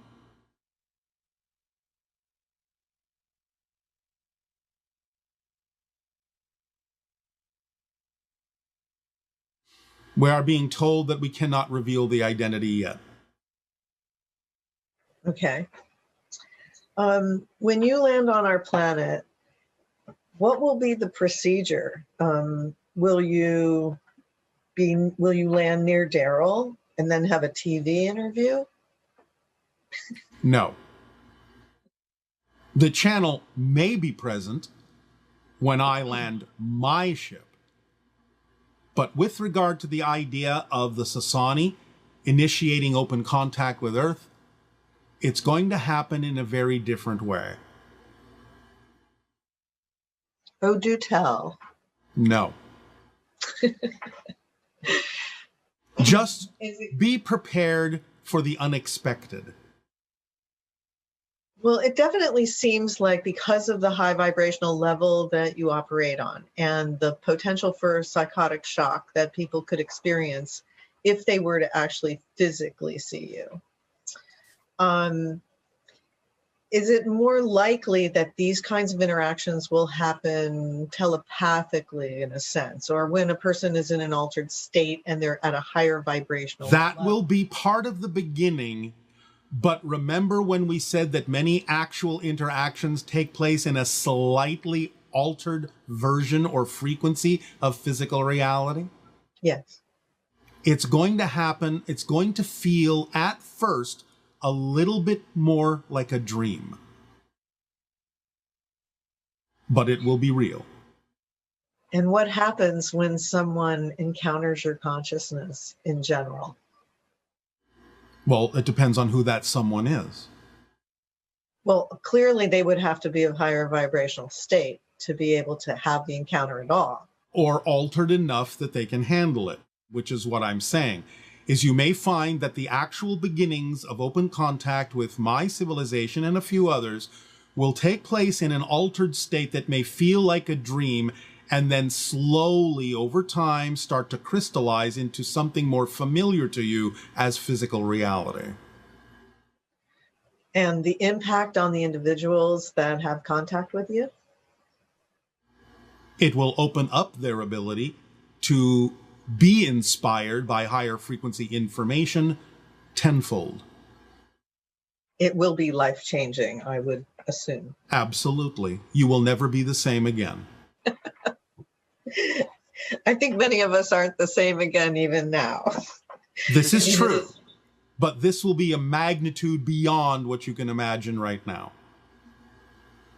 You will start to break down the concept of physical reality in a very particular way and start to perceive things more multidimensionally in a very particular way. So you will rub off on us in a sense. Yes. And can you tell us something about your parents and siblings? And are any of them involved in the current Earth Contact program? Well, we've already mentioned the idea that our father is a teacher of first contact specialists, and so he is very involved in that sense. My mother is, again, more involved in the idea of the natural construction of artificial environments in which certain scenarios can be played out before they are actually tried out in what you would consider to be true physical reality. Do you understand this? Yes. Simulations. She constructs simulations of realities for others to practice in. Does that make sense to you? Yes. All right. And similar to Anima in a different way, though, because she's more... Very different way. Anima is a social engineer. That's not the same thing. And what is your relationship to Anima? Colleagues. After first contact is made, you need social engineers to help you go through the process of acclimating to the open contact. Is she related to you? No, not in the way you mean it. Okay. And siblings? Do you have siblings? I do. Do you feel like sharing anything about them? It's not about what I feel. It's about what's appropriate in the timing. We will save that for another story. Okay. Yes, because we do really enjoy it when you share your stories with us. All right. And your father, can you tell us any more about him and what? Well, as we have said, he's one of the longest lived on our planet, over 1,000 years old at this point. The idea is that he conducts many different kinds of experiences that allow first contact specialists to practice their art, their craft, without actually causing any kind of damage to the real civilization. So he takes you through a kind of telepathically locked scenario that seems completely real. We allow ourselves to give over to him in a way that makes us experience a simulation as if it's actually happening for real. There is no question at the time that it is real until he unlocks us from that telepathic hold, so that we can learn what we have learned, what we need to explore, what we need to discuss, so to speak, to again teach us the process necessary to make sure we do not cause damage to the civilizations we will contact. So he's a very advanced Sasani consciousness. Yes, a very advanced first contact specialist, yes. Now, one moment. It is also him and a few others like him that introduce us to new contacts, to new dimensions of experience. His mind is connected multidimensionally in a very unusual way and introduces us to those new dimensions and those new consciousnesses that may inhabit those dimensions. So he opens doorways for our civilization to other experiences of other realities as well. So in general, the idea of humans being raised initially on planet Earth with the idea that this is the only reality and the things to focus on are having a great career or getting ahead, and all of these things keeps us very focused in a linear reality. Yes.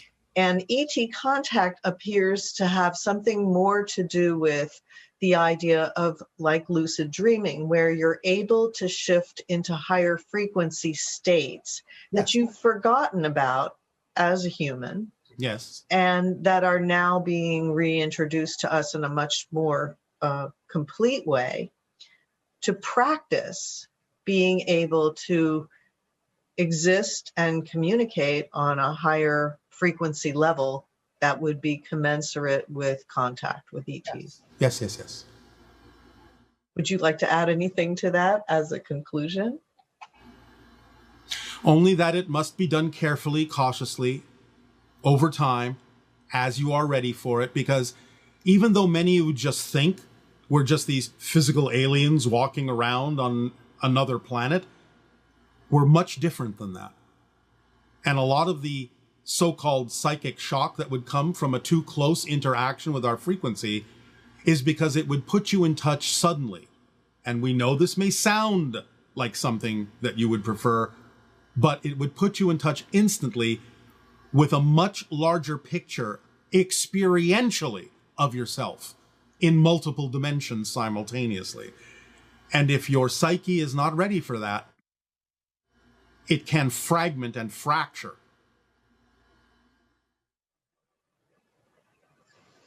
Okay.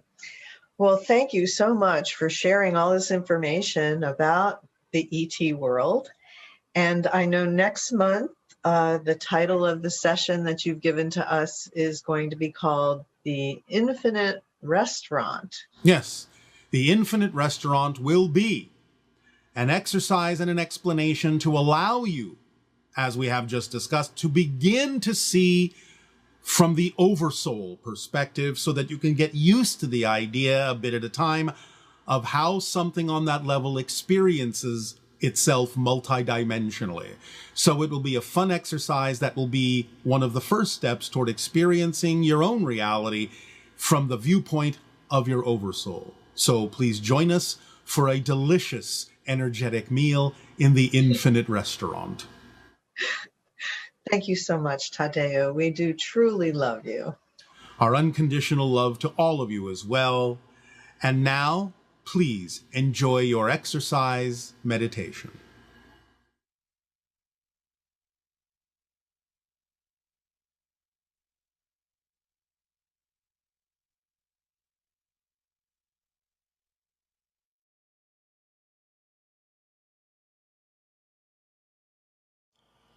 We will now deliver an exercise, not exactly a meditation, but partly so.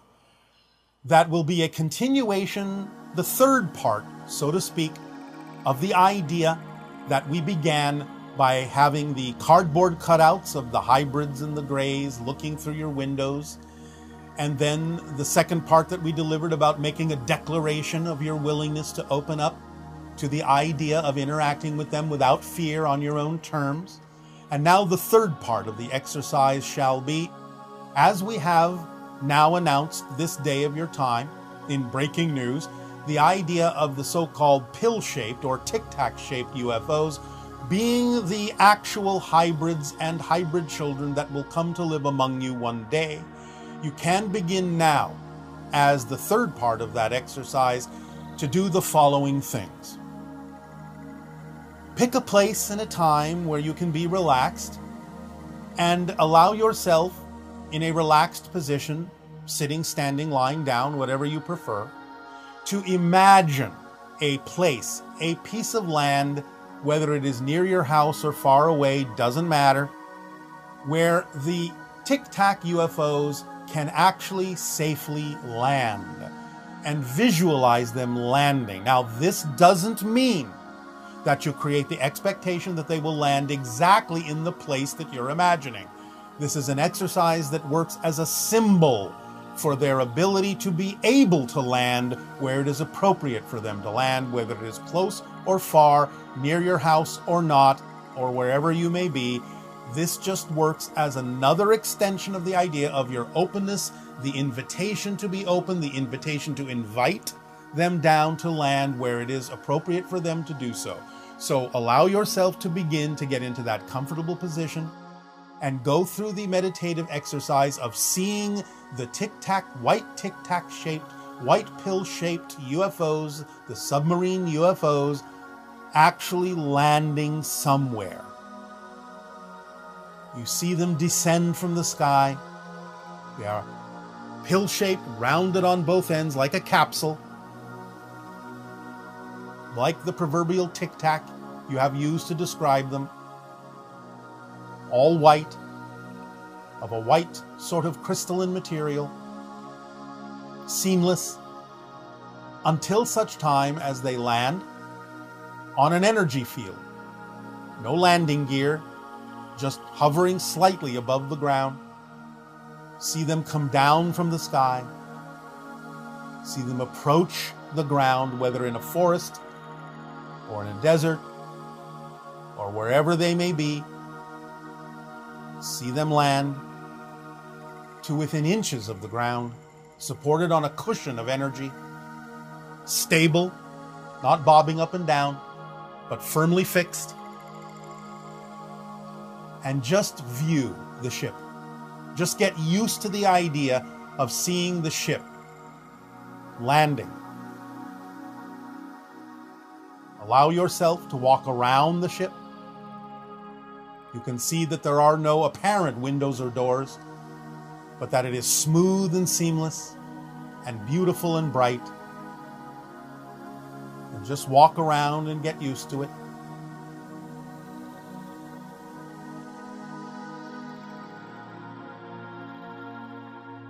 Allow yourself the opportunity, when you feel so inclined, when you feel comfortable, to reach out and touch the skin of the ship. Just lay your hand on it. You might feel a slight vibration.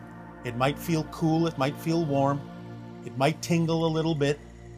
You might not feel anything at all. Any sensation or lack thereof is fine for the moment. Just imagine yourself touching that ship, just laying your hand on it and leaving it there. And just let yourself open up to the possibility that communication is coming to you through the hull, through your arm, into your being, into your body, into your heart, into your mind, into your spirit. Just keep your hand on the ship and feel yourself connected. Feel the promise of what is contained within. Though it's not coming out yet, feel the promise of the hybrid children emerging. It's all right if you see them emerging, but they're not emerging yet. Just use that as a symbol of the promise of the emergence. For that is what shall be called the day of their arrival, the emergence. From their point of view, they are emerging into your society and you into theirs, and creating a blending, a merging together. Feel the promise of that day. Feel it in your heart, feel it in your mind, feel it in your spirit, feel it in your soul, feel it in the very breaths that you take. The promise of the emergence.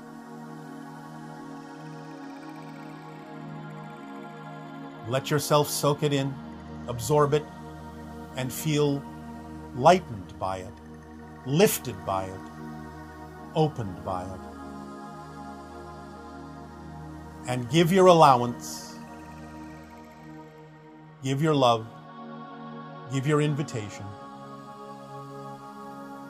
Take your hand off the skin of the ship, back away a few feet, a few yards, whatever is comfortable for you, and watch the ship rise again into the sky,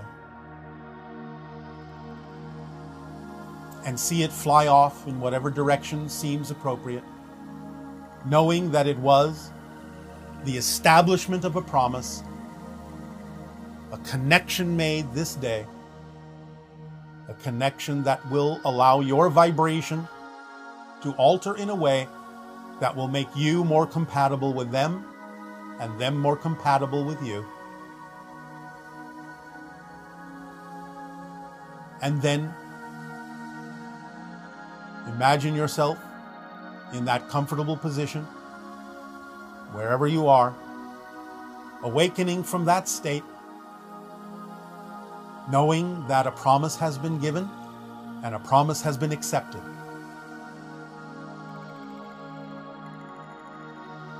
And feel at peace,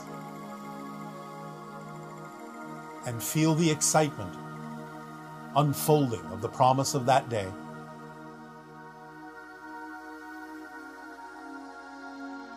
Feel the love, feel the ease, feel the joy. And know that they are already here, in their bases, under the land and under the sea, and now and then traveling through your skies and out into space, coming and going, and making the promise to you for that day, the day of the emergence, the day of allowance, the day of family, the day of reunion, a day of unbridled joy and release, a day of laughter and tears, a day of the opening up of your world to new possibilities, a day of union, a day of oneness. a day of home, a day of expansion, a day of beauty, a day of song.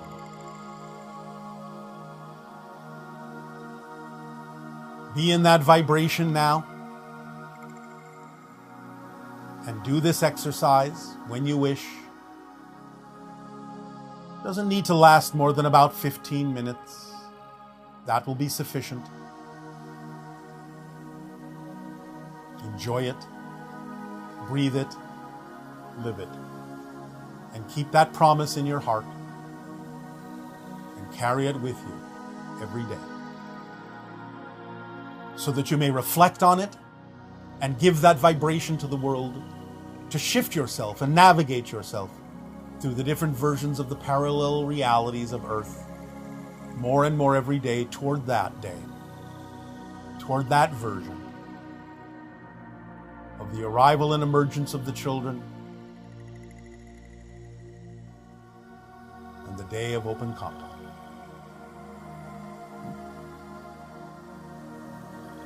For on that day, all your news will break, and you will all know what world you are in. We thank you for allowing us to share this with you. Our unconditional love to you all, and we wish you all a beautiful day. Be at peace. Good day.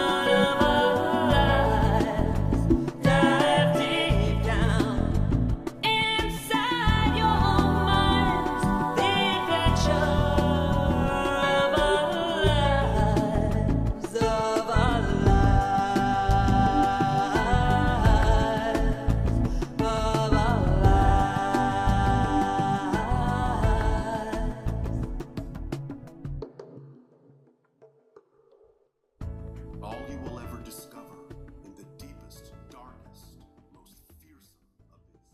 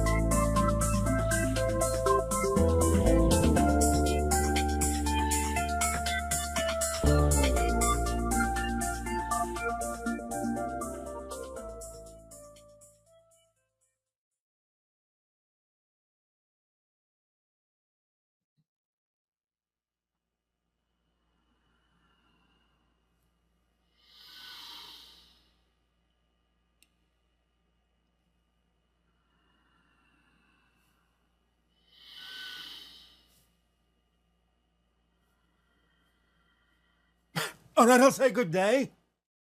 As you say, on your planet, Happy Halloween, All Hallows Eve, Samhain, whichever way you choose to approach the idea that this is the season of spirits, we will, in keeping with that theme, now remind you that the title of this transmission is Ghosts. Now, we do not necessarily say this to make you feel spooky or scared, but to simply go through all the different ways in which individuals that are physically alive may experience what they perceive to be ghosts. So we will start with the idea that is more traditional, in the sense of a spirit that is capable of lowering its vibration enough to be perceived by the senses of the living, that you typically refer to as a ghost, a spirit, when it appears in your world, in your reality. The idea being that spirits who pass over, as you say, who die, who transition, may not always go all the way for a variety of reasons. Some may have unfinished business on earth. Some, because of their belief systems, may not have had a particular expectation or assumption of what they would experience in the so-called afterlife, and thus be a little bit confused about where they are. Some even may not even know they're dead and are wandering, looking for reasons why no one can hear them or see them. But now and then, either due to a lowering of their vibrational frequency, sort of similar to the idea of invisible ultraviolet light lowering its frequency to become visible as part of the visible spectrum of light, going down into violet and blue and so on and so forth. If they lower their frequency, they may become visible to those in the physical realm, or those in the physical realm may have enough sensitivity to perceive that spirit, even though it may not always be visible to everyone. But for some reason, they are still closely connected energetically to the physical realm of Earth, due to some of the reasons we have said or other reasons, and thus are still in their mind living among you, wandering among you, occupying the old houses, so on and so forth, what you typically refer to as a haunting, which doesn't in any way, shape, or form have to be malicious. Simply another person in another state, living in a place among the living. But the idea is that in seeing these beings, there is no way without communicating with them to know the reason why they may still be in what is referred to as the lower astral realm, very close to the vibration of physical reality, lowering their vibration enough to be perceived by physical beings. And this is the older and original definition of an exorcist, sort of a spirit psychologist, to communicate, find out why that being is in that state, why they're still lingering around Earth, which doesn't always have to be for a negative reason. Sometimes, when spirits cross over, and they act, in a sense, as guardians, spirit guides, for those who are still living, there may be reasons why they can learn to lower their vibration, to interact with the living in certain ways, even to the degree of appearing solid as a living physical being. This takes some skill and some practice on the part of spirits to do this, because once you are in spirit and in that high frequency vibration that is generally invisible to the living, it is actually not as natural for a spirit to go back down into the lower vibrations and become perceivable to the living. But there are those who may have reason to do so, to appear to the living in certain ways, to deliver messages, or perhaps as a protector, to alert living people to certain ideas, certain situations and circumstances, be it dangerous or not. So those spirits may have a high degree of need to lower their vibration to interact with the living and be perceived as living people until such time as they raise their vibration again and vanish before your eyes. And so there may be great need to do this, or they may simply have chosen to practice the ability of raising and lowering their vibration in order to interact with the living for a variety of their own reasons, or agreements they may have made with the living people with whom they interact. Now, beyond the idea of it actually being a spirit, a ghost per se, that you're interacting with, that is live in real time, as you say, there may be other effects that exist that can be interpreted as seeing a ghost. And one of them is the idea that in the fabric of space-time, everything is recorded. You might say, again, as people on your planet often name it, the Akashic records have a kind of video sort of ability to record things as well as audio or pure information. And all that information is available here and now because everything exists here and now. So again, for those that might be sensitive enough, might extend their senses far enough vibrationally to pick up on certain things that may have happened, linearly speaking, in the past, and perceive the recording, it's etched itself into the fabric of space and time, they may be seeing a recording of sorts, an echo of sorts of things that have been, or even will be, in your linear framework, and perceive that as a living ghost, even though it is simply an echo, a recording, something etched into the fabric of space-time, and is no longer actually present.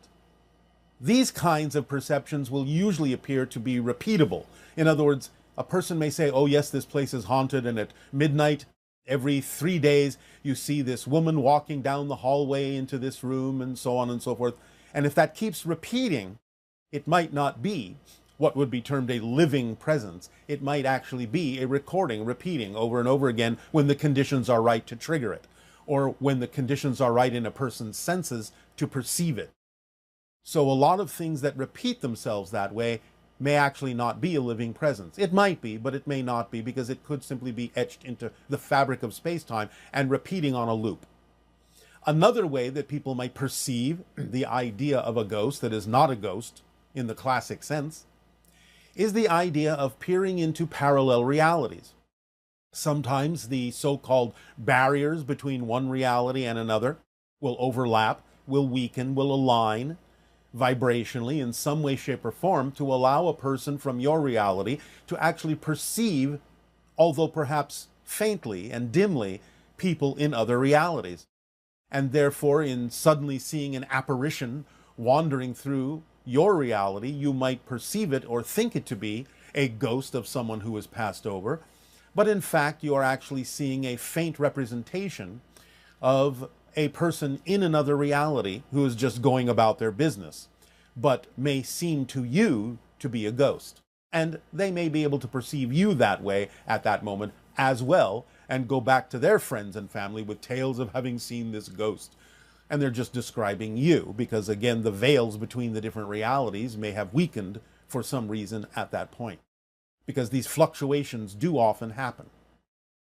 There are doorways and portals that open to different dimensions on a regular basis, and some of them are random, and sometimes these openings and closings can allow one in your reality to peer into other realities temporarily until they close again. And sometimes these are interpreted as spirits and ghosts when they are not, in the classic sense, such a thing. But the idea of this season is to allow yourself to open up to the potential communication that can exist between you and spirits, spirit guides, family members who may have passed on, soul family groups who may never have even incarnated. It is the ability of your senses to stretch into that realm, especially if someone close to you has died, and is encouraging you to stretch your senses to connect with them in the spirit realm. This is the perfect season and timing to allow yourself to practice this. And this will be the subject of our meditation today, to give you an opportunity to do so.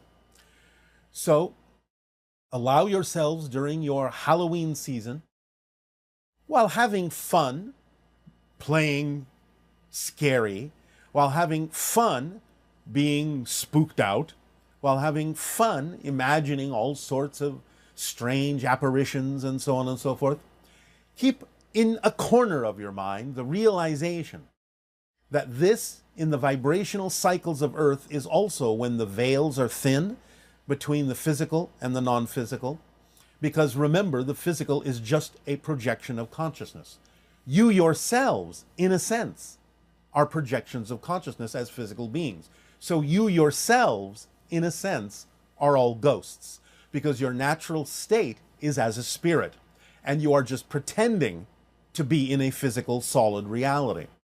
So you are all ghosts in physical reality, which itself is a ghostly apparition of a consciousness idea that you are exploring. So in remembering that, it can amplify your ability to remember that all of these spirits are right with you and you are right with them, still in spirit with them, while dreaming that you are not.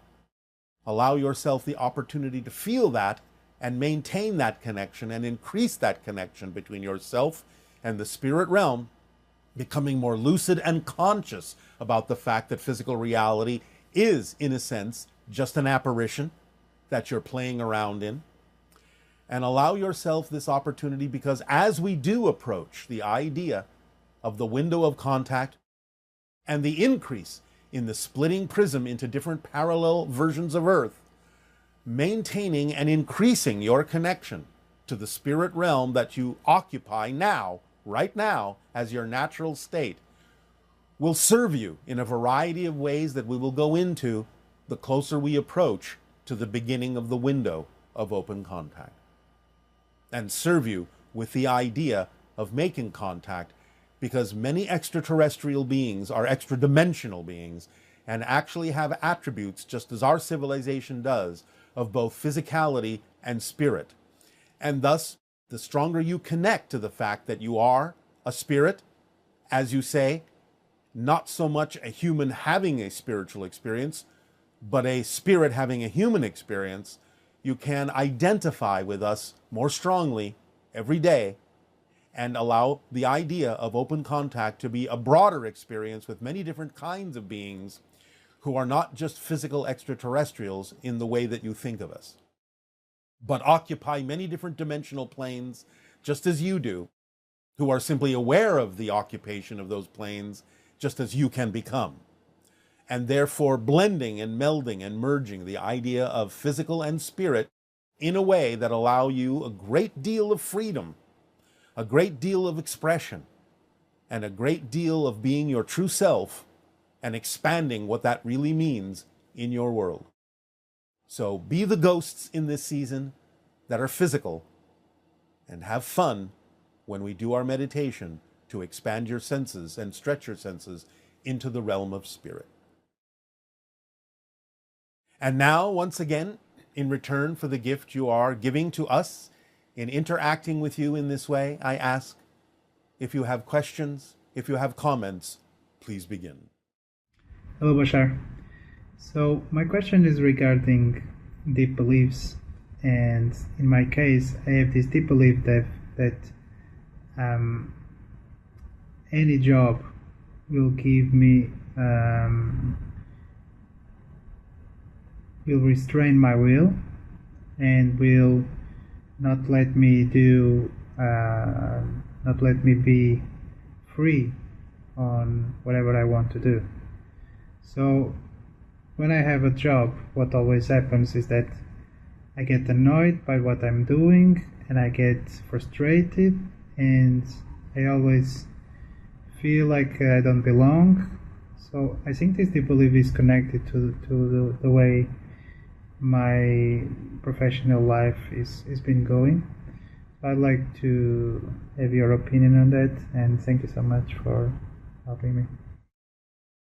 Many people on your planet don't think that what it is they're passionate about can actually be a living, a job.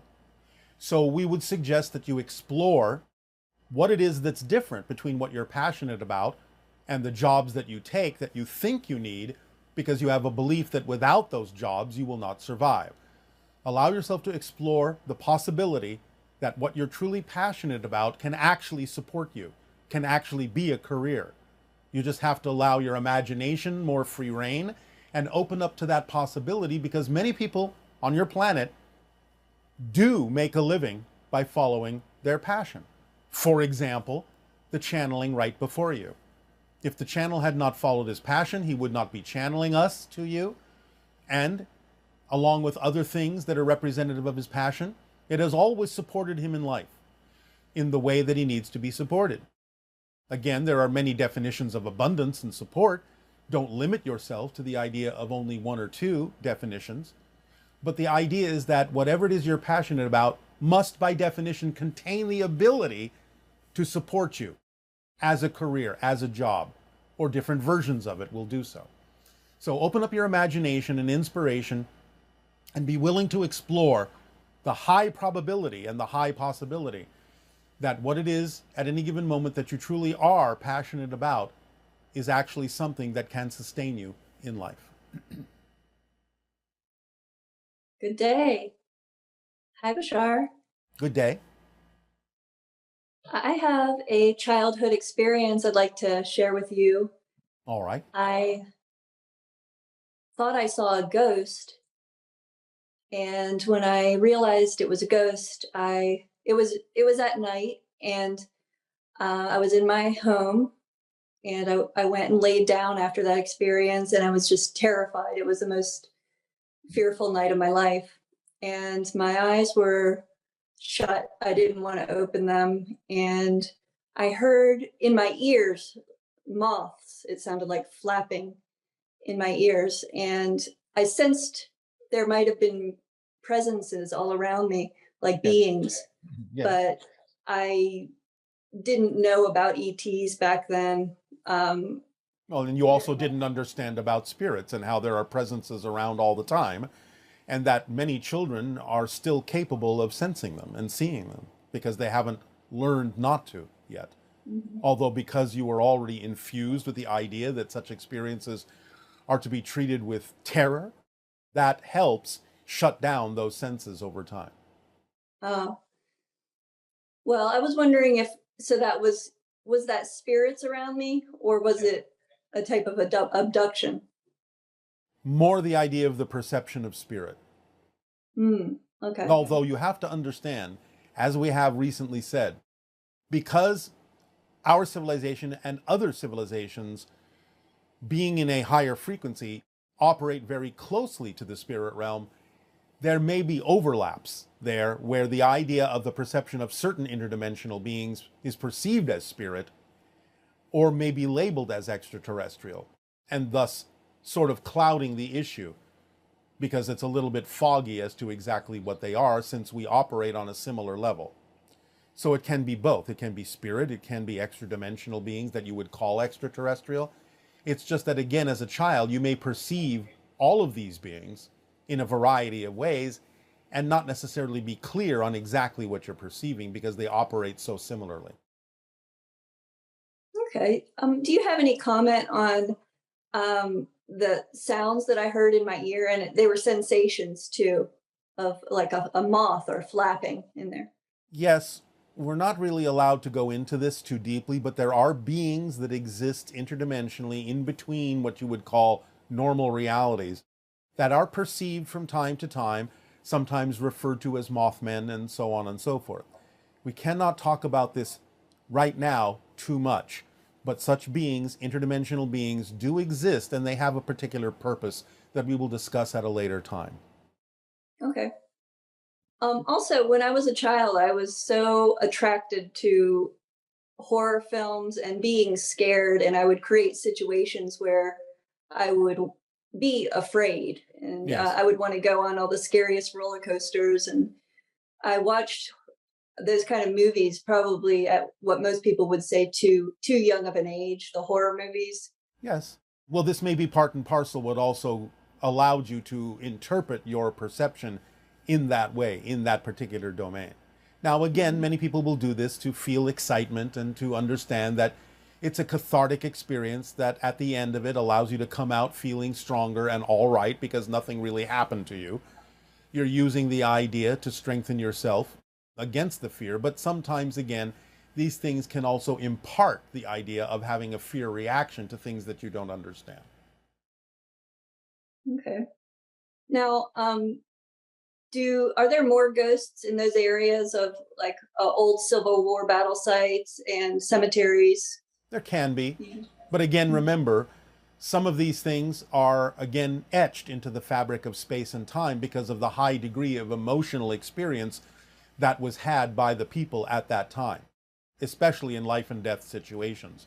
It will imprint itself upon the fabric of space and time, and thus it's not always a live thing going on when you perceive what might appear to be a ghost in those so-called recreations of the past. Okay. Now, can some ghosts be kind of in disguise of another being? Or, it's not actually... They can, but it's usually for the purpose of being some sort of a guide for the living, to allow the living to have something more familiar to relate to. Is that very common? Well, common is a relative term. I'm not saying it happens a lot, but yes, as a technique, it's not uncommon. Okay. And who are usually, the beings are usually guides then that kind of show up in the form of another more familiar For the most part. For the most part. Unless it actually is literally someone that you know as part of your soul family or someone who has passed over. Well, they're busy doing their own things a lot, right? So they don't... That doesn't mean that they don't respond to you when you need a connection. Because again, remember, space and time for them are not the same as it is for you as an experience. If you truly call to them, they'll be there for you. They're not always hanging around, but they have the ability to instantaneously be with you if you truly contact them. Okay, that's great. Could other people contact my spirit and then I would be in contact with them? It can happen that way. Yeah, without me even consciously knowing it. Yes. It is possible. Yes, it depends upon the purpose for it, but yes. Because again, remember, you are all in spirit right now. And you don't have to be aware of every connection you have because it's simply not relevant for your physical experience. Okay.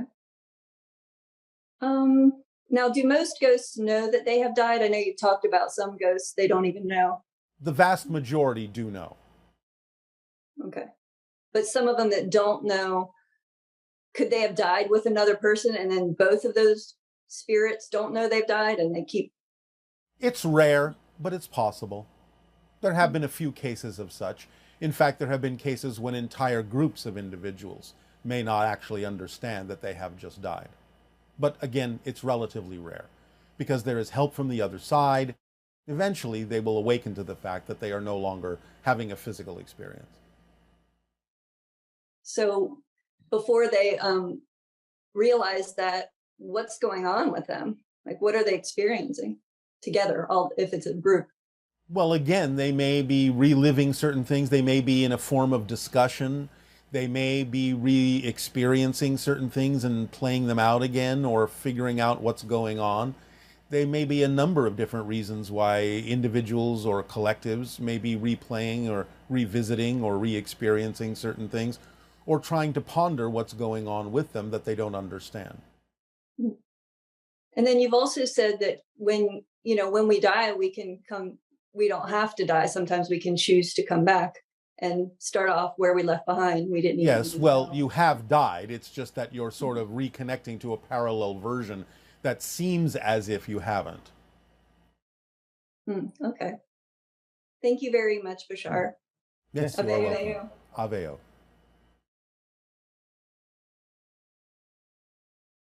Good day, Bashar. My question for you is, what are the 5 questions that humanity should be asking right now? Thank you. Who am I truly? How can I express who I am fully? How can I be of service in being who I am to all others? Those are the top 3. And that will suffice. Hello, Bashar. Hello, good day. I have a couple of questions about the planetary grid system. Yes.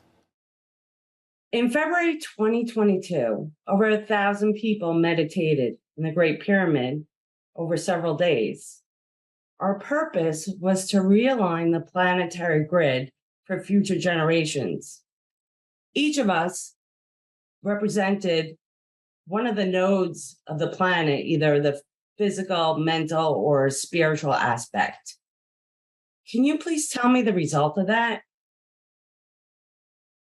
Not so much necessarily the idea of alignment, because it's already in alignment with itself, but the idea of amplification, magnification of the energy lines of the grid so that it can be more easily perceived by those who are sensitive enough to do so.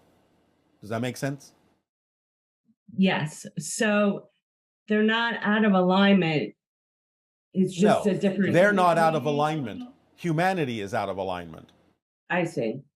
So it's about bringing humanity back into alignment with the grid by amplifying and magnifying the energy of the grid to make it more perceivable so that in perceiving it, people can bring themselves back into alignment with it. Okay.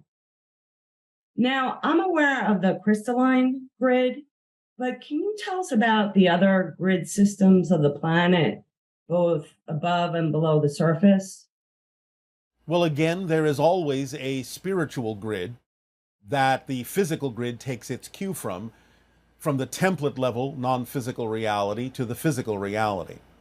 The idea of the crystalline structure of the Earth in general and the crystalline grid is again that which allows a certain kind of reality to be experienced, a certain pattern, a crystalline pattern that locks in a certain frequency, a certain vibration, that sometimes is perceived by many as what you call the Schumann resonance of about 7.85 cycles per second. This allows you to connect strongly with the idea of being a physical being, being a natural being on Earth in physical reality. But it also, shall we say, penetrates into multiple dimensions simultaneously, including parallel realities, especially the ones that might be more relevant for the experiences you are having. So it makes it easier for you to cross-connect through one grid to another to the different parallel realities that might be relevant for your life theme in your exploration. Does that make sense? Do you understand what we're saying? Yes, absolutely. All right. So is there a grid that holds our past life memories or all the memories of the planet as well? Well, as I just said, what we were just talking about is the idea most commonly referred to as parallel realities, because remember, there's no such thing as the past. That's just a parallel reality that you're calling the past. So what we already just explained includes the idea that you're calling the past. Okay. And did Tesla know how to tap into this grid for Yes. energy? Is Yes. it related? Yes. How so? Well, again, it's all about resonance. It's all about frequency. And he understood that there were special frequencies that allowed you to amplify, magnify, and perceive an effect in your reality, create an effect in your reality from aligning with the frequencies of the grid. Okay. And was Tesla tapping into a grid of crystals below the surface of the planet? Well, the idea of grids goes all the way to the core and actually interdimensionally beyond. So some of that was included, even though he may not have been aware of all the different levels. He understood that there was a level that was accessible, as you say, tappable in your reality. And he understood that it would expand to other levels above and beyond physical reality and what you might call below interdimensionally physical reality. He didn't know the full extent of it, but he suspected that there were other levels of the grid that he was tapping into as well. I see. Now I wanted to change the subject and talk about the people that tune into you. Do we all have an Essassani background? Like, do I know you? No, you do not all have an Essassani background, but you all have extra-dimensional and extraterrestrial connections. And most of you, not all of you, most of you are actually connected to the hybridization agenda. Okay, so we're a lot of us here now to teach. Yes, do you have to ask that question? I just wanted verification. You are here to participate in the evolution of humanity and to help guide through the actions that you take that are positively oriented, the idea of offering more positive and constructive options to other people on your planet so that those that can choose and those that are willing to choose can allow themselves to shift to more positive and constructive versions of the earth. Okay. Wow, interesting. All right, thank you, Bashar. Thank you. Good day. Good day. Hi, my name is Maria, and I've been through 12 years of pain and suffering, trying to find a way of healing. I pray. I know there's hierarchies at different levels, and spirits, and also enlightened spirits that might be able to help me in my healing process and help me heal. So how do I vibrate in order to, or resonance in order to obtain the needed healing? Thank you for your help.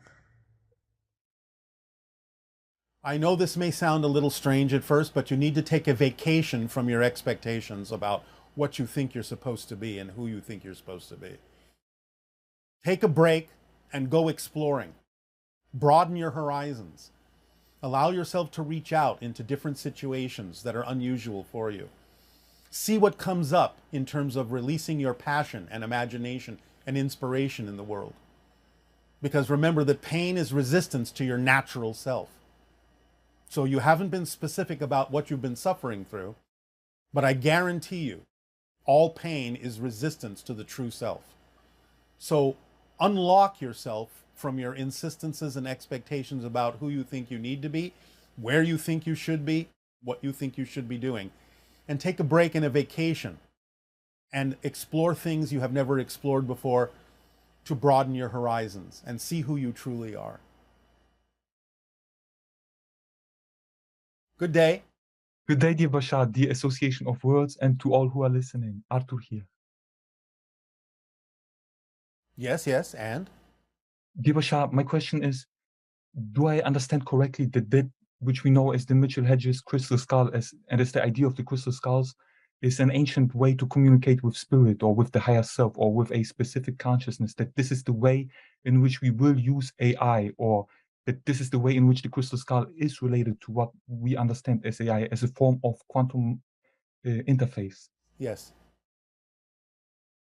What is the skull's connection to Passover?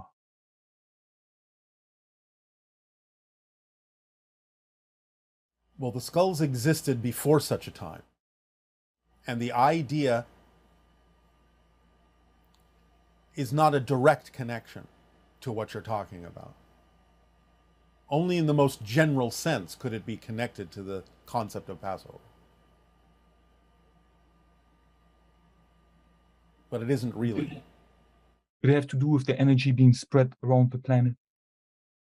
Yes, in a communicative form, a unification, a bringing together, a tying together, an alignment with the energy grid, especially the crystalline grid of your planet. Which is why it is so important now to work with the grid and to send love down the grid? Yes. If that is the way you are attracted to do it, yes.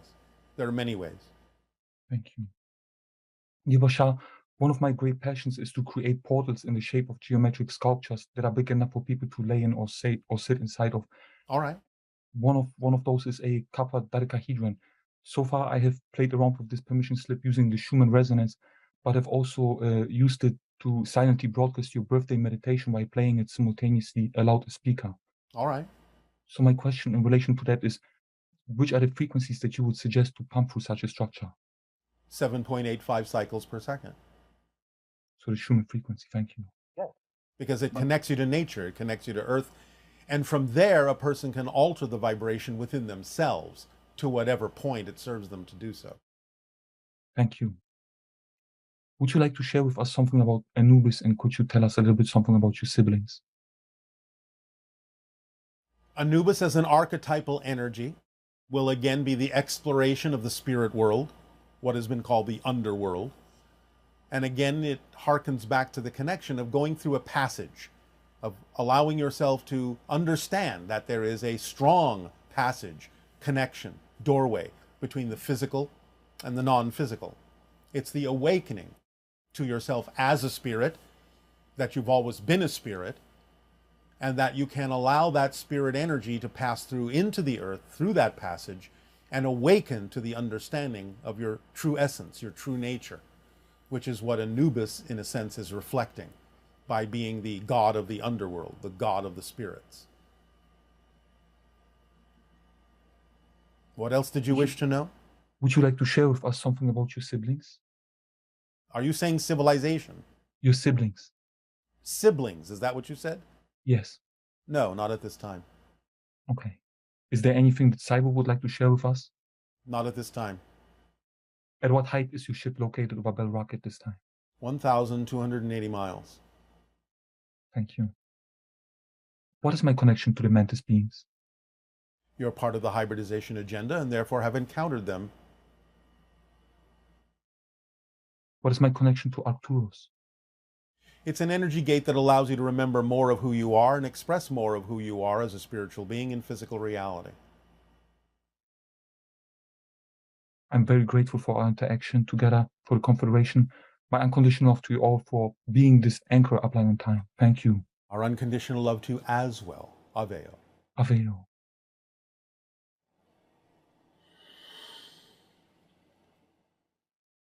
Hi, BASHSAR. My question is around my greatest passion and love for nature, and I'm dedicating my life in every way to contribute however much I can to serve the greatest well-being as well as the harmony between humans and the natural world.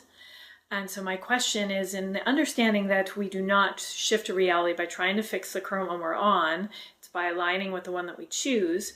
And so am I reinforcing a reality that I do not want, such as a logging project for a forest near my home, even if it's in a positive way, promoting awareness and such?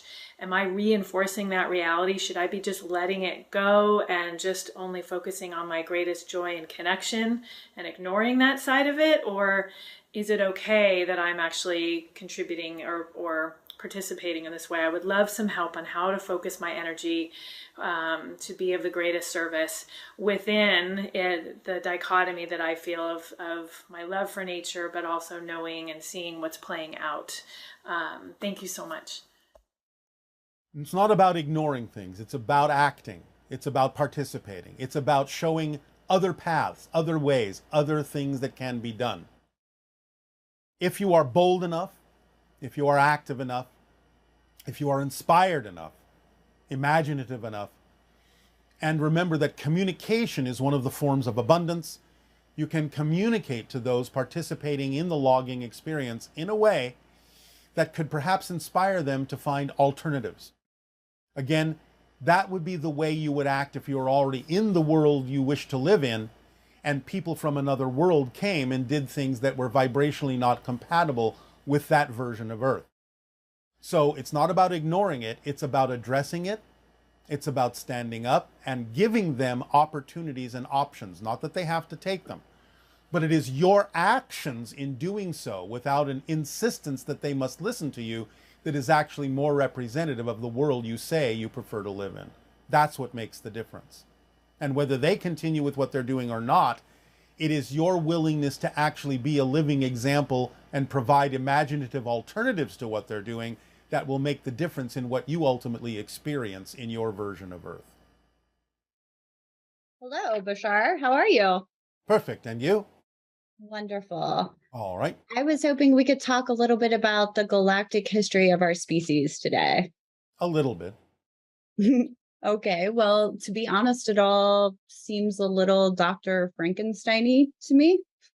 How so? I was reading a book by David Lauer where he talks about the human brain being given to us by the reptilians. Is this true? No. Good. Okay. It's very interesting, the information that comes through regarding the reptilians. Yes. A lot of misinformation. Why is that? Because you have been indoctrinated into the idea of a fear reaction for survival purposes. And therefore, the vibration of the reptilians ignites the reptilian section of your brain and goes into survival mode. Fight or flight, fear reaction. Understood. Okay, so how do you see the human brain? Do you see it as a receiver, a processor, or a transducer? Well, as we said, the higher mind is the conceiver. The physical brain is, in that sense, the receiver, and the physical mind is the perceiver. So it is a translation device that takes the higher frequency energy from the non-physical higher mind and rearranges it according to the belief systems in the physical mind in a way that is compatible for the physical mind to perceive and act upon those things. Fantastic. So the human skull is a container that holds the human brain. It is a resonating container, a resonating container. Ooh, I like that. Is that how you would also describe the crystal skulls? Yes, in many ways. They operate on certain frequencies, certain resonances that connect them to other skulls and to other dimensions of reality. They translate things in a certain way. Do they also hold information? Yes. Okay. So as we raise our frequency and we begin to resonate with those crystal skulls, will we be able to unlock more information regarding our galactic history? Yes. Or at the very least, the history of your planet. Oh, good.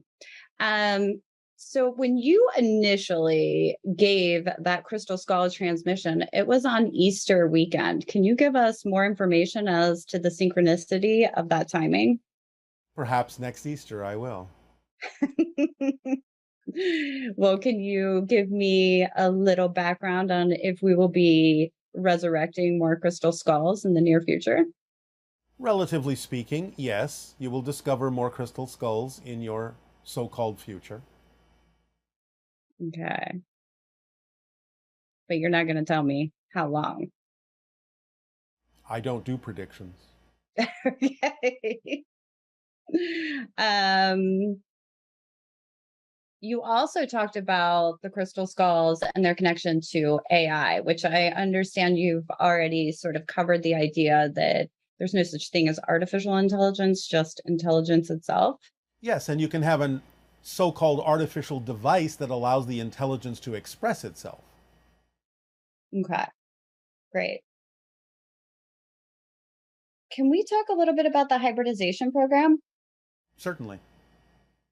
I am feeling a little more distance with the hybridization program recently. Yes. And I'm wondering if this has something to do with the fact that I've recently entered sort of the postmenopausal phase of my life.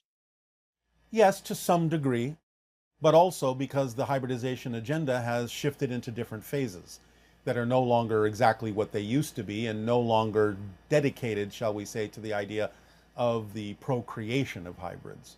It's gone on to the idea of the expansion of their awareness of the fact that they're coming to live on Earth, the education of the hybrids, and it coincides with the idea that it is no longer necessary to extract genetic material from most of the participants who have been participating for most of their lives.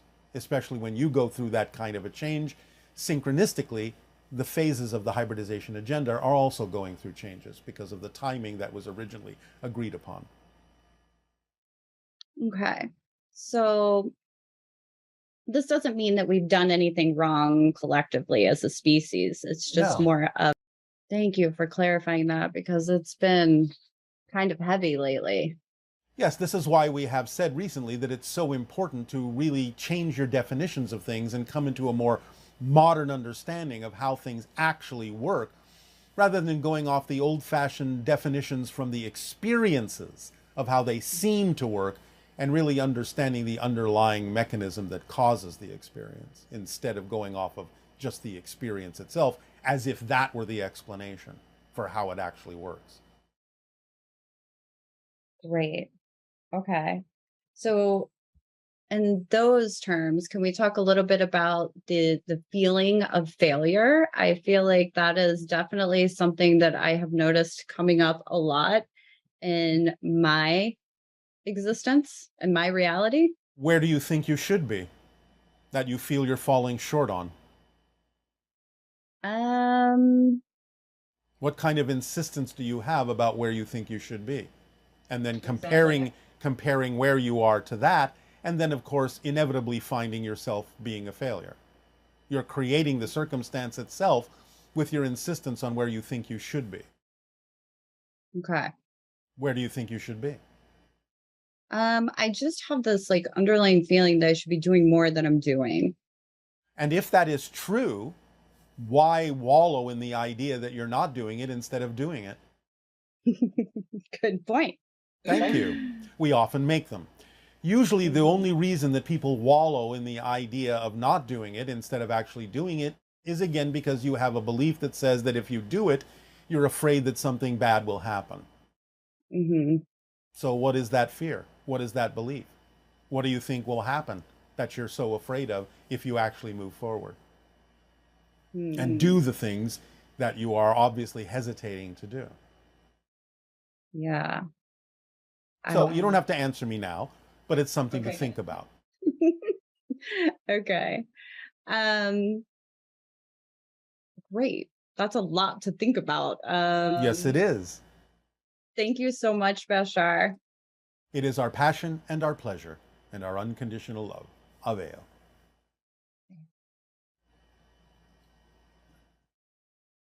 Hi, Bashar. Shauna here from New Hampshire. I have a question about CE5 and making contact with extraterrestrials. I understand that I can follow the formula to raise my vibration and to begin to perceive things I don't currently perceive. I understand that I can use my imagination in regards to connecting with the hybrid children. This is more about going out underneath the stars with the intention of peaceful contact, much like what Stephen Greer is doing with his CE5 groups. I was with him for a weekend, not me personally, me and 500 other people were with him for a weekend in April. And many of the things, not many of the things, but some of the things that he did or taught us to do in order to participate or host a CE5 group really didn't resonate with me. So I was curious. I thought, well, let me go right to the source. So if someone like myself wants to go out underneath the stars with the intention of being a peaceful ambassador and with the intention of making contact with extraterrestrial beings, what is it that you recommend that someone like I do in regards to meditation, intention? Stephen Greer uses certain tones. I also am curious on whether or not I would benefit by creating an altar. And I'm getting the impression it's really about personal preference, but I was hoping that you might be able to share with me and whoever else is interested in this topic, something that we may do out underneath the stars in order to make contact or vector in extraterrestrial beings. Thank you so much. Good day. There are many things you can do, but again, I recommend that you do it in your own way, whatever you're attracted to do. You could hum, you could om, you could sing, you could recite poetry. Whatever it is you're attracted to do is what you need to do. Follow your passion. Follow the guidance of your higher mind by following your passion. It's that simple. Don't make it overcomplicated. Good day, Bashar. Good day. You can hear me okay, great. Do you say good day on your planet? Is that just something Earth people do? It is a translation of our greeting. Oh, interesting. So you guys greet each other just like us? Well, not exactly. It's a translation. Ours happens all completely telepathically. But it's a good translation. It's a good translation. It's a sufficient translation into your language. Right, but there's a commonality that we greet each other. We don't just start talking. Yes, in a sense, there is always some sort of indication that you are being contacted or connected to something. Yes. Oh, it's interesting. like It's like the idea of calling out in some way, shape, or form to allow a certain alignment to happen, to know that you are being connected with as an individual. So on your planet, good day will do. Lovely. And are you only able to connect with me through my voice, or is there some other way that you're reading me? I am reading energy patterns that come to us as a form of language, of shapes, colors, sizes, vibrations, frequencies, so on and so forth. When I'm silent, are you able to still read those, or do I have to speak for you to be able to line up with those? We can still read the silence, but the idea is that when you speak, an intention is formed that changes the pattern dramatically and thus allows us an indication of where it is you're going. Well, thank you for being here and talking with us. We all appreciate this. I appreciate this. Thank you. As we appreciate all of you. Thank you. Great. This is fun. This is great. Do I have a more direct line of communication with my higher mind right now talking with you? Yes, because we represent your higher mind. It's like you're talking with your higher mind by using us as a mask, as an excuse, as a reason to have easier communication with your higher mind. Okay, so can you help me understand the energy? Because I kind of feel like telling my higher mind to kiss my ass for some reason. I don't know why, but I just feel like being cheeky and just kind of telling it off and kind of pissed off at it. What would be the reason for that? What's the energy behind those feelings I'm having? Well, you might be assuming that the higher mind does things it doesn't actually do. Yeah. You might be more upset with your physical mind and the belief system embedded within it. I think the higher mind, the higher mind only feeds the energy, only sends the energy that makes you aware of what's going on in the physical mind. It's an illuminator. It's not a causation. Thank you. It's an illuminator. All the time? All the time. Wow, that's a good insight. Is there, so I was going to ask you, is there some advice my higher mind could share, with this direct line of communication, perhaps a stumbling block? Yes, well, again, first and foremost, remember that the higher mind speaks in energy terms, and therefore the physical mind's translation, the physical body's translation of those energy messages is the idea of passion. That's how you interpret messages from the higher mind telling you who you actually are and how you need to act and what path you can walk. The idea of the belief systems within the physical mind can counter that, and that may be what you're upset about. Lovely. Thank you. Okay, so there's a teaching on this planet by a number of authors that sort of talk about how to deliberately create your reality. And the technique that they generally agree on is that you're going to impress your subconscious mind using your imaginations and your emotions, sort of vividly imagine the reality you wish to participate in. Yes. And particularly right before you go to sleep in the hypnotic state. Yes. Can you talk about that? Because I don't hear that from you or... Yes, we have talked about that, but we usually use the terminology of visualization to refer to what's happening there energetically. The idea is it's all well and good to do it that way, but the important difference in what we're telling you is that as soon as you get to the point where you have an idealized picture of what you can imagine with your physical mind is the highest representation of the outcome that gets you really excited, then you drop the picture and keep the excitement by making a space for what the higher mind actually needs to bring you, because your physical mind may not necessarily have an accurate portrayal of what the best outcome could possibly actually look like. You're dropping the insistence, but you're also initiating a particular state of being. That exactly. Deliberate creation. Okay. Exactly. So it's the state of being that's important in doing that, not the picture, except for the fact that the picture is your symbol, your representation of what gets you into that state, so that when you then stop insisting on that particular outcome, then you make room for whatever the outcome actually needs to look like. Thank you. Yes. Is the Bible a literal story of historical events and facts? Well, not literal, in many cases symbolic, but it is representative of some history, although there is a lot of changes and interpretations that have been posed upon it. I feel like, I feel like most people interpret the Bible on this planet more literally, and yet it's actually meant to be more of a metaphor or allegory. Is it? Would you say that's accurate? Some things are representative of actual historical events that may sound allegorical. Some things are really just metaphorical. But again, do remember that even the people that say they take the Bible literally don't take all of it literally. Okay. Because again, if they did, they would be doing things that your society frowns upon now. Interesting. How important is it that I participate in some of the contact supporting events, like putting a picture in my window to help acclimate with the idea of an alien? How important is that for me to actually participate in that stuff versus if I don't, in order to actually get to participate in that reality, like I'm trying to ask, if I don't bother with it, am I going to miss out on, be able to have that ET contact and ride in a spaceship? Or is that sort of thing just like a major theme that is my destiny, that I'm not going to miss it? It's a permission slip that will work for many people. The only way you'll really miss out on it is being worried that you'll miss out on it. Lovely. So let's talk about importance. Certain people, okay, so my question is it more important, say, to help feed the homeless versus play a video game? Or, there's other examples where people think they're so important when they're making lots of money, and then a little kid who's maybe playing outside feels that's very important to him. How do you gauge importance?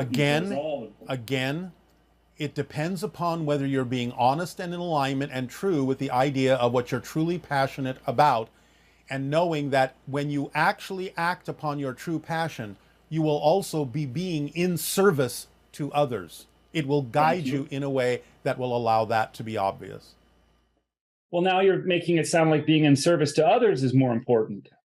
It is what happens naturally when you act on your passion, because being in your passion is being true to yourself. And that's the most important thing, because it allows everything else to happen that needs to happen synchronistically. I wish I had more questions. You've answered them all. It's just so lovely to spend this time with you. Thank you. Our pleasure, our passion, and our unconditional love to you as well. Good day. Ave. Good day. Hi, my name's Ewan. I live in Manchester in the UK. And I'd like to ask BASHSAR about the concept of soul retrieval. I've read about the fact that some people after death can get overly focused in lower astral realms, and that still physical humans can actually assist them in making a complete transition.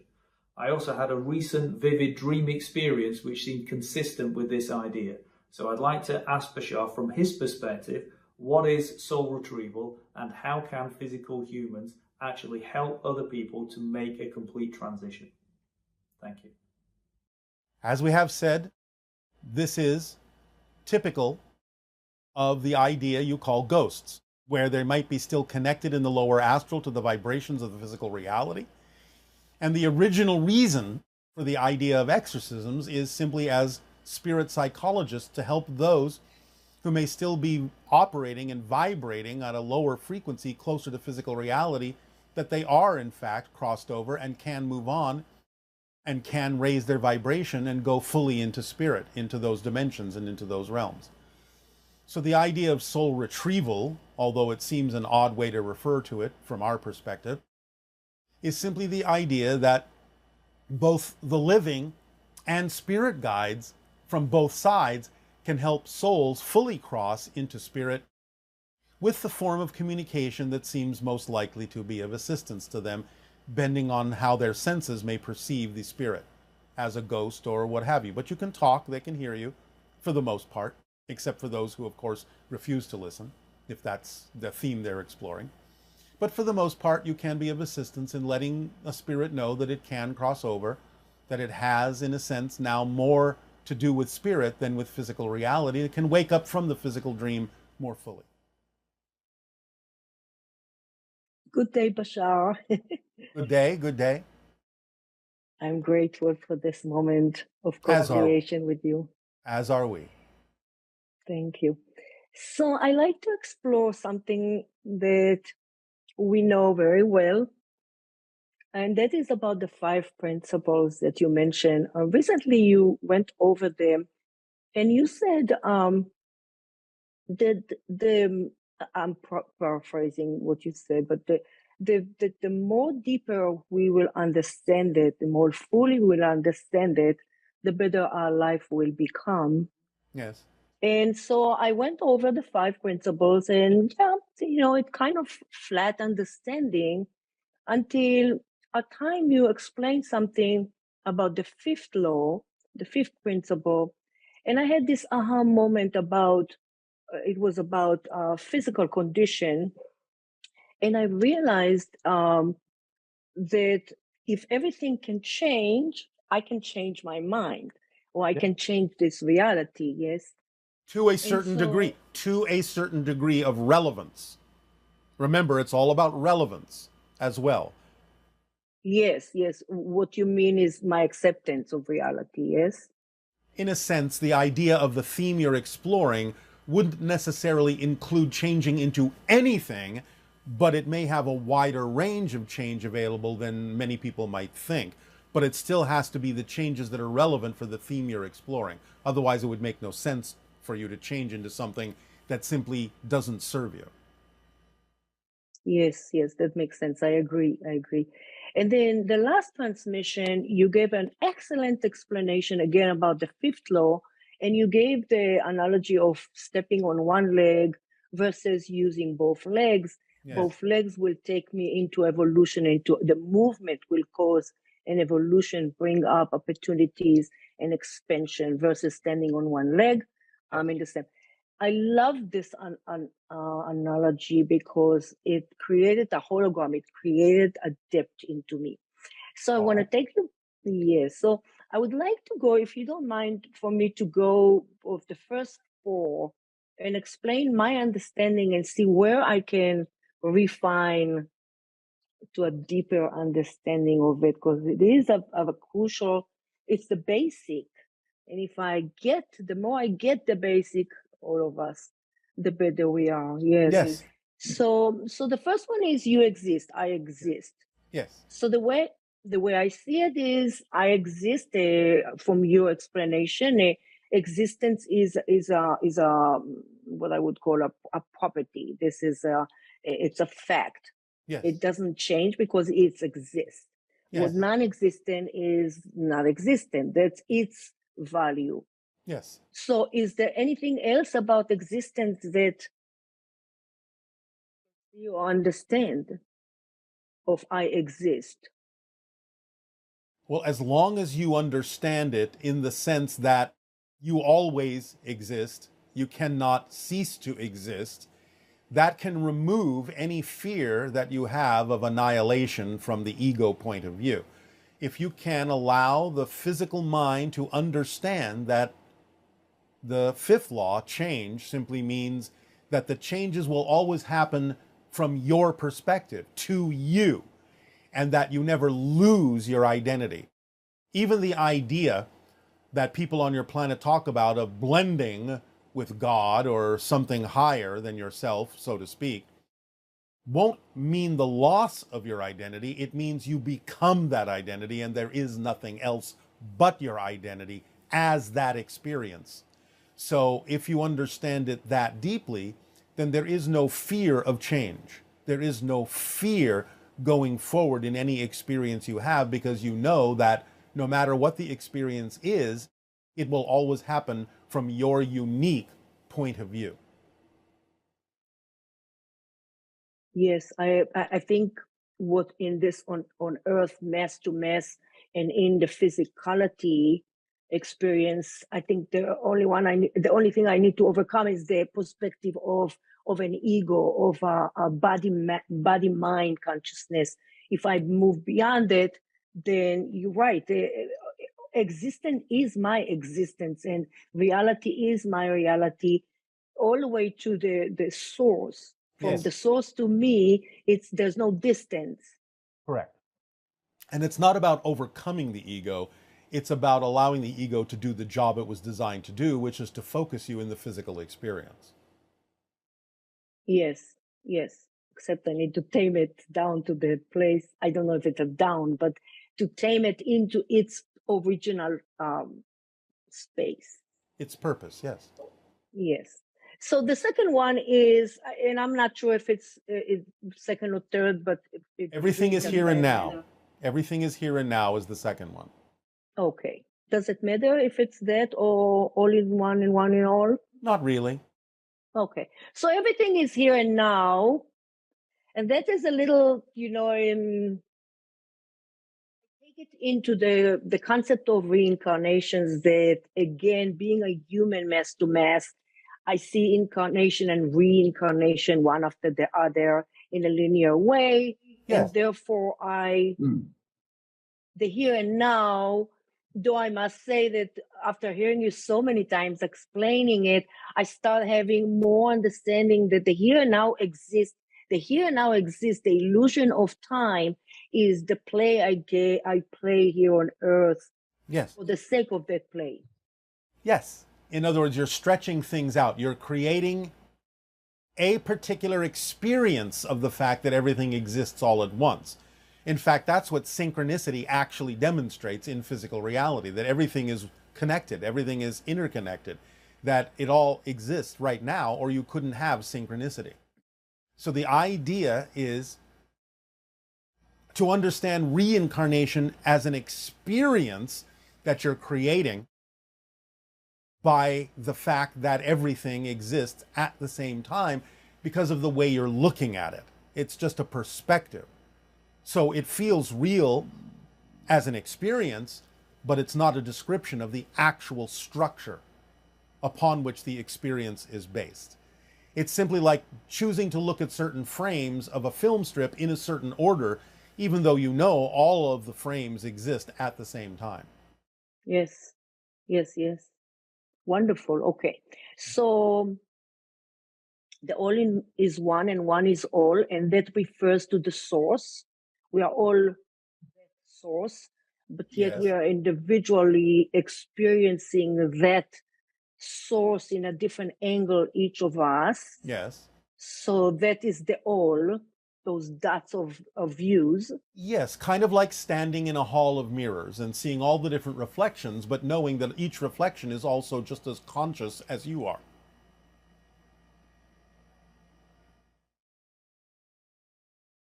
Okay. Did that make sense to you? Do you understand? Yes and no, because if it's, and it's probably a lack in my understanding. So when I look at all the mirrors, I still see me. But you see you from a different angle. You don't see it from the same angle. It's just that in physical reality, it doesn't necessarily have to look like you think you look. It can take on different forms, but it's still a reflection. Yes, but you also saying that each reflection is its own entity, though. Yes, because everything is made of consciousness.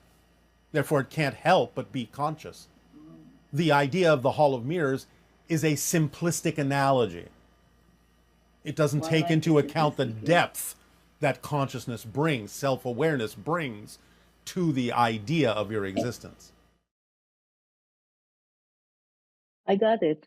I like it. All right. And the fourth one is what you give is what you get. What you put out is what you get back. Yes, because there is really nothing out there. Therefore, everything you're doing is a reflection. Right. So any action have the reaction only because I'm the cause of the action. Therefore, I'll be the cause of the reaction. The way you interpret the reaction, yes, that doesn't mean other people don't choose to be affected in their own ways by your actions. But nevertheless, what it is you perceive is the reflection that's germane and relevant for you in some way, shape, or form. Yes. Yes. Wonderful. Wonderful. And the fifth one I love because it's a new adaptation for me. So I accepted fully the change. It's such a bright promise to know that there is a change. And yet everything is this. Yes, it's more than a promise. It's the way it is. It's the structure itself. It's a promise to the human mind. Wonderful. BASHSAR, I love you so much. Our I'm so unconditional grateful. love to you as well. Good day. Avail. Good day. Avail. Hey, Bashar. You're just the best, and I would love to have more access to your material. Let me just ask you a quick question or two, and it's about energy and gravity. Are they not one and the same thing? And if so, what do you know about the energy and the gravity regarding black holes and the event horizon? How does that all come together from your perspective?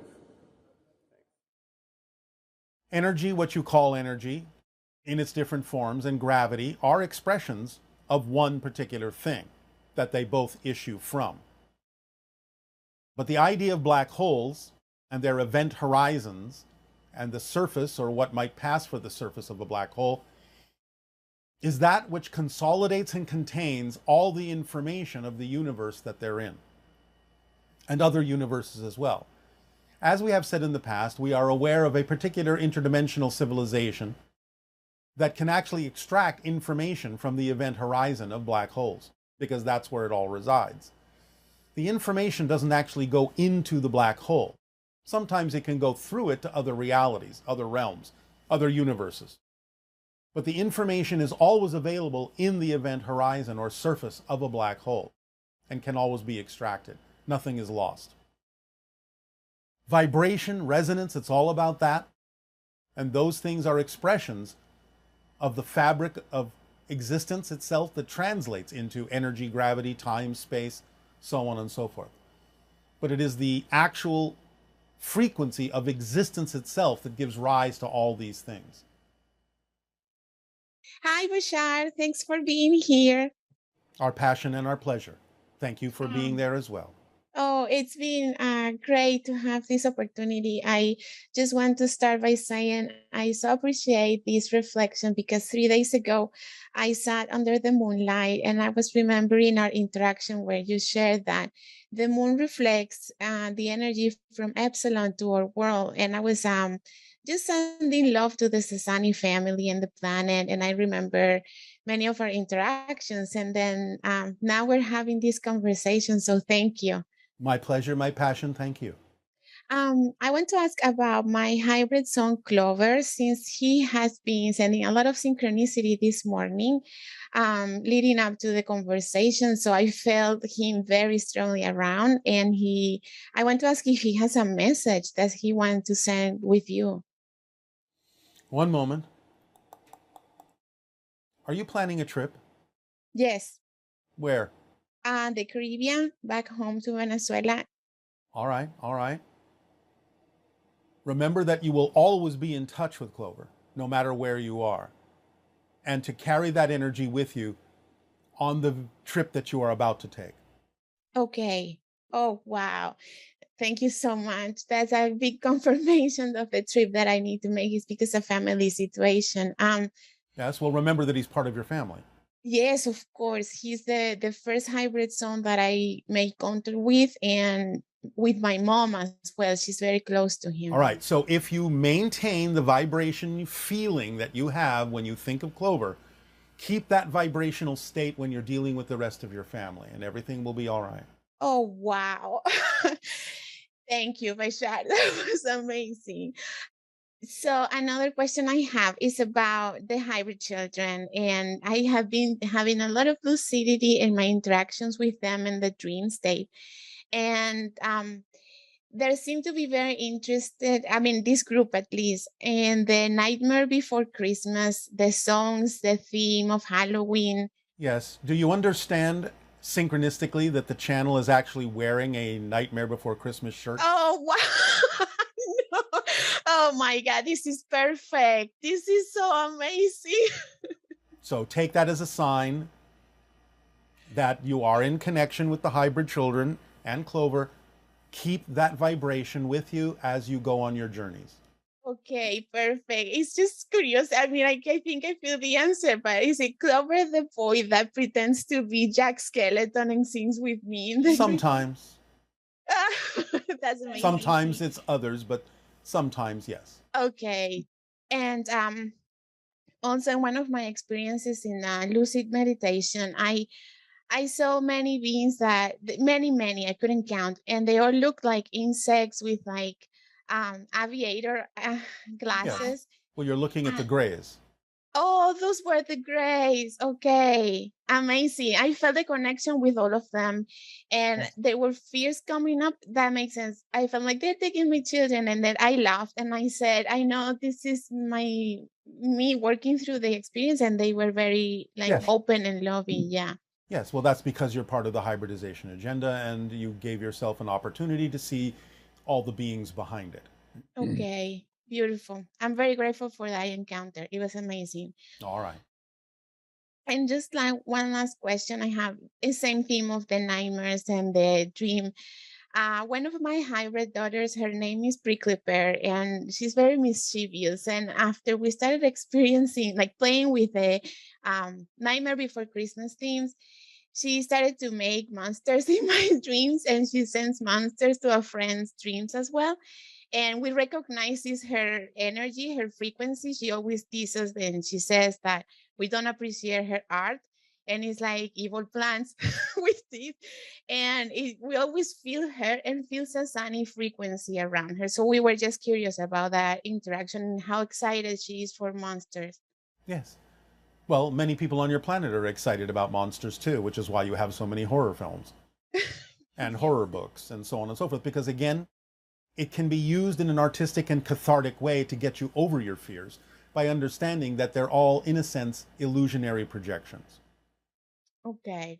So in a way that is also the things that I've dealt with in life that feel similar to what I would say a nightmare. It's like a friendly way of working through this. Exactly. I see. So she's helping with that. Okay, awesome. But those were all my questions. Thank you so much, Bashar. You are welcome. Aveo. Aveo. Hello, Bashar. This is Yolanda from Hong Kong. Do animals see death differently than humans? After my pet passed away, my other pet seemingly unaffected by the passing. I always wondered why. Thank you. Bye-bye. Because pets can perceive that they're still in touch with those that have passed into spirit. Death is different for them. They see it as it really is, just a transition to a slightly different state. And I do mean slightly, because remember, you're in spirit right now, all of you. You're just pretending that you're not. So the idea of death is simply a shift to your natural state, which the pets have always been able to perceive and still can perceive in many cases. Many pets who seem to mourn are taking on a reflection of the human idea that you've lost something. They're just reflecting that to you so you can deal with it and learn the idea that you're always connected to those that are in spirit. So the idea is that yes, they can be good reflections, animals can, for you, for humans, that the idea is just a transition from one room to another and that they're still in touch with them. Thus, they seem unaffected because for them, not much has changed. They're still in contact with those in spirit because they always have been. That's always a part of an animal's consciousness, to be aware, in most cases, of animals that are in spirit, of the part of themselves that are in spirit, and part of other animals that are always in spirit, no matter what physical representations they may project, to be an aid and assist and service to other life on the planet.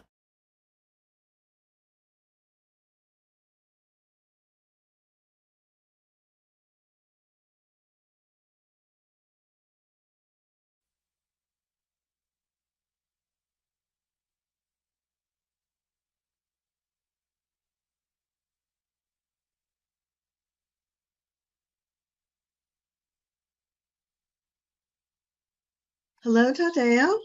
Nania. We have lots of great questions, especially about ghosts. All right. Where are our loved ones who have passed away, and how can we connect to the people we've known when they're no longer in their body? How can one go and find them when they aren't in time and space anymore? And if we do reach out, how can we know that we are actually connecting with them rather than our idea or image of them? Well, first of all, they're right here. It's just that they're in a different vibrational frequency. So the idea is that everything is here and now, including the spirit world. So they're right here with you. Now, that doesn't mean that they're always paying attention, but the idea is that it simply takes a slight shift in frequency for them to be aware, to connect with you when you send them any kind of message, be it verbal, emotional, or a thought. You are connecting.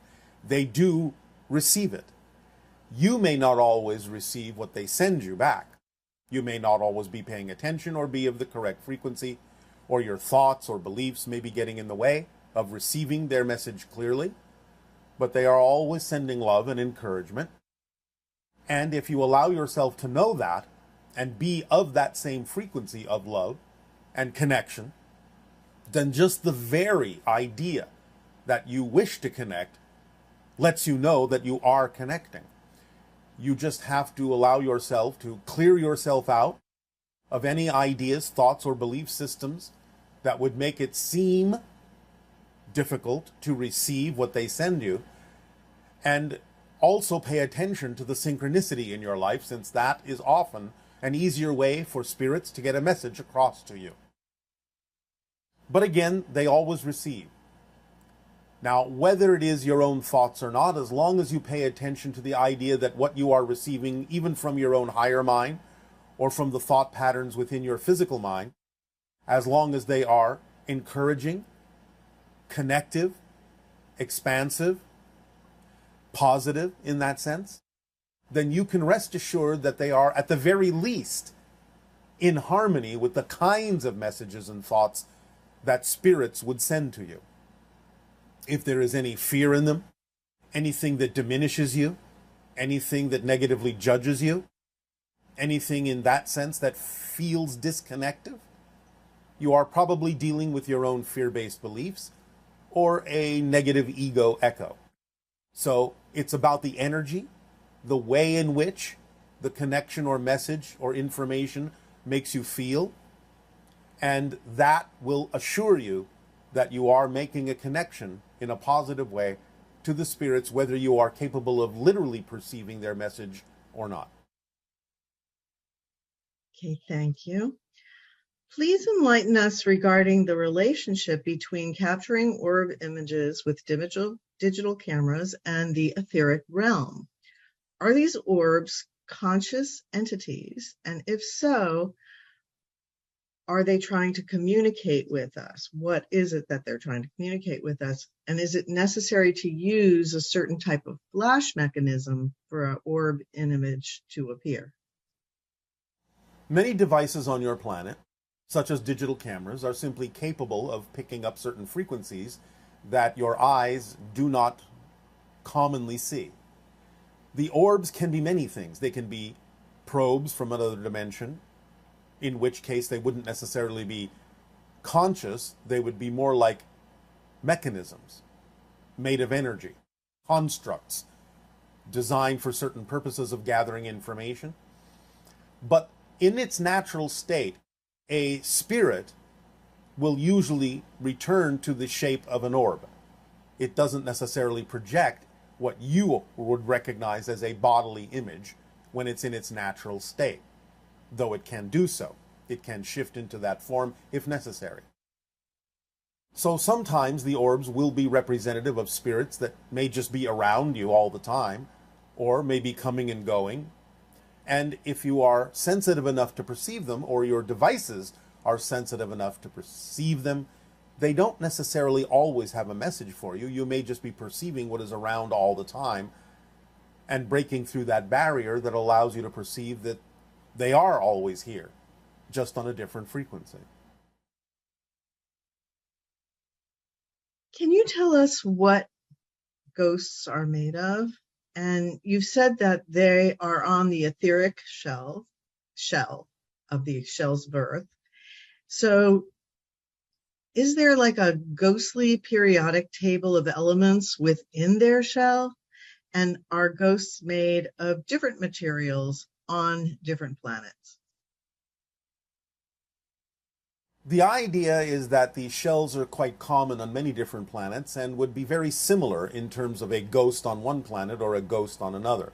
There may be some slight differences depending upon the vibrational frequencies that are necessary for beings to perceive them or for them to express themselves in different cultures and different civilizations and different worlds and dimensions. But the idea in general is to understand that everything that you think of as an element in your physical reality, your so-called periodic table, also have energy components, non-physical components. Remember, as above, so below. Everything has a non-physical template that allows the physical template to base itself upon. So the idea is that it may not be as many elements necessary to be expressed energetically in ghostly material, but overall, it is simply a refined version of physical matter. In other words, the idea of physical reality is a densification of the idea of what we call electromagnetheric energy. Therefore, it can have a more refined, higher vibratory representation, or it can have a denser, more crystallized representation that you would recognize as physical matter, and any level in between. So the idea of a ghost appearing physically, or even to some degree to your senses, even transparently, would simply be a dialing down of the frequency, a lowering of the frequency of the same material you're made of in general, maybe with not as many components. But the idea is that you all are made of electromagnetheric energy. It is kind of the idea that is recognized or labeled as ectoplasm when it is of a certain frequency densification. And to strengthen that densification would render it down into physical matter, would take on more corporeal elements that are designed to represent itself as a dense crystallization depending upon the elements that are involved. But the idea is that it's all kind of the same matter at different density levels. Again, by a crude analogy, much the same as the idea of ice and water, liquid water and steam are all the same element, just at different frequencies. So it's sort of similar to that idea. Okay. And is ectoplasm real? Yes, as I just said, it's just a way of describing a certain state of the idea of electromagnetheric energy, whether it is refining itself at a higher frequency or whether it is lowering its frequency and becoming more densified. So it's simply a state somewhere in between, sort of what you might call astral matter or etheric matter. It's kind of all the same thing, again, maybe with not as many elemental components represented in the vibratory frequency overall, but in general, you all have this matter, you all have this substance that is utilized at different frequency levels, whether it be transparent, invisible, or dense like physical matter that is opaque. Okay, and can pets take on a ghost body after passing? And is this very common? They don't take on a ghost body. They have the same kind of levels of expression of consciousness that you do. So the idea of quote unquote dropping their physical form or expanding their vibration to become spirit simply lets them go back to their natural state, as do you when you die. So it's not that they take on the body, that is their natural state. They densify themselves just as you do to come into material form that you would recognize as physical matter. So yes, of course, they have their own spirit forms. And is there a reason why a pet would take on a ghost body or express their ghost body to physical people? Well, there can be many reasons. Again, you are connected to them. They can shift their vibration when necessary to be more represented in your physical material world to at least some degree. So it depends upon the relationship, it depends upon the reasons, it depends upon the circumstances and why it might be necessary for them to do so, or why it is that your senses may be capable, being more refined on a higher frequency, of picking them up, even though they may not necessarily be densifying themselves to any great degree. you might be able to perceive them because you refined your senses by taking them to a higher frequency that's closer to the level in which the pet is existing. Can you think of an example where an animal might become visible like that to an individual after they've passed? That, particularly an owner. Yes, well, let us say that for some reason the owner has synchronistically attracted themselves to a situation that might be somewhat dangerous to them. And therefore the pet may materialize to some degree to act as a warning, to let them know not to proceed or to pay attention to something that's very important for their safety.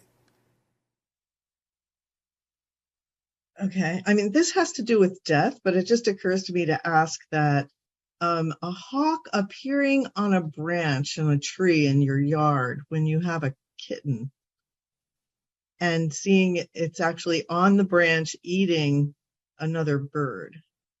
What kind of a representation having to do with death and also the safety of the kitten would you perceive about that? There are far too many interpretations of that particular scenario.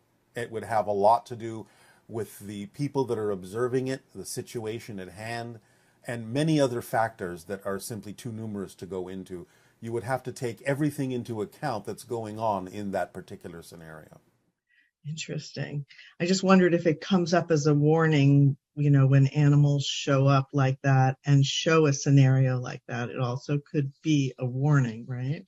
Well, that's one possibility, but it's not inevitably so. It could mean many different things.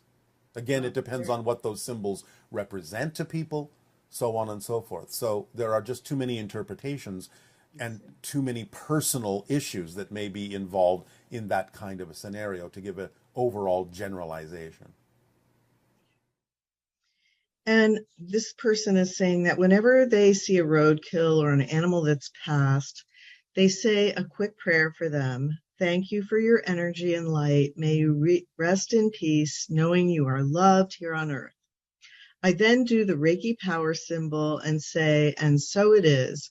Does it help the animal? Can they feel it? Could you please revise or add to this blessing so it has more power and love to it? The animal can absolutely feel it and does receive it and will return and reflect the love back.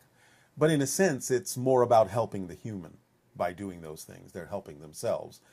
The idea is that the animal is always connected, always loving, always sending.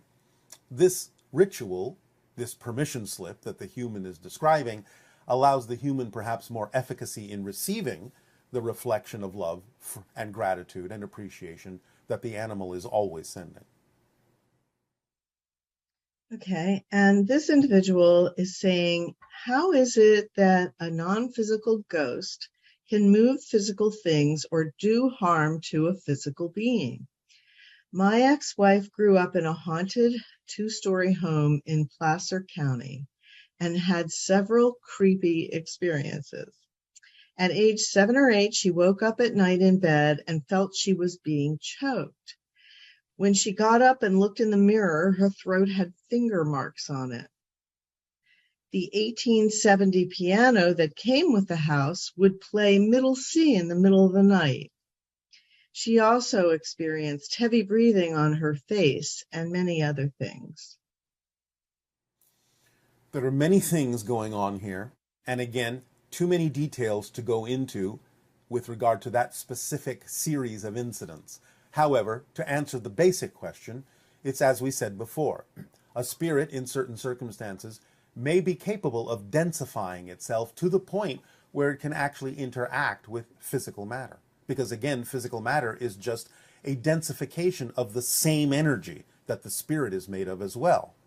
So the idea is that based on the frequency, if a harmonic chord is struck, if the frequencies harmonize and match to some degree, then it's possible that one can affect the other. But we won't go into all the reasons for those experiences as you've described them, because right now it's way too complex. And there are many things on many different levels happening in the scenario you have just illustrated. How can we get better at interpreting these things? Because, for example, you've done this with many people, and you're able to perhaps glean more information than we might be able to. How can we enhance our ability to interpret these situations? Raise your frequency. That's all you need to do. With the raising of the frequency comes more ability to interpret information, and more information that is easy to understand will come to you because it is the information relevant to that frequency level. So again, follow the formula, follow your passion, raise your frequency, go into the channeling state. You will receive what you need and you will understand it more clearly because on that level, things are clearer and more understandable. Yes, that's really good. Thank you. Yes. Many people have experiences where it appears that ghosts are getting stuck on Earth due to unfinished business. And this is how we get haunted houses where paranormal things happen. Is this really what's happening, or is there another explanation? In many cases, yes, that is what is happening to some degree. If spirits have unfinished business, they may hang around. It's not necessarily always that they're stuck, per se. They may be doing this quite intentionally, quite consciously. But yes, there are those few that may be confused about their status, where they are, who they are now, the fact that they're even dead. But again, the idea is that many of them may simply have business to attend to and may need to adjust their frequency to be able to do that. So yes, in some sense. But again, remember, as we have explained, there are many different kinds of things that can be happening that may appear to be a living ghost, so to speak, while some things may simply be repeating loops of incidents that have been impressed into the space-time fabric, and that may not actually be a live event. You may even be seeing into parallel realities that may appear diaphanous and transparent to you, but to themselves may be a solid reality just like you perceive your reality to be.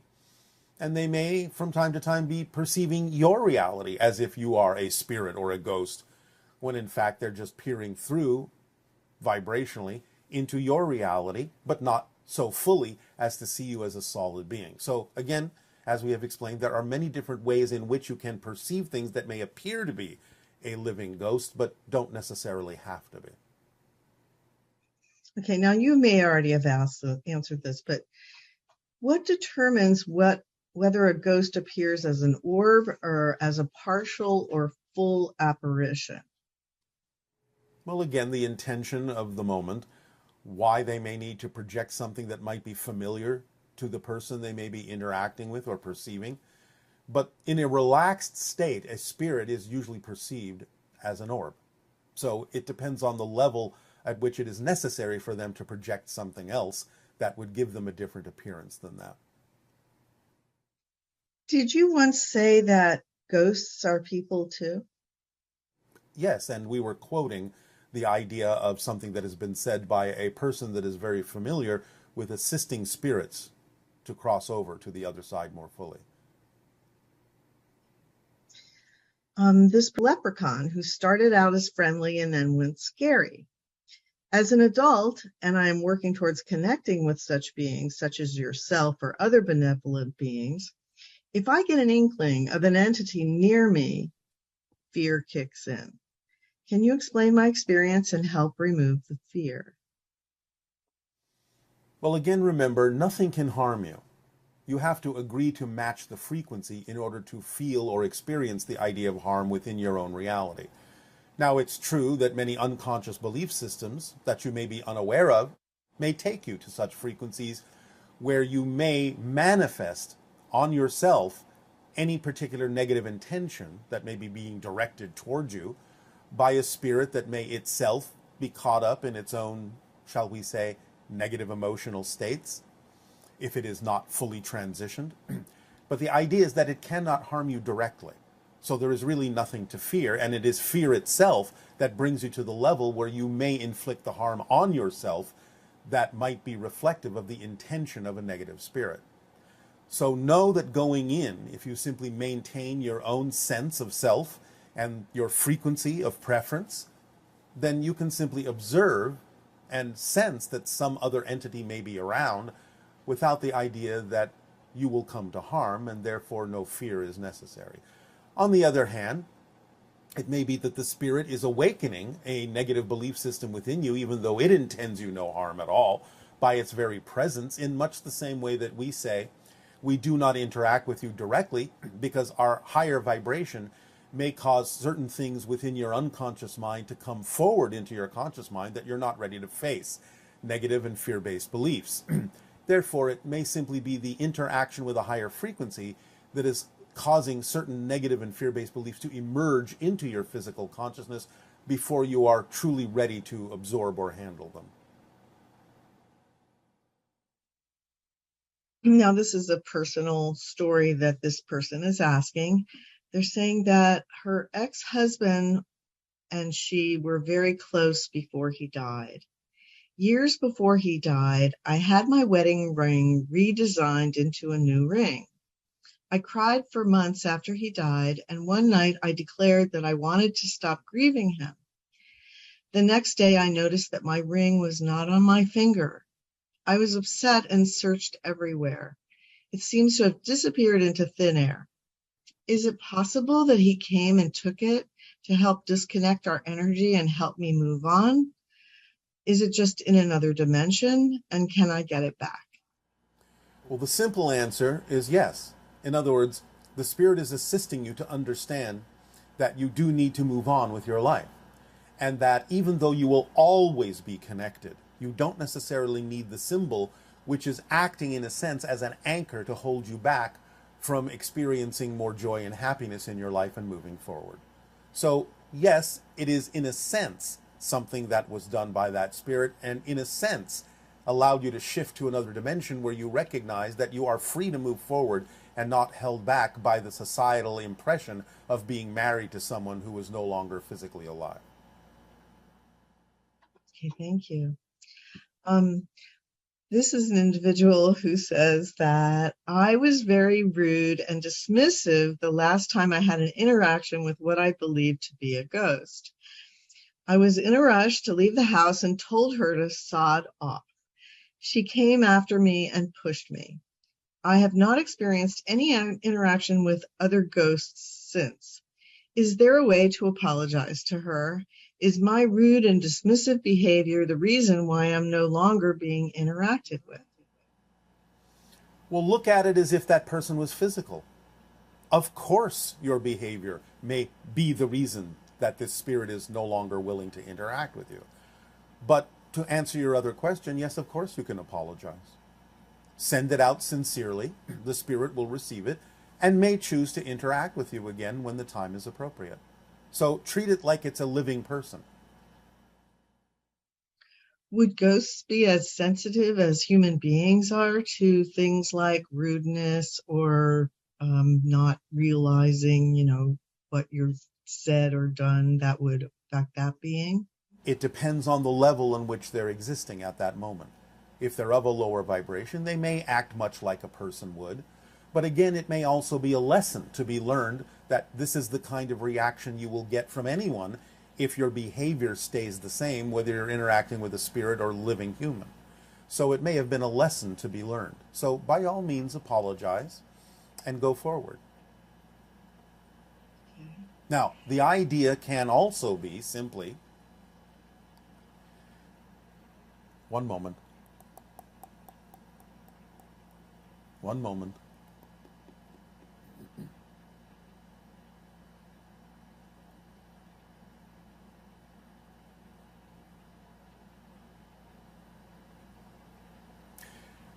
The idea of being pushed may have represented, again, the idea of focusing on the lesson, focusing on the idea that there is always a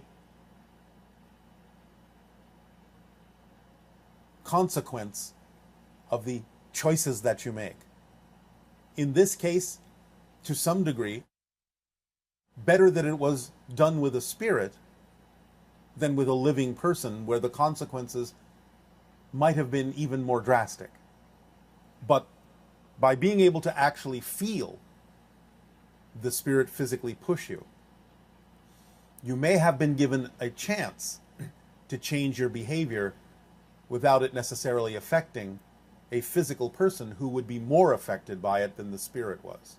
And the spirit, in that sense, may simply have been demonstrating something without necessarily taking it personally. But generally, the fact that they're in spirit means that they will have certainly the capability of experiencing what you're saying at a higher level. Yes, and again, they may not have experienced it personally at all. It may simply have been a lesson being taught. Interesting. This person is saying, my grandfather can see ghosts for about 1 year now, usually at nighttime, sometimes in the afternoon, and almost every night.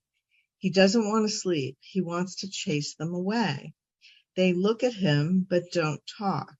When he tries to reach them, they press something on their chest and disappear. Who are they? These are not ghosts. These are interdimensional beings. So the idea may be that he senses that they're from somewhere else. They may feel quite alien to him. He may not be comfortable around them, simply because he may not be comfortable with the differences that they represent. The fact that they're pressing their chests indicates to some degree that they're using a type of technology, which a ghost would not need to do. A ghost would simply vanish. So this is more the behavior of interdimensional beings that are connected to that person and attempting perhaps to remind him of his connection to them, which he may not be in a place to acknowledge at this particular point because of whatever belief systems he's holding on to. But it might be a way of goading him into exploring these things rather than chasing them away. So as people get older also, particularly let's say they're in the 5-year range of when they might pass or something like that, will this ability be more accessible if that person realizes it, to be able to connect or see ghosts and things like that? If they realize, yes. It can happen, or it doesn't have to, but yes, it's quite possible that as you approach the idea of crossing the threshold from physical to non-physical reality, that your senses may start connecting to the other side, and you may be more acutely aware of the fact that other beings in spirit are connecting to you. Could it potentially be similar to the idea of the way cats can be just sitting there and suddenly they're staring at watching something that appears to be from another dimension? Yeah. It might manifest that way? Yes. And how, if you haven't already answered this maybe in detail, how can an entity or ghost move things around and turn things on like a faucet or a stove? Again, a densification of the vibration of the entity can bring them closer to the vibration of physical reality, and therefore within a range in which they can actually interact with denser physical material, because they have densified their own vibration to be sufficiently close to that frequency of physical reality to be able to manipulate physical objects. Okay. This person has a question about ghosts who don't know they're ghosts. Can you elaborate on the people who pass who don't know they're ghosts? And does this happen to animals too? What is the best ceremony or blessing we can do to guide them and honor them in a way that assists them towards their highest good? And what does your society do to honor your loved ones once they've been elevated? It is extremely rare that animals would experience that. Extremely rare, and for very specific reasons only. The idea is, again, if someone has a certain belief system that is in denial about the existence of an afterlife, it may be strong enough to prevent them from realizing that they're dead, but not for very, very long in terms of the idea of time as you know it, because they will always have assistance from the other side to realize that their condition has changed and that they are capable of moving forward.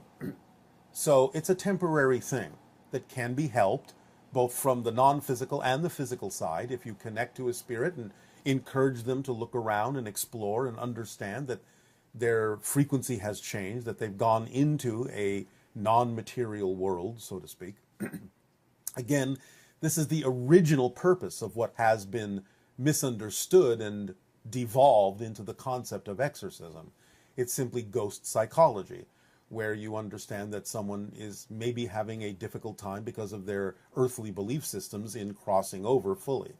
But again, this is still, especially in this day and age, relatively rare. The reason why people may interact with ghosts in many cases is far beyond the idea now of the ghosts themselves not knowing that they're dead. So there are many other reasons and purposes for these interactions or for people perceiving them. Messages and so on that need to be delivered. Yes, a little bit of unfinished business, but again, this doesn't really take very long. Although sometimes a psychically sensitive person can help them with this by delivering messages to the living that allows the ghosts, the spirits, to know that the message has been delivered so they can move on. But again, in the overall population, this is relatively rare. But animals have very little reason to experience the idea. Perhaps an animal that has been severely physically abused might experience this momentarily. But again, an animal is much more connected to the idea of spirit and much more capable of immediately awakening into their natural state. Again, they may stick around for the purpose of interacting with a human that may need their assistance or their reflection, but that has nothing to do specifically with the animal's ability to know that it is dead. And if some spirits don't realize that they've died, did they experience life review upon death? In many cases, no. Or they may have experienced it as a dream, thinking that they're still alive and simply dreaming, or daydreaming, or hallucinating. But in some cases, no. They're not yet at that threshold where they have the awareness to recognize what it is they're experiencing as a life review. They may simply think that they're sort of stuck on a memory. So basically, you can delay your life review by refusing to move towards the light or move into spirit fully? Again, this is relatively rare, but yes, to some degree it's possible. The examples of the idea you call near-death experience and fully dying provide an illustration for this. Because the idea is that when people have a near-death experience, when they're not going to remain dead, they will usually have the life review sooner than a person who actually dies, because then they don't have to rush, because they're going to come back. They're not going to come back, so they don't have to have the life review right away. But the people that are going to return in a near-death experience will usually have some degree of life review more quickly than those who truly pass on. Interesting. And what about those individuals that perpetrate great evil on earth in the sense of murder, mayhem, etc.? And I know that you had referred one time to Hitler having to sort of be put on ice in order to, I guess, integrate. An energetic buffer is created to allow the being to go through what may seem to be the traumatic experience of the life review, because remember, in life review, there are no barriers. The cause and effect are all happening within you, and you experience everything from every point of view, including the people that were affected by the choices and the actions that you took. So you're experiencing those things as if you are that person being affected by your choices. And to a soul, that can be to some degree a traumatic experience, especially at the level that certain individuals may have perpetrated those kinds of negative actions. So a kind of cocoon or buffer is created. This is what is meant by being put on ice, to allow the soul to absorb these experiences and learn from them in a way that will benefit them so that they can make different choices from that point forward. And when you say that the cause and effect, suppose they're in a position where they are telling other people to do things, and further down the chain, the actual actions that are so heinous are taking place. Everything is connected. Everything is connected. Remember, Time and space are illusions to some degree, even though they're real as experiences. But any ripple whatsoever that has any kind of an effect is experienced by those who have any connection to it, to whatever degree they have the connection to it. So in the average person's transition and life review, they will experience the ripple effect of everything that they've done in their entire life, or only the ones that are really relevant for a learning experience? Everything, but the ones that are truly relevant for a learning experience that is specific to them will stand out in certain ways. But beings experience literally every single second of the physical life. Again, some things will stand out more than others, but that doesn't mean they don't experience them. Even the absence of something that is the result of some action they took will be experienced by them. And yet, since the timeline for things to be experienced while you're in spirit as opposed to being physical is different, what kind of a time does it take, or how much time does it take, in a sense, to go through a life review? As your Einstein said, it's all relative. What to you may seem to be something that took years, may be experienced in the blink of an eye to the spirit in a life review. But it may seem to them that they're reliving the entire life as well.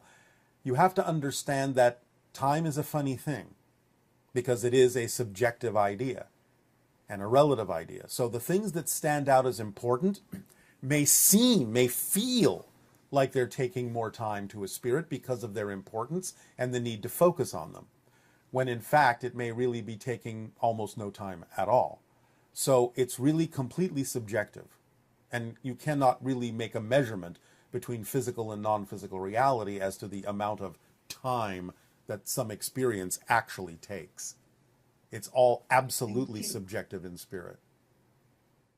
And also the idea that you're multi-functioning, so can many aspects of the life be happening simultaneously in your review, or it would appear more linear? Again, it depends on what it is you need to focus on, what it is that gives you the lesson that you're attempting to extract.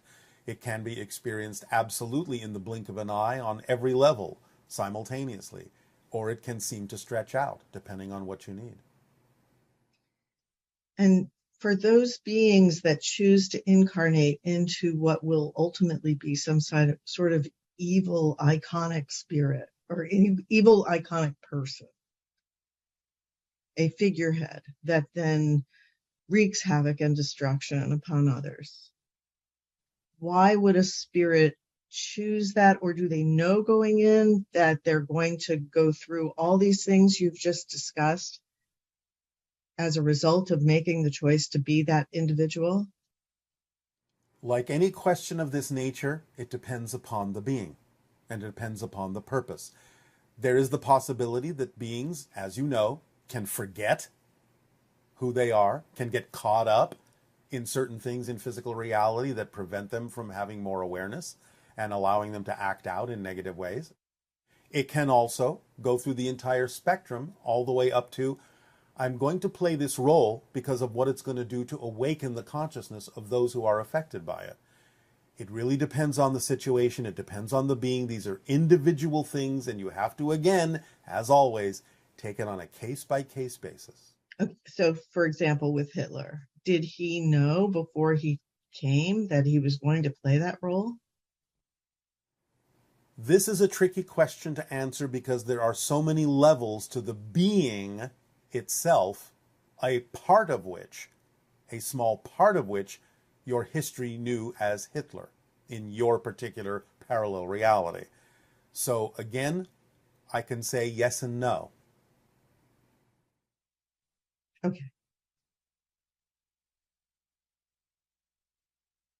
If some spirits are trapped on our world because of their strong belief systems, which did not allow them to realize they're dead, then how are beliefs influencing them when they don't have a body?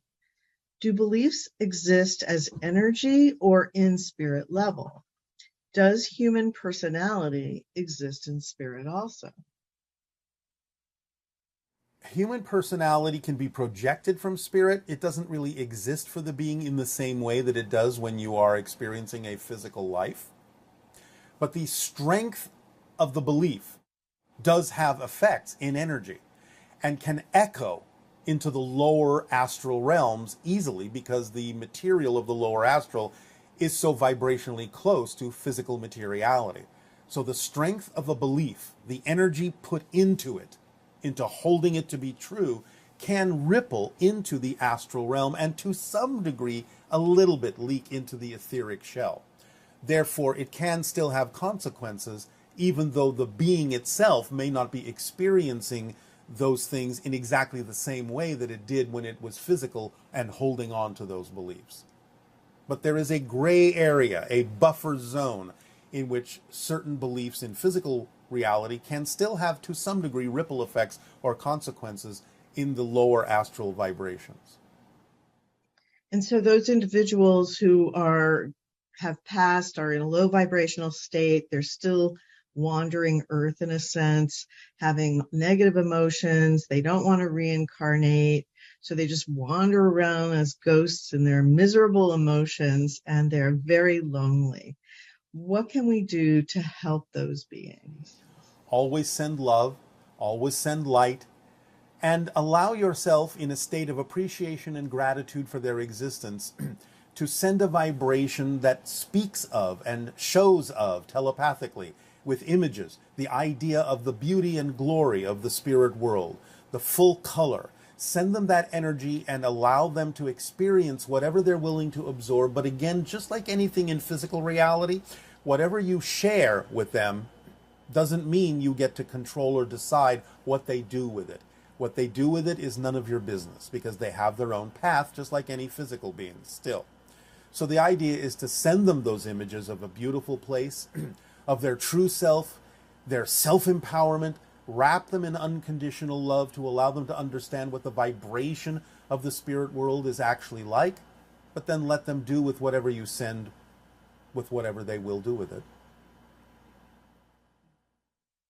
This person is saying her grandmother passed away, and then she had a dream where she woke in the middle of the night and saw her as light. But she wasn't sure if it was a dream or not, since she was so sleepy. Was the person dreaming or were they awake? And how can you tell when something is real? Well, again, the idea that it may have partially occurred in a dream state or a partial dream state is simply an indication that it might be easier for the spirit to reach you in that state when some of your physical thought process is kind of out of the way or on hold. So it's still real. It's just that it might be an easier state for the spirit to make a connection in. So it may feel a little bit dreamy, a little bit out of physical reality. That doesn't mean it's not real. And previously you said that in our near future, we'll be able to interact more with our loved ones who have departed. And can you expand on that? And why is it that some people have that ability now? Well, again, either because it's part of their theme that they chose to experience in this life, or they chose to experience something that made their senses a little bit more acute than most. And again, because again, it's approaching the time for these things to be considered, that in and of itself can make the so-called barriers between physical and non-physical reality a little bit more transparent, in the same way that approaching death in physical life can make your senses more acute to the spirit world. Collectively, approaching certain kinds of thresholds where you're considering the expansion of consciousness and the existence of spirits and so on and so forth can actually allow many people within the physical collective to be able to be more sensitive to the fact that spirits are all around you and make it easier for you to start perceiving them. How about lucid dreaming and seeing ghosts? How can this, or connecting with dead people, how can one use lucid dreaming in order to have a more heightened experience? Well, again, in general, lucid dreaming is an experience you're having when you are aware of the fact that you are actually a spirit. Therefore, it's easier to connect to the spirit world because in a lucid dream, you are actually being more of your natural self. Interesting. Would it help to like call out the name of the person that you want to connect with, or you just have to think of them while you're in a lucid You can dream? use whatever technique works best for you. Okay. Is it dangerous to communicate with spirits through the Ouija board? This person's friend had contacted something, but I think it was just an animal spirit or something, since it didn't make much sense to the other person. Let me put it this way. You have certain symbols on your planet that have certain collective definitions attached to them, so to speak. So it's not in general dangerous, but the idea of the way most people in your society think of the Ouija board actually allows them to expand the idea into a more negative vibration, because that's what you bring to it going in for the most part. So in other words, that you've set yourself up by defining the Ouija board as a dangerous instrument. Therefore, that can create the sensation of connecting to ideas or things or entities that are less than ideal vibrationally. But it's not because connecting to spirit is dangerous, and it's not intrinsically because of the device that may be used as a permission slip to do so, but because of the definition you've imparted to that device that may lower your vibration and make you more aware of matching lower vibrational entities. And this person is saying, my understanding is that chakras are of the etheric body, while ghosts are basically an astral body on the astral plane. Can you clarify this? For the most part, what you perceive as a ghost is usually in the astral plane, yes. But the idea of the chakras is simply a physical manifestation of certain patterns of energy that go all the way up beyond the astral into the etheric and beyond. It's just the physical representation of the crystallization of certain consciousness patterns and energy connections that you have to the higher forms of yourself. And are all ghosts that appear to humans originally from Earth, or do some beings come there from throughout the galaxy to join our etheric plane? Did any Greys die in our Earth timeline and become ghosts and or Anunnaki? This is rare, but the answer in general is yes, it's possible. Fascinating. And can our spirit guides appear as ghosts? Can they take on a physical ghost body in our reality?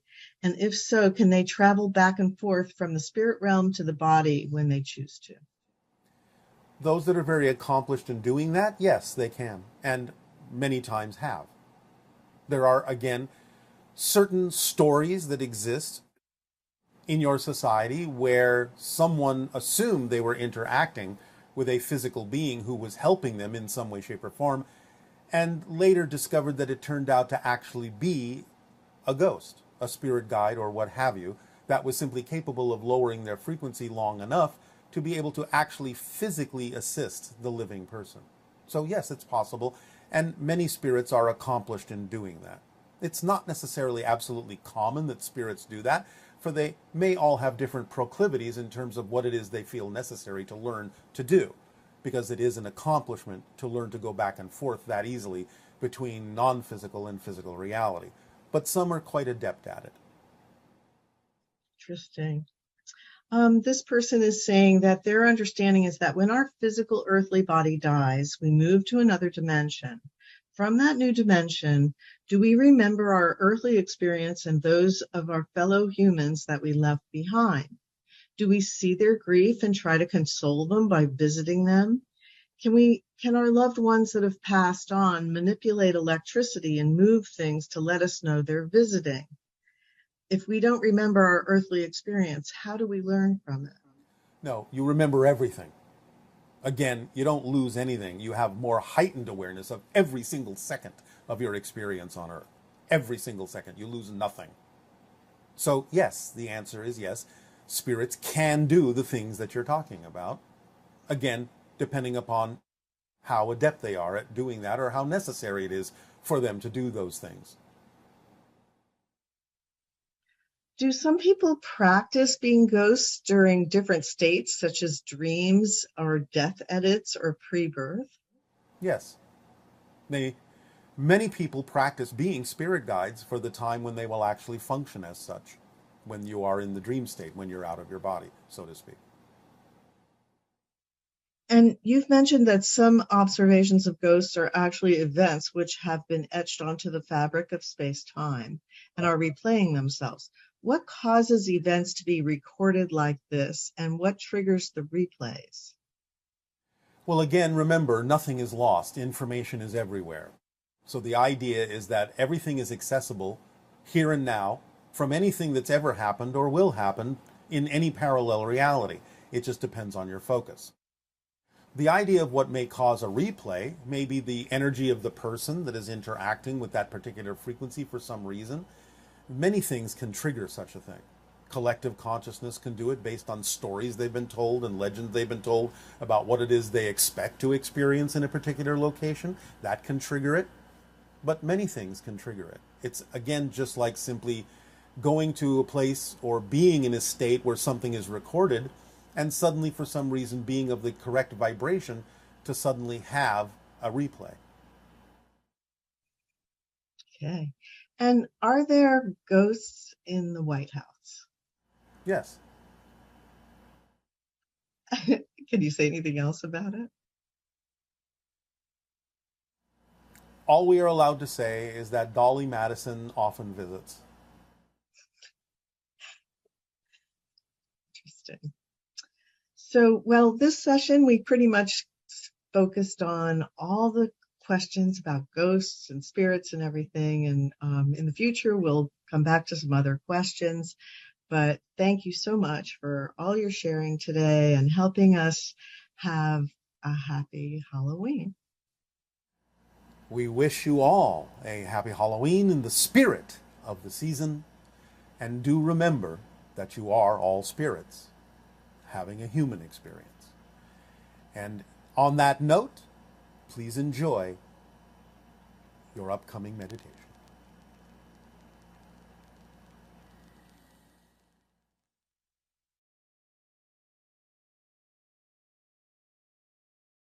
And now it is time for all of you to relax, become comfortable, breathe easily and deeply, bring up whatever images or music you wish, it's up to you, and allow and let go of the cares of the day. And start connecting to spirit, the spirits that you are, the spirits that you have relationships with.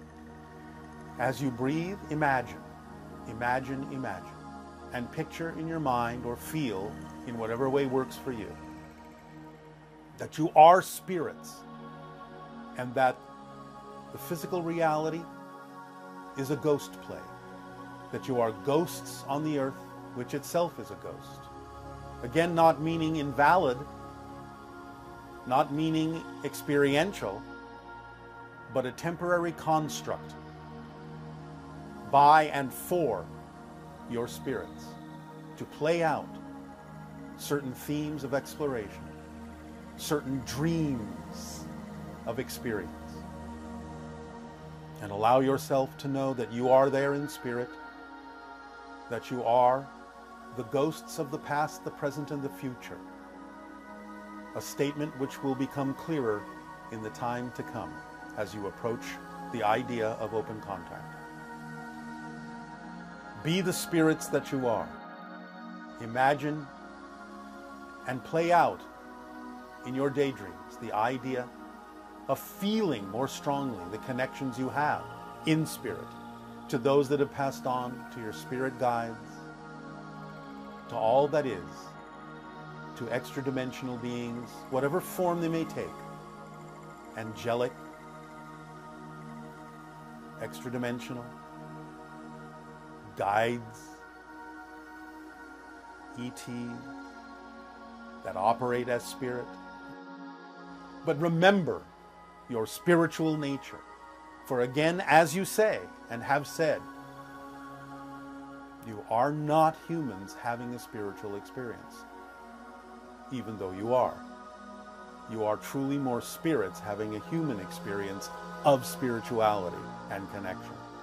Doing it that way, and through that auspice, through that stage play, through that ghost projection, so that you may know yourselves more deeply in all the ways that you can, which is the true mark of all that is, to know itself more deeply in all the ways that it can, and to expand in its experience of relationship to itself, as itself, by itself, for itself, with itself, and all the extensions of itself. Even in your own Bible, the first description of God is that God is a spirit. And that is more true than any other description you've ever had. In all the religions of your planet that seem at odds, it is not that Jesus is God, and Allah is God, and Jehovah is God, and the differences you make in that, but it is that God is Jesus, God is Jehovah, God is Allah, God is all the things you imagine it to be, and all are true and correct, because God is a spirit, the spirit of all that is. It is existence itself, which is a spiritual state, an energy state, a state of beingness, a state of consciousness and self-awareness. You are spirit. You are self-aware. You are existence itself. You are consciousness itself. Allow yourself to breathe in the idea of yourselves as spirits, because that is your true nature, and always will be, forever and ever. So be it. Breathe it in and make the connections. Reach out and stretch out to those who have passed, to the soul family, to spirit guides, to all. For there are many among you, many around you, and many within you. Many versions of yourself within yourself as all that is, reflecting to itself all that it can be. Be of spirit, for you are of spirit. Be of service, for you are of service just by being. By being a reflection to all of your true nature, you serve. For you give others options and opportunities and probabilities they may not have considered. Be of spirit and follow your passion, for spirit is built of pure passion, the pure passion of all that is to be itself. The explosion of ecstasy and passion that is existence itself. Breathe it in. Breathe it in. And exhale the pure, fundamental spirit of your being, your true self, your loving self, your giving self, your serving self. For as you serve others, you serve yourself, because you serve the all, of which you are a part, and cannot be left out in any way, shape, or form until you leave yourselves out. But even then you are still connected, because spirit is spirit and connected to all, and is all, an expression of all, in a unique way, in a unique form, a unique reflection. You cannot be disconnected, and it is the very connection that you are that allows you to experience disconnection for your own purposes. But it is not real, it is an illusion. And this is what you are learning. Be yourself. Be yourself. Breathe it in and reflect upon it and feel the expansiveness of your being. And act accordingly. Act expansively. Act boldly and bravely with courage and intention, and be yourself. That's all it takes. Follow your passion. Act on your passion. Be yourself. Your higher mind guides you. Your physical mind can be of joy in following the passion that is the true you, the spirit you. your true nature, your unconditionally loved nature. Be at peace and welcome home. Happy Halloween, and remember to be the spirit of the season. Our unconditional love to you all. We thank you for your service. We thank you for the co-creation of your interactions. Aveo.